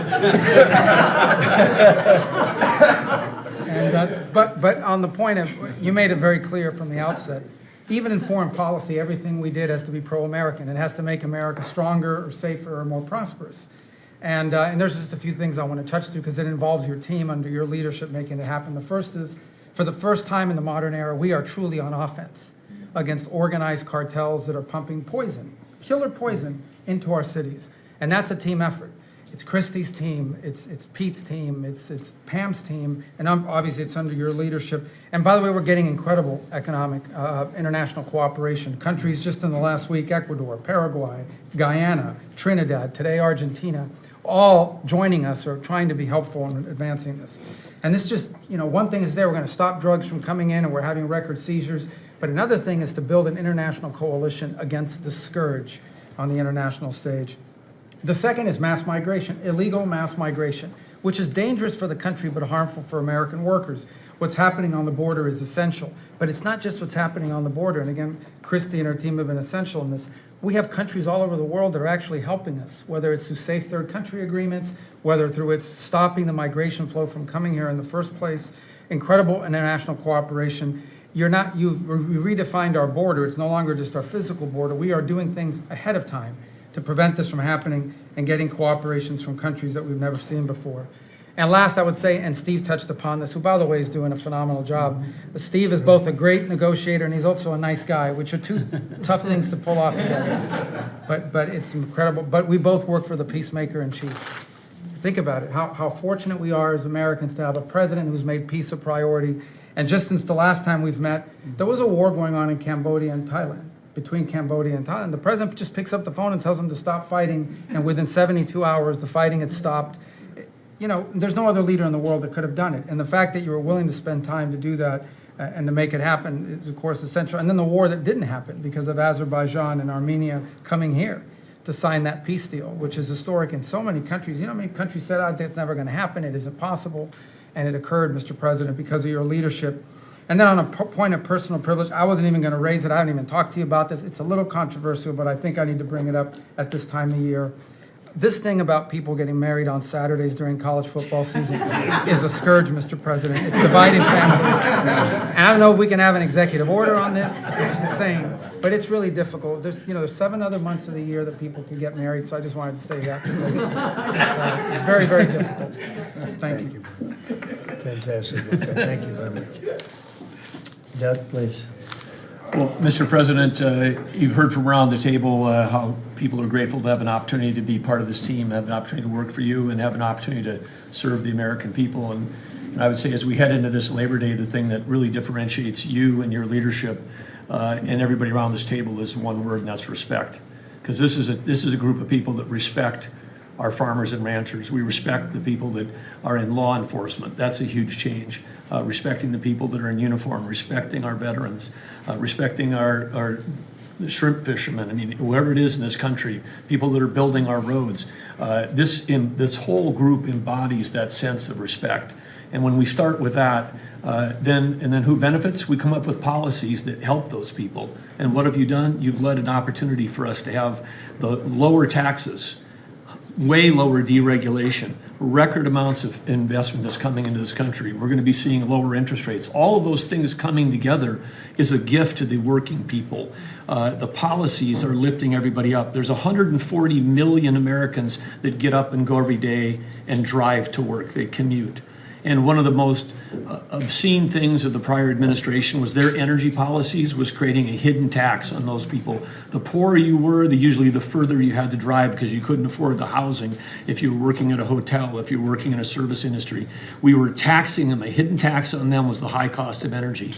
You were perhaps one of the only leaders in the world that understood the connection between peace abroad and prosperity at home was directly connected to energy policy. You came in and said, we're going to sell energy to our friends and allies. We're going to bring prosperity at home through policies here by having lower energy prices. And we're going to stop funding wars abroad with energy policies that help their adversaries and hurt us. You said we're going to sell energy to our friends and allies. And with the work that Jameson and Howard and Scott and everyone has done on these trade deals, we're going to have an opportunity to have a renaissance in American energy, selling energy to the world, which is going to help bring peace abroad. But the real key thing in closing I want to say is two things. One has to do with the U.S. Park Police. That's the group here in Washington, D.C. They're the oldest uniform law enforcement group in the nation. You coming out and visiting with them in person before they went out on the surge. Not only are carjackings down, muggings down, homicides down, everything down, morale is through the roof. Just like Pete saw, we've got record people signing up to want to be part of our military. You have breathed life back into the profession of law enforcement. Your respect for law enforcement is so incredible. It's making a difference. And then us giving them the tools. On a lighter note for everybody here, one of the rules that under President Trump we were able to change for the U.S. Park Police was they could do a pursuit. I was shocked to find out when we were talking to them, like, oh, you pull somebody over and they just drive away and you can't pursue them? I mean, and they said, no, we can't. They said, all rules. We got that rule changed in 24 hours because of President Trump's leadership. The next night, they had so much fun. They pulled people over. They started to take off. They chased them. They stopped them. And then the bad guys, some of these were in cars that had stolen plates. So they take the plate off. They steal them off somebody else's car. They know it. The plate doesn't match. They know they're doing this thing. The bad guys in the car said, What, you're not supposed to chase us. Like, you're breaking the rules. The bad guys are telling us to bring them. No, we're back in action. So it's like, and so the morale is high. They all wanted to say thank you to you. Yesterday, you announced increasing the number of U.S. Park Police that we're going to hire. This is the group that protects not only our sacred monuments of democracy here, but also the Statue of Liberty and the Golden Gate. This is a great group. But on behalf of all law enforcement, we say thank you. And as Chris Wright was talking about electricity, I want to close with that. We've solved amazing things in 7 months, but the big challenge we have against the remaining is, solving Iran's nuclear thing, that was an existential threat. China beating us in the AI arms race, that's an existential threat. We finally have a president who talks about it. You talked about it in your opening remarks. You've signed executive orders. You understand that essentially we used to say hundreds of years ago, people started saying that knowledge is power. But now, for the first time in history, we can take electricity and we can convert it into intelligence. So it's flipped. It's no longer knowledge is power. Power is also knowledge. And while we're ahead on the technology, we're way behind China on the amount of electricity they're bringing online. And your strong position to support affordable, reliable energy using our nation's resources, including those across the Department of Interior, bringing back coal mining, bringing back mining, bringing back timber. All the industries that have been killed in this country are coming back to life because of you. And with your leadership, we have a chance to not only win the AI arms race, but actually dominate it the way we're dominating in other things. So thank you, Mr. President. Thank you very much. And we're leading that race right now by a lot. And we're going to keep the electricity coming. You know, in China, they do it very quickly. They have one person that says, do it, and that's it. But essentially, we have one person that says, do it. And we've given that order, and the job they've done has been amazing. And I want to thank again, Lee, what you're doing in that regard is so important. And the rapidity, just as fast as them, because it's a question of a week versus a day, and that's not going to make the difference. But you've done fantastically, and Doug and Chris, amazing job. So we've done this for a little while now. I don't think you've ever seen anything like it, and I think Sean was right. these guys that are holding these up, if you ever try holding your hand out for 2 hours, that's a long time. These are pretty strong characters. You've been doing that a long time, I guess. Congratulations. Are you getting tired? Are you getting tired? I'm looking at these guys. They look like they have no problem. It's amazing, actually. It's I think they would have beaten you guys in the test. So I want to thank you. If you want, it's been a long time. If you want, we could go in and we can call it a day. And feel free then to ask some of the questions here. Look, I believe in very open, we want to be open, above board. We want to be honest with the media. I wish the media was totally honest with us, but I think they're getting better, to be honest with you. And so we'll see. But if you want to take a few questions, you really On a serious note, when it comes to Fed Governor Lisa Cook, her lawyer has said that they're going to be filing a lawsuit challenging this legal action. What is your response? Are you prepared for a legal fight? And then a little bit more. Oh, sure. Always. You always have legal fights. Look, I had a legal fight that went on for years with crooked people, with very horrible people, people that have been found out now between John Ratcliffe and Tulsi and Pam. And I mean, the things that we found out, of course, it's a very, very sad group of people. But no, she seems to have had an infraction, and she can't have an infraction, and especially that infraction, because she's in charge of, if you think about it, mortgages, and we need people that are 100% above board, and it doesn't seem like she was. Yeah, please. Mr. President, first, I would love to ask you a serious question, but I have to tell you the biggest pop culture news of the year broke while we were in this cabinet meeting. Travis Kelce and Taylor Swift are engaged, and the world wants your reaction, sir. Well, I wish him a lot of luck. I think he's a great player. I think he's a great guy, and I think that she's a terrific person. So I wish them a lot of luck. On a serious note, Mr. President, in May, Secretary Rubio said that they were aggressively removing visas of Chinese students. Yesterday, you said you wanted to allow 600,000 Chinese students to study in the United States. Could you and the Secretary clarify what is the policy on Chinese students in the United States? Well, we think we're getting along very well with China. And I'm getting along very well with President Xi. I think it's very insulting to say students can't come here, because they'll go out and they'll start building schools and they'll be able to survive it. But I like that their students come here. I like that other countries' students come here. And you know what would happen if they didn't? Our college system would go to hell very quickly. And it wouldn't be the top colleges. It would be colleges that struggle on the bottom. And you take out 300,000 or 600,000 students out of the system. I like having, and I told this to President Xi, that we're honored to have their students here. Now, with that, we check and we're careful and we see who's there, and Marco wants that. We're in the same position.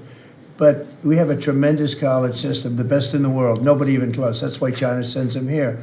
And you can call it an industry if you want, but you're talking about millions of people. And I'm honored to have the students from China come here. And we're just getting along very well with China. And it's a different relationship than we had for years, where they took hundreds of billions of dollars, just sucked it right out of our country. They respect us again. I respect them. The relationship is very good. I think it's important that these are two very major powers, nuclear powers at that, but two very important powers. You know, when I get along with Putin, when I get along with President Xi, when I get along with these people, that's a good thing, not a bad thing. We're tough and we're smart and we're strong. We get along. It's a lot better than not getting along. You had somebody in here before. The war should have never started with Ukraine and Russia. It would have never started. And Putin said that himself. President Putin said that himself. So we want to see college students come in from countries. There are some countries that we can't necessarily say that. These are places that have ideologies that we can't live with. So there are some areas, some countries that we can't say that. But we're honored to have the students come here. Please. Yeah, please. Yesterday you said that within 2 to 3 weeks we'd have a pretty good conclusive end to the war in Gaza. What did you mean by that? And could you tell us? On what? In the war in Gaza. Yeah, what about it? You said in 2 to 3 weeks we would have a conclusive end a pretty good conclusion. There's no conclusive. It's been going on for a long time. You're talking about, I guess if you really add it up, Steve, you're talking about thousands of years, okay? It's been going on there's nothing conclusive, but hopefully we're going to have things solved very quickly with regard to Gaza and also with regard to Ukraine and Russia. Mr. President, who are you considering for the replacement to nominate for Lisa Cook, and what economic background or history are you? Well, we have some very good people for that position, and I think we have some very good people. We're down to, I think I maybe in my own mind have somebody that I like, but I deal with Scott and I deal with Howard, and we're dealing with a lot of people actually that are going to be involved in that decision ultimately. It's a very important decision. As we see, I got a bad recommendation when I went with Jerome Too Late. He's too late. His nickname is Too Late. Costing us a lot of money, hurting the housing. Our housing industry is good, but it could be phenomenal. Most of this country, in economic terms, has been phenomenal. We've never seen anything like it. Because of him and his high interest rates, the housing is less than it could be. We're going to get that straightened out very quickly. He gets out very quickly, fortunately. He's been the wrong guy. Not a bad person, I don't think, but I do think he has motives, by the way, but I don't consider him. I've dealt with worse. But he hasn't done the job. The recommendation from a certain person was not a great recommendation. That person vouched for him, but we're doing a very careful study. We'll see what happens. Look, we just put a very good man in one position. We might switch him to the other. It's a longer term and pick somebody else, but we're very happy with the person we have in there. And we'll have a majority very shortly, so that'll be great. Once we have a majority, housing is going to swing and it's going to be great. People are paying too high an interest rate. That's the only problem with housing. We have to get the rates down a little bit. And when we do, it's going to be a tremendous difference. The country is doing so well. It sort of blows through the fact that we have a man who's too late and not doing a very good job. Please, in blue. Mr. President, regarding crime in D.C., something that might help especially ladies is being able to carry. I know you've talked about reciprocal carry. Would you like for that to apply here in Washington, D.C.? When you say carry, I assume you're talking about carry what we're talking Concealed about, right? or, yeah. In other words, carry a gun. Is that right? Would you like to carry a gun? I would like to, yes, sir. You'd feel a hell of a lot better, right? I absolutely would. I agree with you 100%, okay? Okay, great. But I'll tell you, within another couple of weeks, it's hard to believe what's been accomplished in 12 days, but within another couple of weeks, you won't have to carry. You're not going to have to carry. You're going to be safe. People are safe now. The turn has gone fast. I knew it was going to go fast, but this turn has gone really fast. And within a month or two, this is going to be one of the safest places in the country. I have no doubt about it. And we'll do an extension. We'll work with Congress, or I could declare an emergency, but I don't think that's going to be necessary. We'll work with Congress. We're going to be working with Congress. I spoke with our great speaker, and I will be speaking to John Thune, and we're getting tremendous support from Congress, especially maybe here. Everybody wants to see our capital be great. You could say be great again. It's such a beautiful place, but if you have crime, nothing looks beautiful. So, but you won't need to carry a gun, but if you do, Well, I would like it's to gonna be have your the choice. option, just in case. Well, a lot of Sir, people feel that. Also in other blue cities, you've got Karen Bass in Los Angeles, Brandon Johnson in Chicago. It seems to be very popular here, the fact that people can walk around, go to restaurants, shop, not Yeah. have to worry about their safety. If blue city mayors oppose those efforts in their cities, do you anticipate that Democrat voters are going to take it out on them at the ballot? I think so. I think that crime is going to be a big thing. And we are the party, the Republicans are the party that wants to stop crime. We're against crime.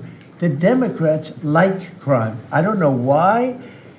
I mean, we talk about common sense. I think I got elected on talking about common sense. The border, we have to have a wall. We don't want transgender for everybody. We don't, as I said before, we don't want to have men playing in women's sports. I mean, you see the difference. Weightlifting. Take a look at weightlifting. Take a look at long distance running, where a runner came in 5 hours and 14 minutes ahead of another runner, both champions.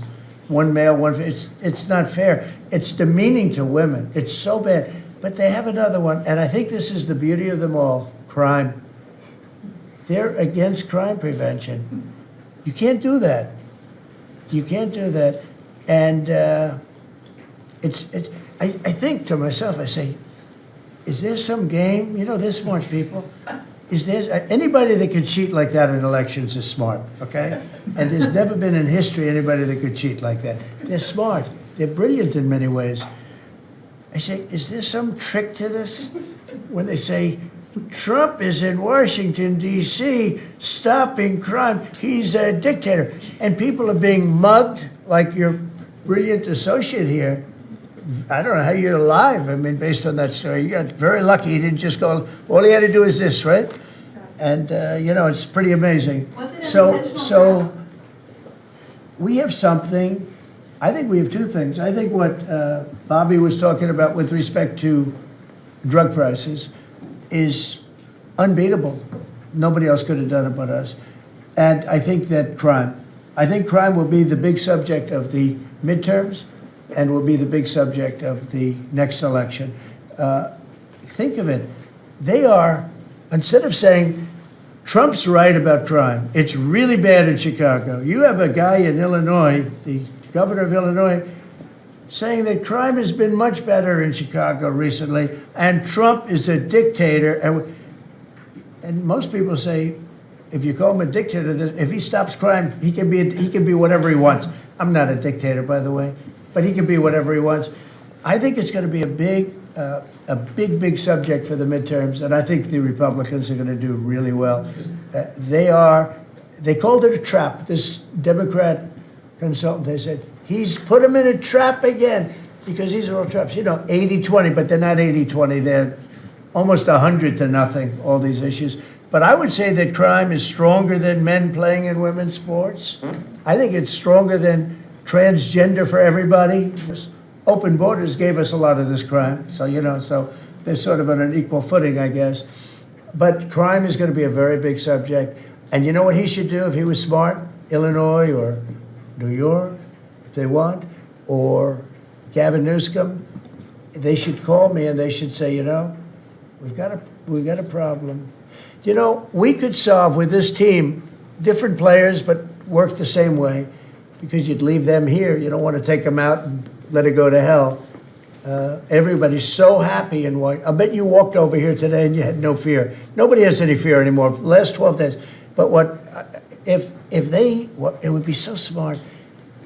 Gavin Newsom called me up, say, you know what, we have a big problem. We have the Olympics coming up. We want to do well. We have tremendous problems on crime and other things, and would love some help. Chicago in particular, maybe right now. I mean, it's a disaster.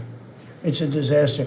We could solve their problem in, it's bigger than this, let's say 2 months, okay? Working with their police. I know their police very well. I have a big project in Chicago.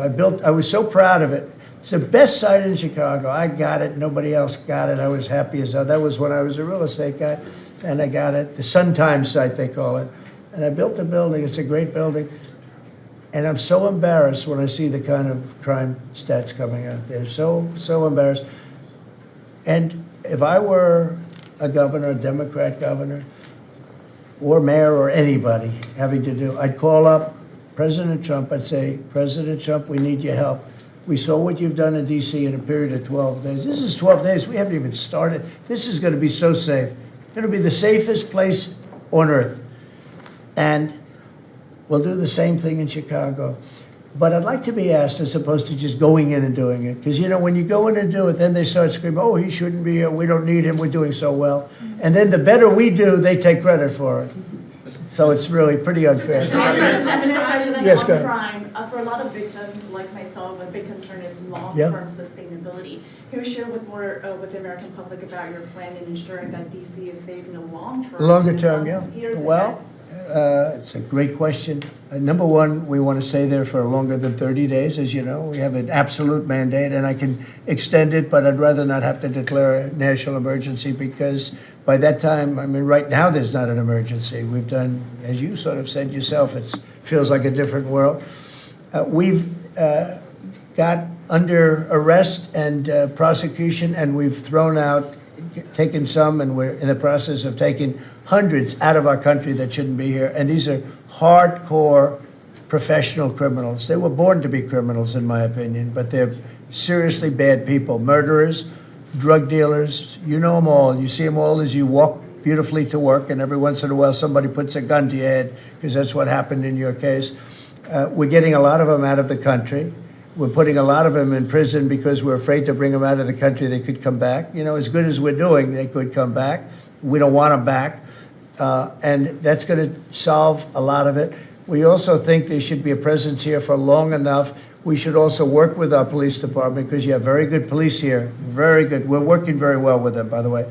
And we have to work together for a while. We have some people that are very tough and very strong. Working with the police, they're going to be able to handle it.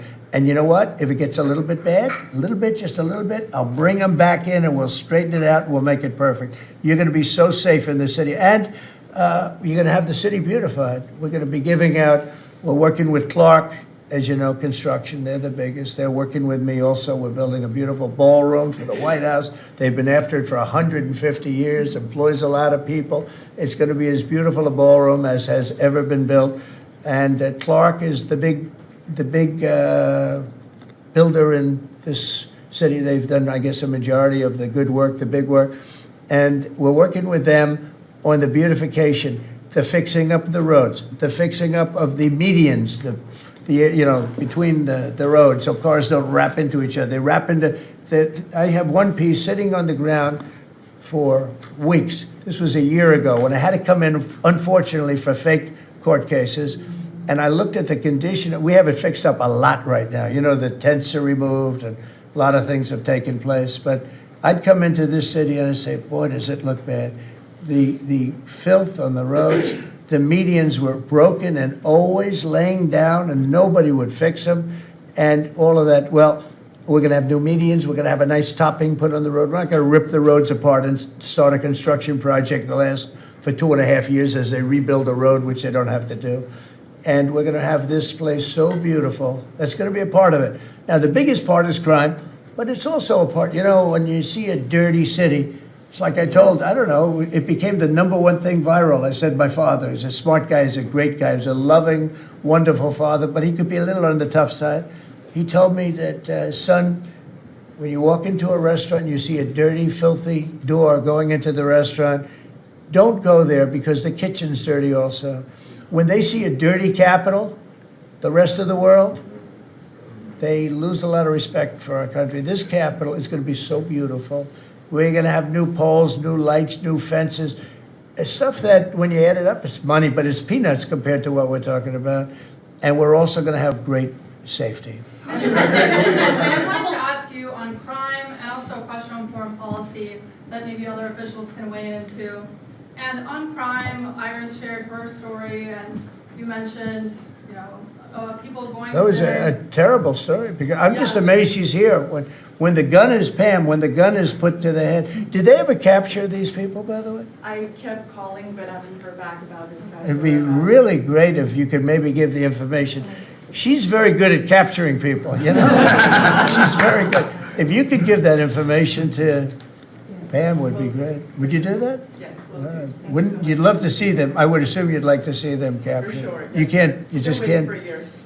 Yeah, take a good look at that. So, go ahead, so go ahead. Just a few weeks ago, I was out to dinner with my husband, and, you know, we're taking the metro back, and then we get attacked on the metro. They're throwing things, some teenagers, you know, they're throwing liquid at us. Oh, they're throwing things. They throw, how about where they chop down the granite curbs and the concrete curbs, but the granite curbs so expensive. You know, those granite curbs, nobody uses them because they're so expensive. And you see a guy chopping them and handing out big chunks of them like a brick because they couldn't get in because people were stopping them from walking out. A little bit unusual when you're walking with a bag of bricks. Generally speaking, Sean, that's not a good sign. Right? It's not a good sign. But they now come in with hammers. They can disguise a hammer. They start pounding the concrete and the granite, and they hand out chunks. And those people take those chunks and start throwing them at cops, or they stand on the top of bridges and they drop them down into the windshield of your car, and you get killed running into a light pole. It's those days are over. I wanted to ask you, Governor Hochul Kathy Hochul, said that she spoke to you on the phone, and you said you might send National Guard troops to New York. You mentioned that. So will you? I'd love to do will you it. be If sending she'd troops like, to I get them? along with Kathy. If she'd like to do that, I would do it. You see, look, New York has difficulty like other, and I don't want to make this bite, I want to make this like friendly. But the places we're talking about happen to be virtually all Democrat-run. Now, take a look at your 25 places that are most troubled. Everyone, except maybe one, and it's way back in number 24 or 25, but essentially 25 out of 25 are run by Democrats, and cashless bail was a disaster. When they did that, and I believe it was instituted first in New York, but when they did cashless bail, that was a tragedy for this, because that's when it really started getting bad. When somebody kills somebody, you don't say you can come out, you don't have to put up anything. You put that person in jail and you find out whether or not it's true, but you don't give cashless bail with a promise to come back in a couple of months, we'll start talking to you. Because they go out and they kill other people, and you can't do that. The cashless bail has been, it's just a woke thing. It's got to stop. You see that, Christy, better than anybody. It's got to stop. It causes unbelievable, and we're doing that. We're stopping it in D.C. I would love to have the governor of Illinois call me and say, look, we have a problem in Chicago. We will stop that problem in Chicago in 2 months, maybe less, 2 months. We'll stop it. These are tough cookies we have working for us. These are tough cookies. These are not politically correct soldiers that, I won't go into definitions of what that means, but these are not politically correct soldiers. These are rough guys. I watched it last night. I see it. I saw them the other day when we went down and we spent some time together with them. These are tough cookies. These are not people that you're going to laugh at and spit in their face and they're not going to do anything about it. And these people, they're afraid, these gang members who are bad people too. These are bad, these are just bad people. Ours are bad, but they're bad in a good sense, right? You don't understand that, Scott? And we can solve Chicago in 2 months. Now, then, as per your statement before, we have to keep it going, and we'll be able to keep it going. The first thing you have to do is get it down. We are very close to being at that position in D.C., and within a month, we will be, within a month from when we started, which is quicker than I thought, you're going to feel very, very safe. I think you feel very safe right now. But I would love it to have these governors, mayors call me and say, we'd like to invite you into our community because we have a problem and you can handle the problem and we can't. One other thing, sanctuary cities, they should be terminated. They're sanctuary for criminals. They're safety and security for criminals. They are very, very bad. And all of these places have big sanctuary cities, and all they're doing is protecting criminals. Okay. Questions about Lisa Cook. You have spoken out very strongly for a long time about what you see as the weaponization of government. Yeah. Is your administration weaponizing No. government by digging into the mortgage records of officials you don't like? No, they're public. I mean, you can find out those records. You can go check out the records yourself. And you should be doing that job, actually. You wouldn't do that because that's not the kind of reporter you are. But you should be doing that job. I shouldn't have to be doing it. If you did your job properly, we wouldn't have problems like Lisa Cook. Go ahead. You were going to say something. So would you be Go. trying to fire Blue? Lisa Cook if she had voted to lower interest rates? On national Please. security. I think we have to have a lower interest rates, yes. A follow-up question for you and Madam Attorney General on national security. We've heard from Stephen Miller yesterday in the Oval Office that there are street criminals here in D.C. who are actually found to be doing business with transnational criminal cartels. That's right. overseas. And we know who they are, and we know who they're doing business with. And we're arresting the people, very strongly arresting, and we're keeping them there because, your laws here make it very difficult. And one of the other laws we're trying to get done, because you have 14-year-old kids that are just as tough as a 25-year-old kid, just as dangerous, and they carry the same gun. And we have to make a provision where they're treated like older people, because these are seriously tough, bad. They're children, but they're criminals, and they're really bad criminals. And they're used by older people because they never get charged because you can't do anything to them. But we are getting that change, Pam, I hope, because you have 14-year-old kids that are evil, they're sick, and they have to be put away. Something has to be done, because you can't have a society where they're allowed to walk the street. You know that better than anybody. Mr. President, on your way to Alaska. I can't believe it. You're not tired holding that? Look I have at a this. few more questions. How strong are you? How strong are you? Look at him. He's been holding that thing for 3 hours. You're a good fisherman. Well, I should give that a shot.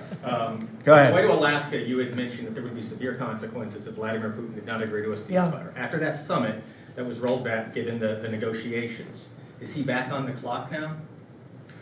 I want to see that deal end. It's very, very serious what I have in mind if I have to do it, but I want to see it end. I think that in many ways he's there. Sometimes he'll be there and Zelensky won't be there. You know, it's like, who do we have today? I got to get them both at the same time. But I want to have it end. We have economic sanctions. I'm talking about economic, because we're not going to get into a world war. I'll tell you what, in my opinion, if I didn't win this race, Ukraine could have ended up in a world war. We're not going to end up in a world war anymore, but it would have ended up possibly in a world war. That would have been they were ready to trot. But just like India and Pakistan, we're going to end up in a nuclear war if I didn't stop them. You know, it's sort of strange. I saw they were fighting. Then I saw 7 jets were shot down. I said, that's not good. That's a lot of jets, you know. $150 million planes were shot down. A lot of them, 7, maybe more than that. They didn't even report the real number. And I'm talking to a very terrific man, Modi of India. And I say, what's going on with you in Pakistan? Then I'm talking to Pakistan on trade. I said, what's going on with you in India? And the hatred was tremendous. Now, this has been going on for a hell of a long time, like sometimes with different names for hundreds of years.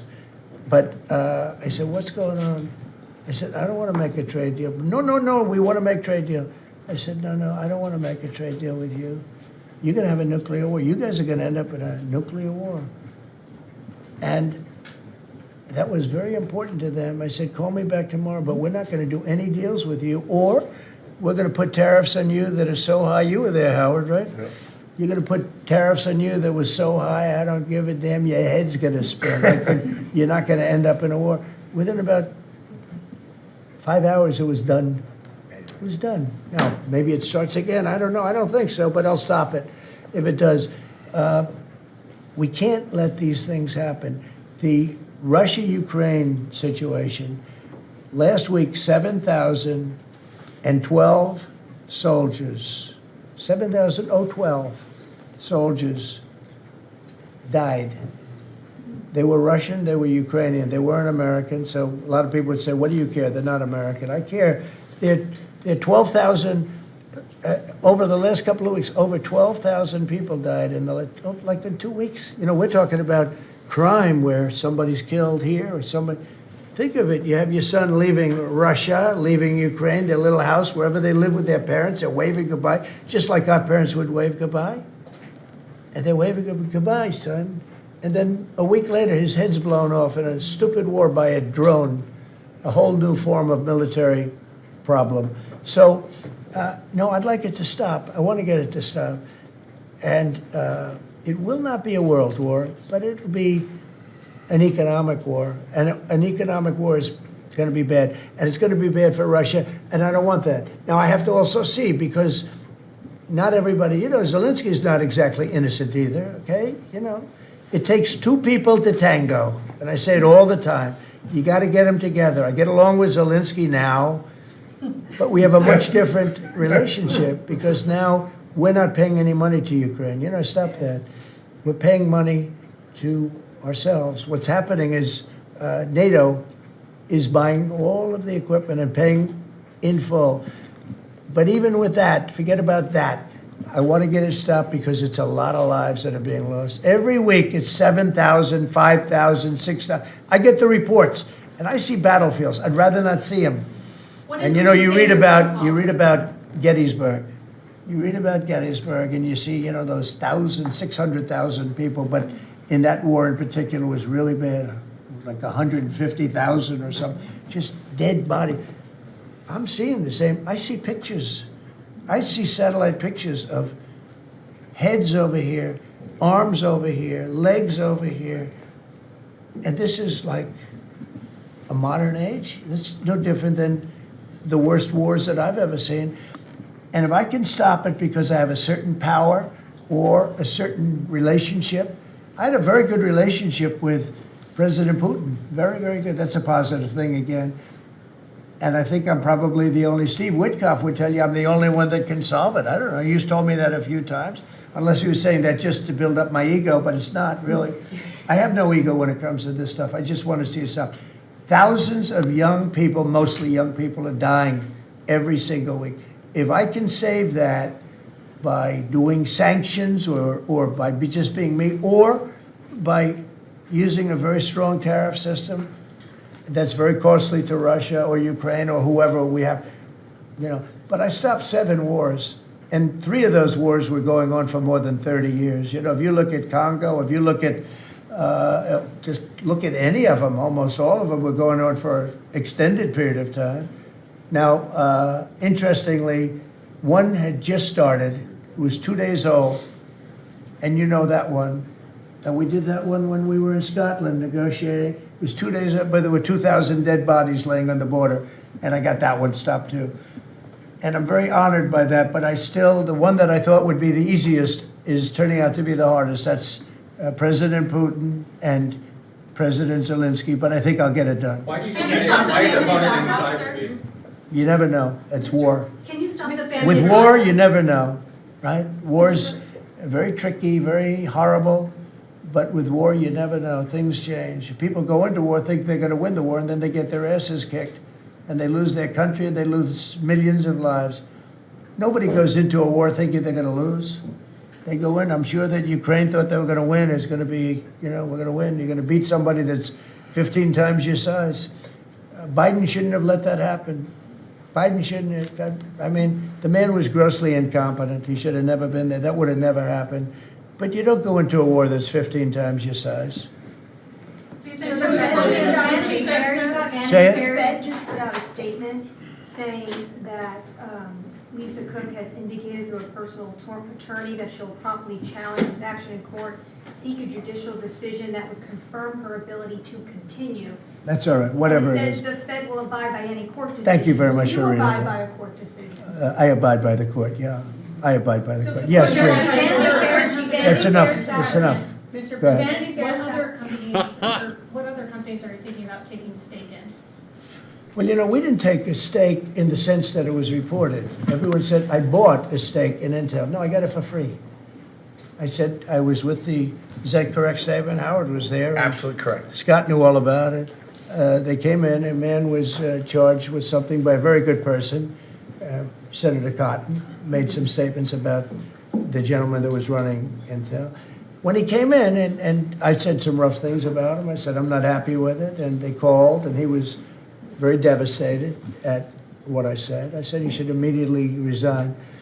And he came to see me, and I was very impressed by him, actually.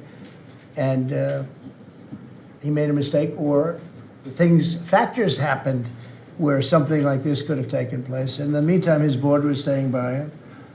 And I said to him, and it took about, I would say, less than 45 seconds. I said, you know what you should do if you're smart? Give the United States of America 10% of your company. And he looked at me and he said, I'll do that. I said, I just made $11 billion for the United States. And we made the deal. I didn't pay, we didn't write a check. Now, I guess Biden, with his stupid CHIPS Act, handed money to all these people that didn't need any money. Exactly. It didn't do anything. They're giving billions of dollars to everybody. They all have so much money, and they have more money. But there's no commitment that you had to build. They just took all this money. It's the stupidest thing I've ever seen. See, with tariffs, they have to come in. Because if they don't come in, they can't sell into our country.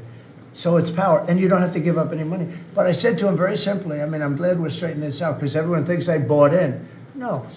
I said, it would be great, we'd be a great partner for you, and I want to see Intel do well. Intel was a great company, and it can be a great company again. But I said, I think it would be good if we own 10% of your company. He said, I'll make that deal. And it happens to be worth $11 billion. So we made $11 billion for the country. And then I was criticized by some of the fake news media. That's not the American way. Actually, it is the American way. Now, if I can help other countries or do those deals with others, I would do that. I think it's great. It's good. Builds up our balance sheet. Let me tell you, our country is becoming very rich again. You don't see it.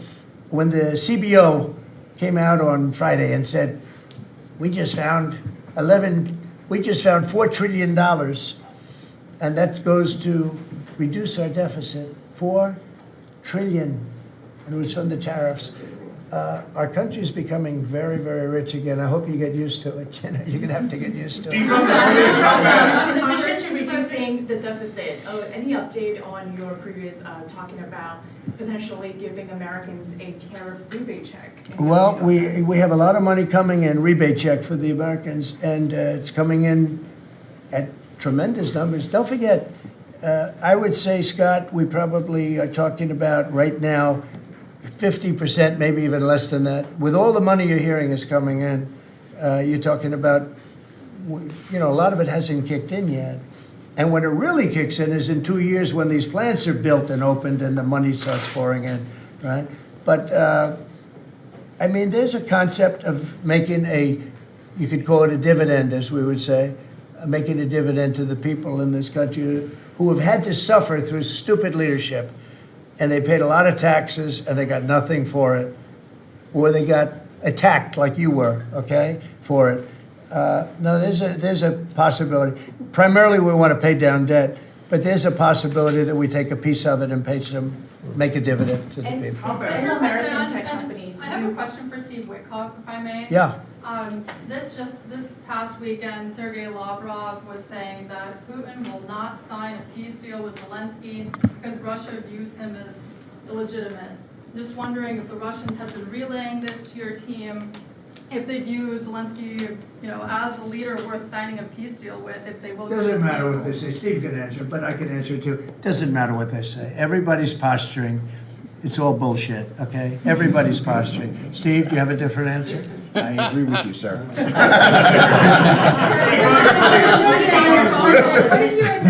Here in this city, there are 500 people short on the police departmental police.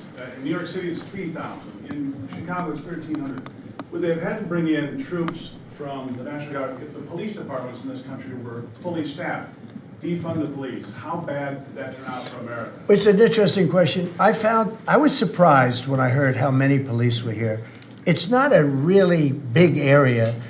And I think they said they're down to 3,200 police or something like that. I said, that's a lot of police. And I was a little bit surprised because to me that's a big force. And it's not a big area, but it is what it is. There's a lot of crime. You have don't forget, you have a lot of police that weren't allowed to do their job. When I came in, as you remember, we made tremendous strides in a little conflict that we had going at the time because I allowed our military to make the decision. I said, you can make any decision you want. I gave it to the colonels in the field. I gave it to the captains in the field. You remember that where everything went through Biden, meaning one of the people, and everything went through Obama before him. Everything went through. They had to make the decision as to whether or not to attack the Taliban. So they'd find 30 people together. They'd call up Washington, and they'd go to a political hack who knew nothing about it. My first night, I got that same call. They called me, and they said, I got a call at 3 o'clock in the morning because I listened to their system, and they were calling me, and they were asking me whether or not they could attack a group of people having to do with what war I'm talking about. And I said, I know nothing about this. Wait a minute. And then I said, who is he? Let me speak to the people calling. They're calling from Afghanistan. And I said, let me speak to the people. I want to speak to them. And it was a colonel. I said, where'd you go to school, Colonel? I went to West Point, sir. Were you a good student? I was, sir. I was a very good student. So you're calling the White House to ask for permission to attack, and by the time you get the answer, how long does it take? Sometimes 2 or 3 weeks. So by the time you get the answer, the people that you want to attack have already left, right? He said, how did you know that, sir? I said, let me ask you, so you're a good student, you went to West Point, and you love the military, right? Yeah. You make the decision. And I gave all those guys that went to all these great schools, and they're all military people, I gave them the right to make their own decision, and we kicked ISIS's ass. Don't forget, ISIS was supposed to be, was supposed to take 5 years to terminate them, and we had a man named Raisin Kane, who happens to have done the whole thing in Iran. He's a great general, and he's a wonderful guy too, believe it or not, but he's a great soldier. We let them do their work, and we defeated ISIS. We defeated everybody. Every fight that we had militarily that I had, I won. And I let these great soldiers do some make a mistake, I guess. But like this colonel, I'll never forget it. Where did you go to school? I went to West Point, sir. I did ask him a question. I like good students as opposed to bad students. He said, I was a good student, sir. And I said, you do what's necessary. And, you know, I don't want to sound overly vicious, but he wiped out the entire group of very bad people that want to kill us. So you have to let them do their job. In Washington, they're not allowed to do their job, okay? They're not allowed. You have great police. You have great police, but they're not allowed. Hello. Go ahead. On Congress, Mr. President, would you be open to a year-long continuing resolution? I'm always open to whatever is necessary. Look, here's the problem in Congress. You have Democrats that will never vote for anything. I could say that we're going to lower your taxes by 50%. We're going to guarantee you free cities, safe cities. Nobody will ever get touched, molested, beat up, shot in the head. We're going to give you the greatest country ever. We need your vote. And they won't vote. And they do it in unison. The only thing they do good is cheat on elections and unite. You know why they unite? Not because they're good or they're loyal people. They unite because they're afraid. They're afraid of the radical left. And you can't get their vote. So we have a vote coming up at the end of September. And I think we're going to pass it because we have the majority. And I think almost every Republican will vote for an extension. Because no matter what deal you make with these people, look at Schumer. He made a deal a year and a half ago, and after making the deal, he's been almost run out of the party. He's not the same man. He's not the same man. He's finished. He aged 20 years. He's become a Palestinian, by the way. We call him our great Palestinian senator. But Chuck Schumer, and I wrote him a letter. I said, Chuck, that was really great. Thank you very much. And somebody gave the letter to the press, not me. And he was destroyed because they thought I was being sarcastic, and I wasn't. He made a great decision. It kept our country open. It was a positive. But you can count on almost no vote. I mean, I see things. I'll give you an example, crime. So we're going to pass a bill to stop crime. We may not get one Democrat vote, okay? We may not get one. So when you say continuing resolution, I guess so, and it's going to be passed exclusively by Republicans. On farm Mr. President, why do you use you mentioned in Iowa that you derogatory wanted to see sir? some changes to the H-2A visa program for farm workers. Right. You mentioned in Iowa that you want to see changes. Do you want to see that before the fall harvest? Well, I love both groups, and we take care of our farmers, and we also take care of the people that want bad people out of our country. And we're working on something that's going to work really well. We take care of our farmers, but we also have to take care of those people that voted for me because they don't want criminals in our country. And we're working on something where we can take care of both. Mr. President, you were talking about the CBO report that two of your cabinet members were talking about. I remember back on Liberation Day, many of us reporters covered your detractors, people saying that it was going to explode the deficit and therefore explode the debt. Who all has called you to say I was wrong?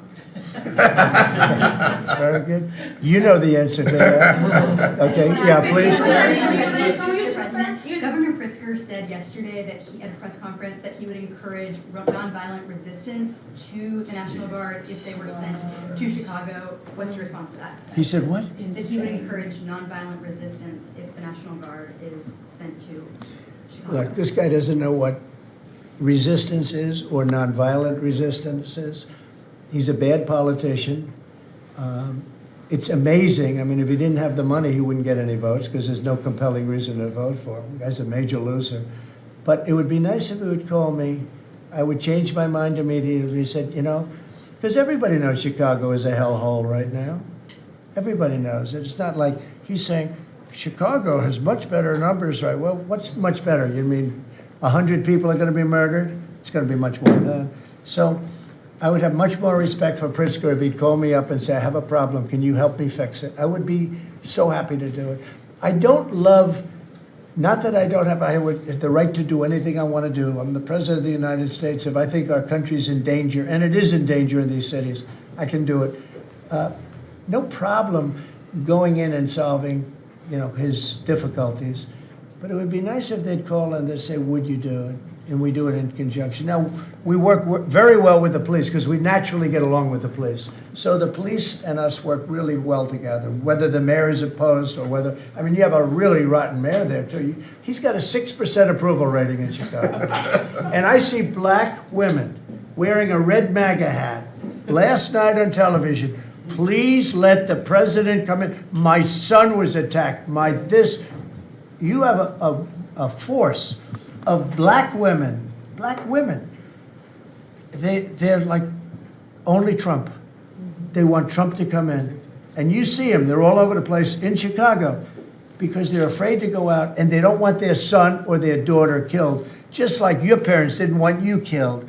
And we have a tremendous, look, it's not about winning elections because we want to have nice, fair elections. It's not politics. We want to see a safe country. You have people that want to see a safe country, and they're great people. You have great people in Chicago. The mayor is at 6% approval. He's an incompetent man. He should have never been put in a position like that. He can't handle it. You have an incompetent governor there. You have an incompetent governor in California, Gavin. I know him very well. He's incompetent. He's a nice guy, looks good. Hi, everybody. How you doing? He's got some strange hand action going. I don't know what the hell his problem is. It's a little weird, to be honest. There's a little something shaky going on there. But, all he has to do is call me and say, we have the Olympics coming up. We want to make it really good and safe.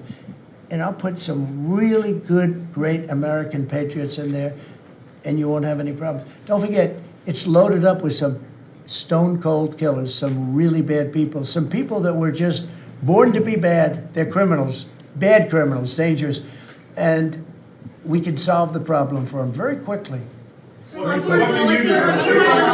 Okay, you know what I think? I think this. You have not had this happen for 4 years. You sat and you'd ask one question to Biden, and it was always the ice cream question, right? What flavor ice cream do you like best? I like vanilla. And that was the end of the conference. I think now we've done enough. These people are very busy. I want to just thank, this is the greatest, this has never been done before. First of all, a cabinet meeting was sacred. You'd never let the fake news media in. But the fake news media isn't all fake. It's, a lot of it is, but it's not all. I think it's a great thing. I think maybe it's going to be done in the future. I hope it's going to be done. But you really get the word out. We had, each one of these people spoke. I think each one, if I thought one of them did badly, I would call that person out. I would say, Christy, what the heck are you doing? Please don't say that. No, seriously, you have a very talented group of people. They get along, they work along together. And there's something really nice about just, the openness of what we're doing. It's government. It's an open government. That's what we are. And we haven't made too many mistakes. We maybe will, but we haven't made too many mistakes. We've called it right. And I think you can be very proud of your country. We are a respected country again. We are really, right now, respected at the highest level, and we're doing great. And we're a very rich country again, very rich. And that's a good thing, because when we're rich, we can take care of poor. And that's what we're doing. And we're taking care of crime. And I hope, just in finishing, I hope that Illinois, I hope that New York, I hope that California, I hope they call me and they say, I'd love to have you come in and help us out. I will be a totally different person with them. I will respect them for doing it. Thank you all very much. Thank you, everybody. You're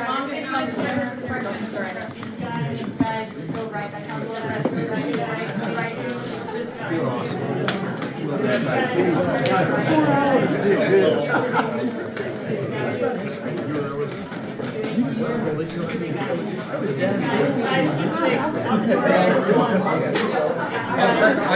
I'm not even. Thank you, please keep moving.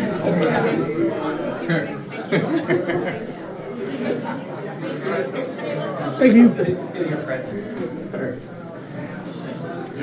Yeah. You know, sometimes you see something and you think to yourself, ooh, man, I need some of that. Well, you need some of this.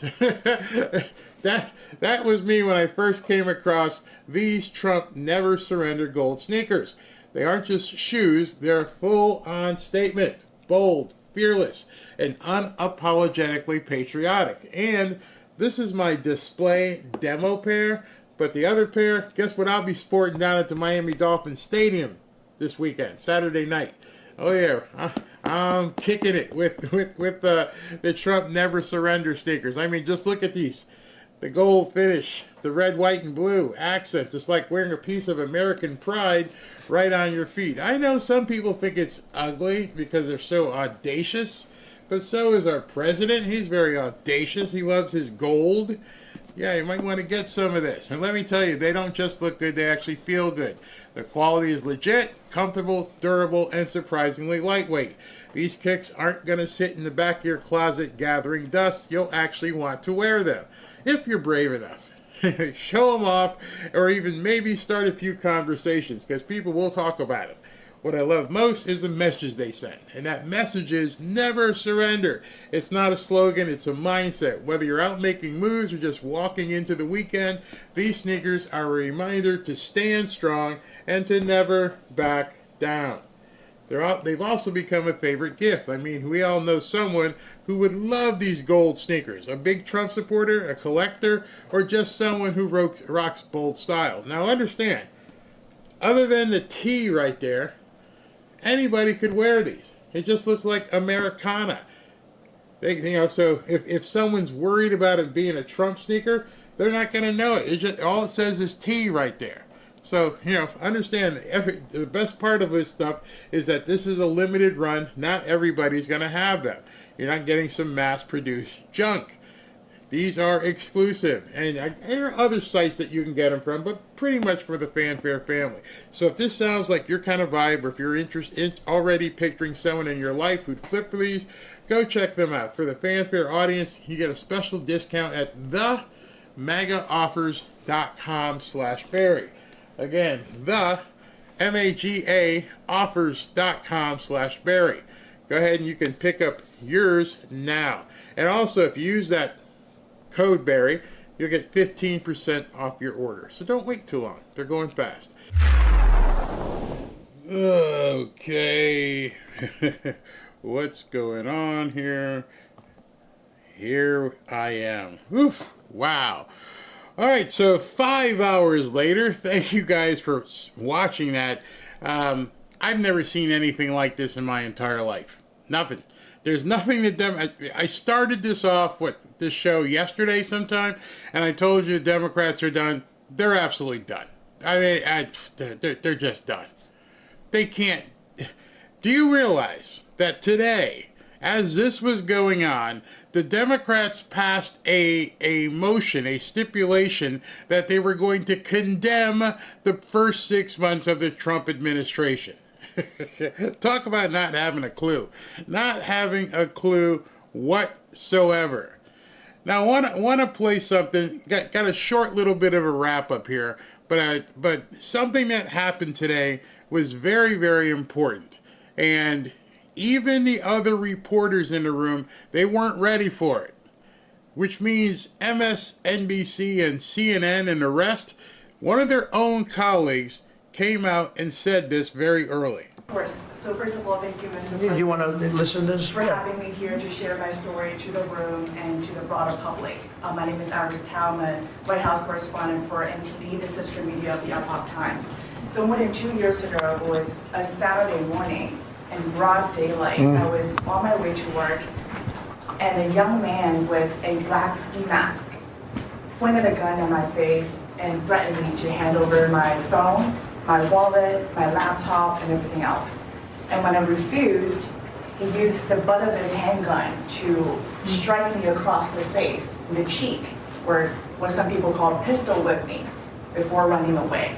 And that has deeply traumatized myself and my family. Ever since, I've never dared to walk in the street of DC at night, ever, and my family was extremely worried. So, Mr. President, thank you so much for what you're doing right now. Thank you, Iris, for being honest. Such incidents involve not just me, but also my family. If he had shot me, I could have died right there in the middle of nowhere without my families or my friends knowing at the age of back then, I think 23. Right. Just starting my career here in DC without even starting a family.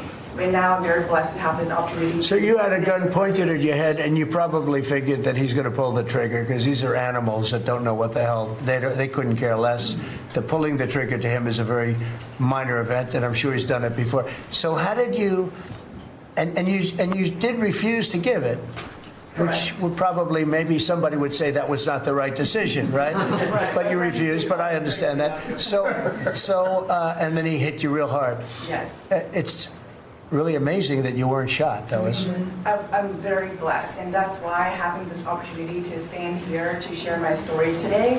One, I'm very grateful for God for allowing me to still survive to this day, but also to Mr. President. Thank you for now making DC safer. Thank you very much. For us, for our families, for my parents, on my behalf of my parents, and now my baby on the way. Thank you so much.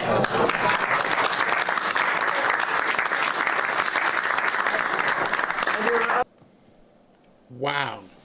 So you have to wonder how the people she's standing next to, and who all work for these liberal nut networks, how do you face this woman every single day? And as she comes to work now and says, yeah, it happened to me. I did not feel safe walking to work in Washington, D.C., and now all of a sudden I can, and let me share my story with you. Of course, you won't see that on MSNBC or CNN or CBS or ABC. They will completely ignore it. It's absolutely crazy that that came out. I had to find it because the other feed that I had didn't have a focus on her, so we couldn't hear it. I wanted you guys to actually hear what she said and see this diminutive woman. Compelling story. Compelling story, to say the least. Absolutely crazy. But you know what they're going to have a problem with? They will show President Trump calling these people animals. Watch. I'm telling you, they will make that the issue. Oh, President Trump calls Washington, D.C. criminals animals. Oh, my God. How could he call the guy who stuck a gun in some woman's face an animal? But they will. They will for sure. You know it's coming. There's no doubt that it's coming. The other thing is, let me see, the other thing they're going to bitch about, the death penalty. He blew that. That just got dropped out of nowhere. Hey, if you commit a murder in Washington, D.C., we're going to go for the death penalty. Now, I did see something in the chat here. I have not been able to verify it, but somebody dropped in the chat and said the first murder in 12 days has occurred. Well, I'm not sure if that guy slid in under the deadline, but if that is true, if there has been a murder today in Washington, D.C., I hope that guy gets the death penalty. Would love to see him be the first man up on the block. Show them this is what's going to happen. You're never getting out of jail, and likely after you go through all the exhaustive trials, they're going to light you up. So good luck with that. So if you guys, I don't know if SV, if you can confirm it, was there actually a murder in D.C. today? Not really sure. Next thing I wanted to cover. which I'm going to get into depth. These things are things I took notes of, so I'll put them in future shows, was Tulsi Gabbard with even more information about another set of burn bags. And it leads me to think, and I'm not in the CIA or any of those intelligence, but why in the FBI did Cash find burn bags? And why did she find burn bags? How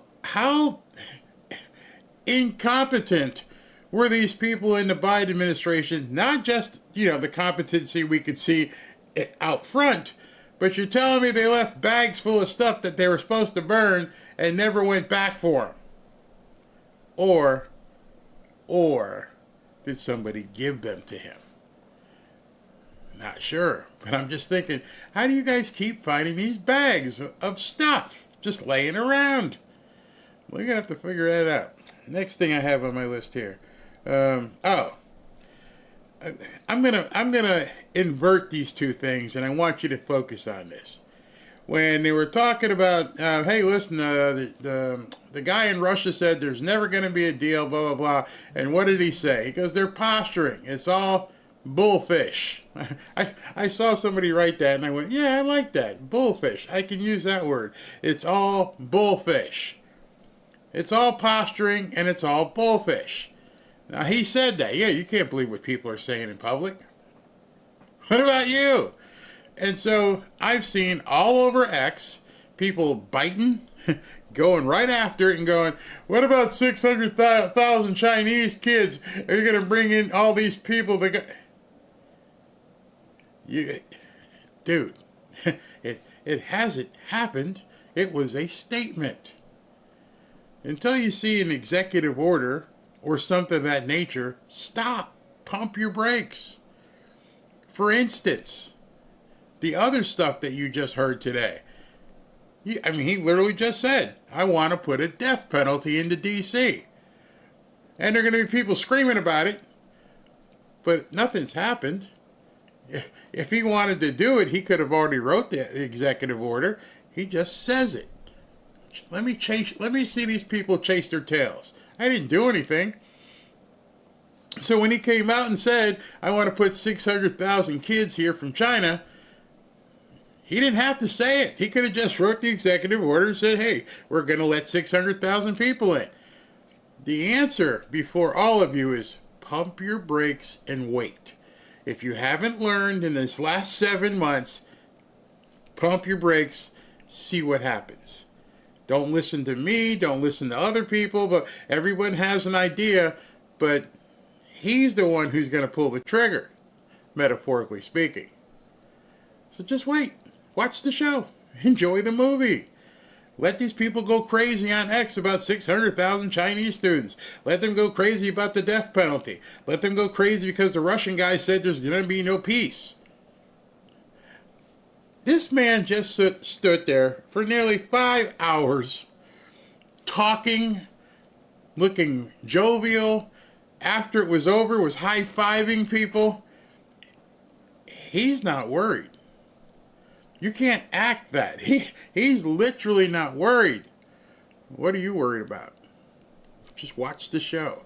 Let's have our opinions. Let's sit back and watch. I told you, it's football season. And I just found it very, very odd that the White House dropped that football video a couple days ago, and then Marco Rubio says, hey, look, can we make an executive order to stop weddings during football season? That means they've been talking about it. Yeah, that's pretty funny, Marco. They're talking about football. Somebody brings up Tay-Tay and Travis Kelce. Yeah, I wish him well.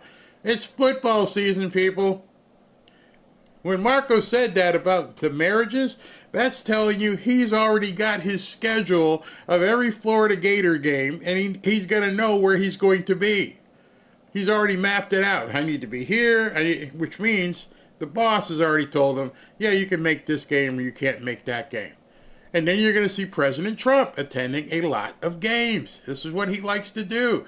That man looked completely comfortable, completely at ease, and that should tell you he's right where he wants to be. I would almost say he's got it under control. Pump your brakes. Just watch. Enjoy yourself. It's Labor Day weekend. Labor Day weekend. Now, there was a big press conference with Judge Janine as well, showing some more busts that she did. I'll probably show that tonight because I'm not going to hold you guys here for another hour. That was adorable. Yeah. Let's see what else we got. Military operation taking place. There's nothing to worry. Military is in control. Yeah, I believe that. I believe the military right now is in control. SB, were you able to find out? Was there actually? Yeah. Okay. Somebody says here. Jane Kersey says that she confirmed. Yes, Barry. The 12-day streak of no homicides ends. A person was killed on Anacostia Road Southeast overnight, breaking a 12-day streak without any homicides. All right, so we got 12 days, and now the count begins again. Now, you can bet once he gets out of that meeting, he gets that information if he hasn't had it already, and he's going to find who was in that quadrant, who was supposed to be there, who wasn't covering that area. So expect more soldiers in Washington, D.C. One is not good for him. He wants none. And watch what the Democrats do today. Oh, somebody got killed in Washington. They'll be gleeful. They will be happy that somebody got killed. It's an absolute sickness. An absolute sickness. All right, so I'm going to read some super chats and get out of here. I want you guys to know tonight we've got a pretty good show planned. I'll have Judge Janine's press conference and whatever else happens between now and then. And then also tonight when we do the Rumble Jump Over, I've got, Ashley has the Alpha Warrior book, so you're going to hear some stuff that you're not used to hearing on the news, because I'm sure he's going to dig deep as well. Let's see here. Are you actually having a show? Barry's talking president. Trump working pills. Oh my God. All right, so I posted something in the chat. Well, actually, yeah, in the chat. And it was a question. It says, we are going to do a deep sea fishing trip promo. Do you want to go? And we've had 1,400, almost 1,500 votes thus far. And 77% of people said, no, it's too far, can't make it. However, 20% of people, which based on that would be almost 300 or 400 people, said, yes, do the promo, we'll come down and go fishing. So what we're doing is we're working it out. Ashley has a deal working that she's working with one of our sponsors, a new sponsor, nothing to do with health or anything, just a entertainment based sponsor. Can't tell you who it is. And what we're going to do is rent a fishing yacht, or depending on how many people want to go, possibly 2, and we'll go deep sea fishing. And what we'll do is we'll go deep. Usually, in the case you guys aren't familiar with it, deep sea fishing trips go off at about 6:30, 7 a.m. That's when the fish supposedly bite. And so you'll go out at 7 o'clock in the morning, head out on the boat and do fishing all day. And then when I say all day, till about 12 o'clock. Then you come back in, and then when you come in, you get cleaned up and whatever. Then we'll go to lunch, and then we'll go to dinner that night as well. The lunch and dinner will be on me. The fishing trip will be on me. All you got to do is get here. So I'm going to put up probably a sign-up form for us to pick it on Monday, and then anybody who wants to come down can sign it, and we'll pick out. Not sure how many seats there will be, so we'll have to do. Well, once we get all those details.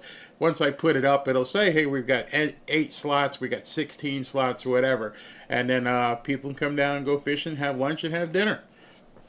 Sounds like a good thing. We have some fun.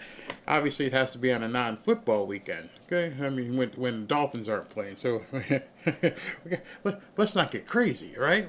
Let's make sure that we have the right thing, the right game time picked.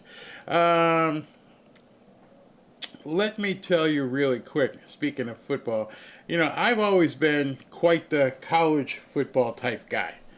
And because I've been a college football type guy, you can see it on the evil chair back there. It's now covered with Notre Dame banner. So the countdown is over. The rivalries are real, and the road to the championship begins it already has begun on Westwood One Sports. They bring you they bring you all the electrifying moment of NCAA football from the first snap to the final whistle come January or February. The top teams, the big plays, the unforgettable Saturdays. Don't miss a second of the action. Listen to NCAA football on rumble.com, the Westwood One Sports app, on westwoodonesports.com, via the Westwood One station streams, or by asking Alexa to open Westwood One Sports. If it's sports, it's on Westwood One. I don't know who wrote that. Okay, but that's kind of like, I get it, Westwood One. I'll say it again, Westwood One. But any event, you'll like college football. What's that say? Hold on. SB just found something. SB, I think somebody beat you to the punch. They already got the information. Okay, yeah, somebody already posted. All right, so somebody did get killed, unfortunately. But anyway, I'll tell you more about the fishing trip as we get closer and we get everything signed with the sponsor. I just wanted to make sure that there was interest. All right, so let me go through the super chats so I could go eat and see the wife and see the dogs and pretend like I'm supposed to be around because, oh my God, I haven't seen anybody all day. But first I got to call Ashley. All right. Super fast. Ants versus cockroach. Cue the cry, baby. Oh, God, that's too funny. Oh, too funny. You people crack me up. Chapo, the same people on the Epstein files are also in the drug smuggling and cartel business. 2 for 1 when they get caught. Karma at work. Yes, I agree. Captain KV, the judges who release criminals back on the street shouldn't be made to pay. Shouldn't be made to pay the penalty for any crime. Yeah, they should be made to pay the penalty for any crime the perp commits after they allowed to run free. Lock the judges up instead. Yep, completely agree with you. You threw me off when you said shouldn't. Yes, they should be held liable. Hell, we need so secure kind of recourse against all these federal judges practicing politics with their office. Yep, gotta yank them out, military. Hal, not only is she right, she's hot. Oh my goodness, you're too funny. Moshe, my mother grew up in the Roxbury, Dorchester area in Boston when it was safe. She said the public schools were closed on Jewish holidays because of the large amount of Orthodox student body there. In Roxbury, in the Back Bay area of Boston, I believe it's Back Bay, you don't want to go there anymore. Robert Gallant, I'd force compliance and still yank the funding. Yep. Oh, Boner, we love you, Trump, but you need to fight grocery prices like you fight crime. Where do you live? Where the grocery prices still haven't come down? Rose Hunter, cracking up at that ignoramus. He's a cockroach. Look at him. He's got to be talking about Brandon. Hefty Chills, I'd like to send you an email. What's your email? It would be showmail@fanfareshop.org. George Rivera, or Jorge Rivera, confuse not the spiritual Jewish people of the Bible and the secular state of Israel. To do so will create error. There is a reason that the U.S. is as worried about the Mossad as the GRU or FIS. Interesting. Lindsay, my husband and I own a small trucking company. Diesel prices lowered will increase our bottom line year over year. All our suppliers had to increase their costs. It's the lifeblood of every industry. If it ain't on a truck, you ain't getting it. That's for absolutely sure. Absolutely sure. Big Cat, you're one of the best, Barry. Thank you. Thank you very much, and blessings to you as well. Mississippi, I hope Midas runs for president in 2028. Oh, he's not even in here. When I get my new office set up, which is probably within the next 2 or 3 weeks, and hopefully I'm going to have some additional help from a couple of the mods who want to do some things, but I'm going to put up a dog cam so you can see, if you see what he does when I'm broadcasting, you will crack up. Barry, can we buy the fanfare hat? No, but we are giving them away starting next week as well. Old Boner, let's go deep sea fishing, let me know. All right. the boat isn't the USS Minnow. No, I can attest to you that is definitely not the USS Minnow. In fact, it's a very, very nice boat. Robin just used it.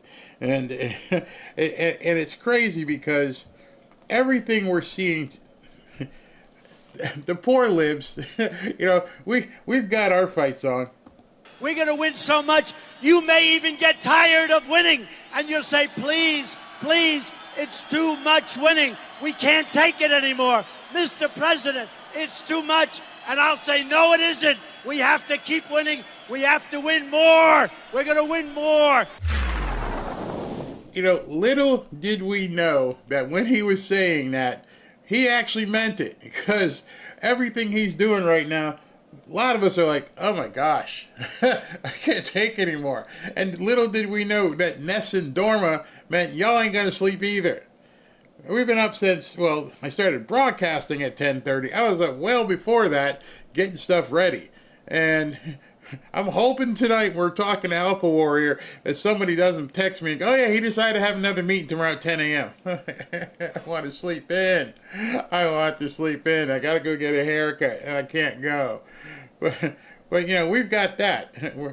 We just want to win, win, win. Whereas the Democrats, this is all they got, baby.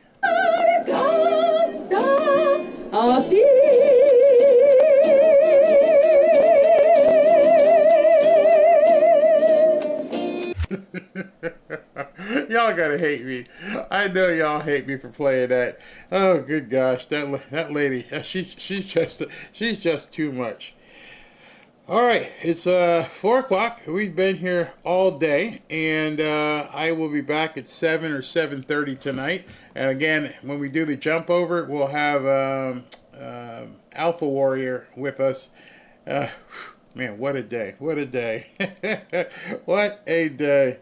So I will see you guys tonight, actually in a couple hours. And I don't know if you got time, but here we go with the after party.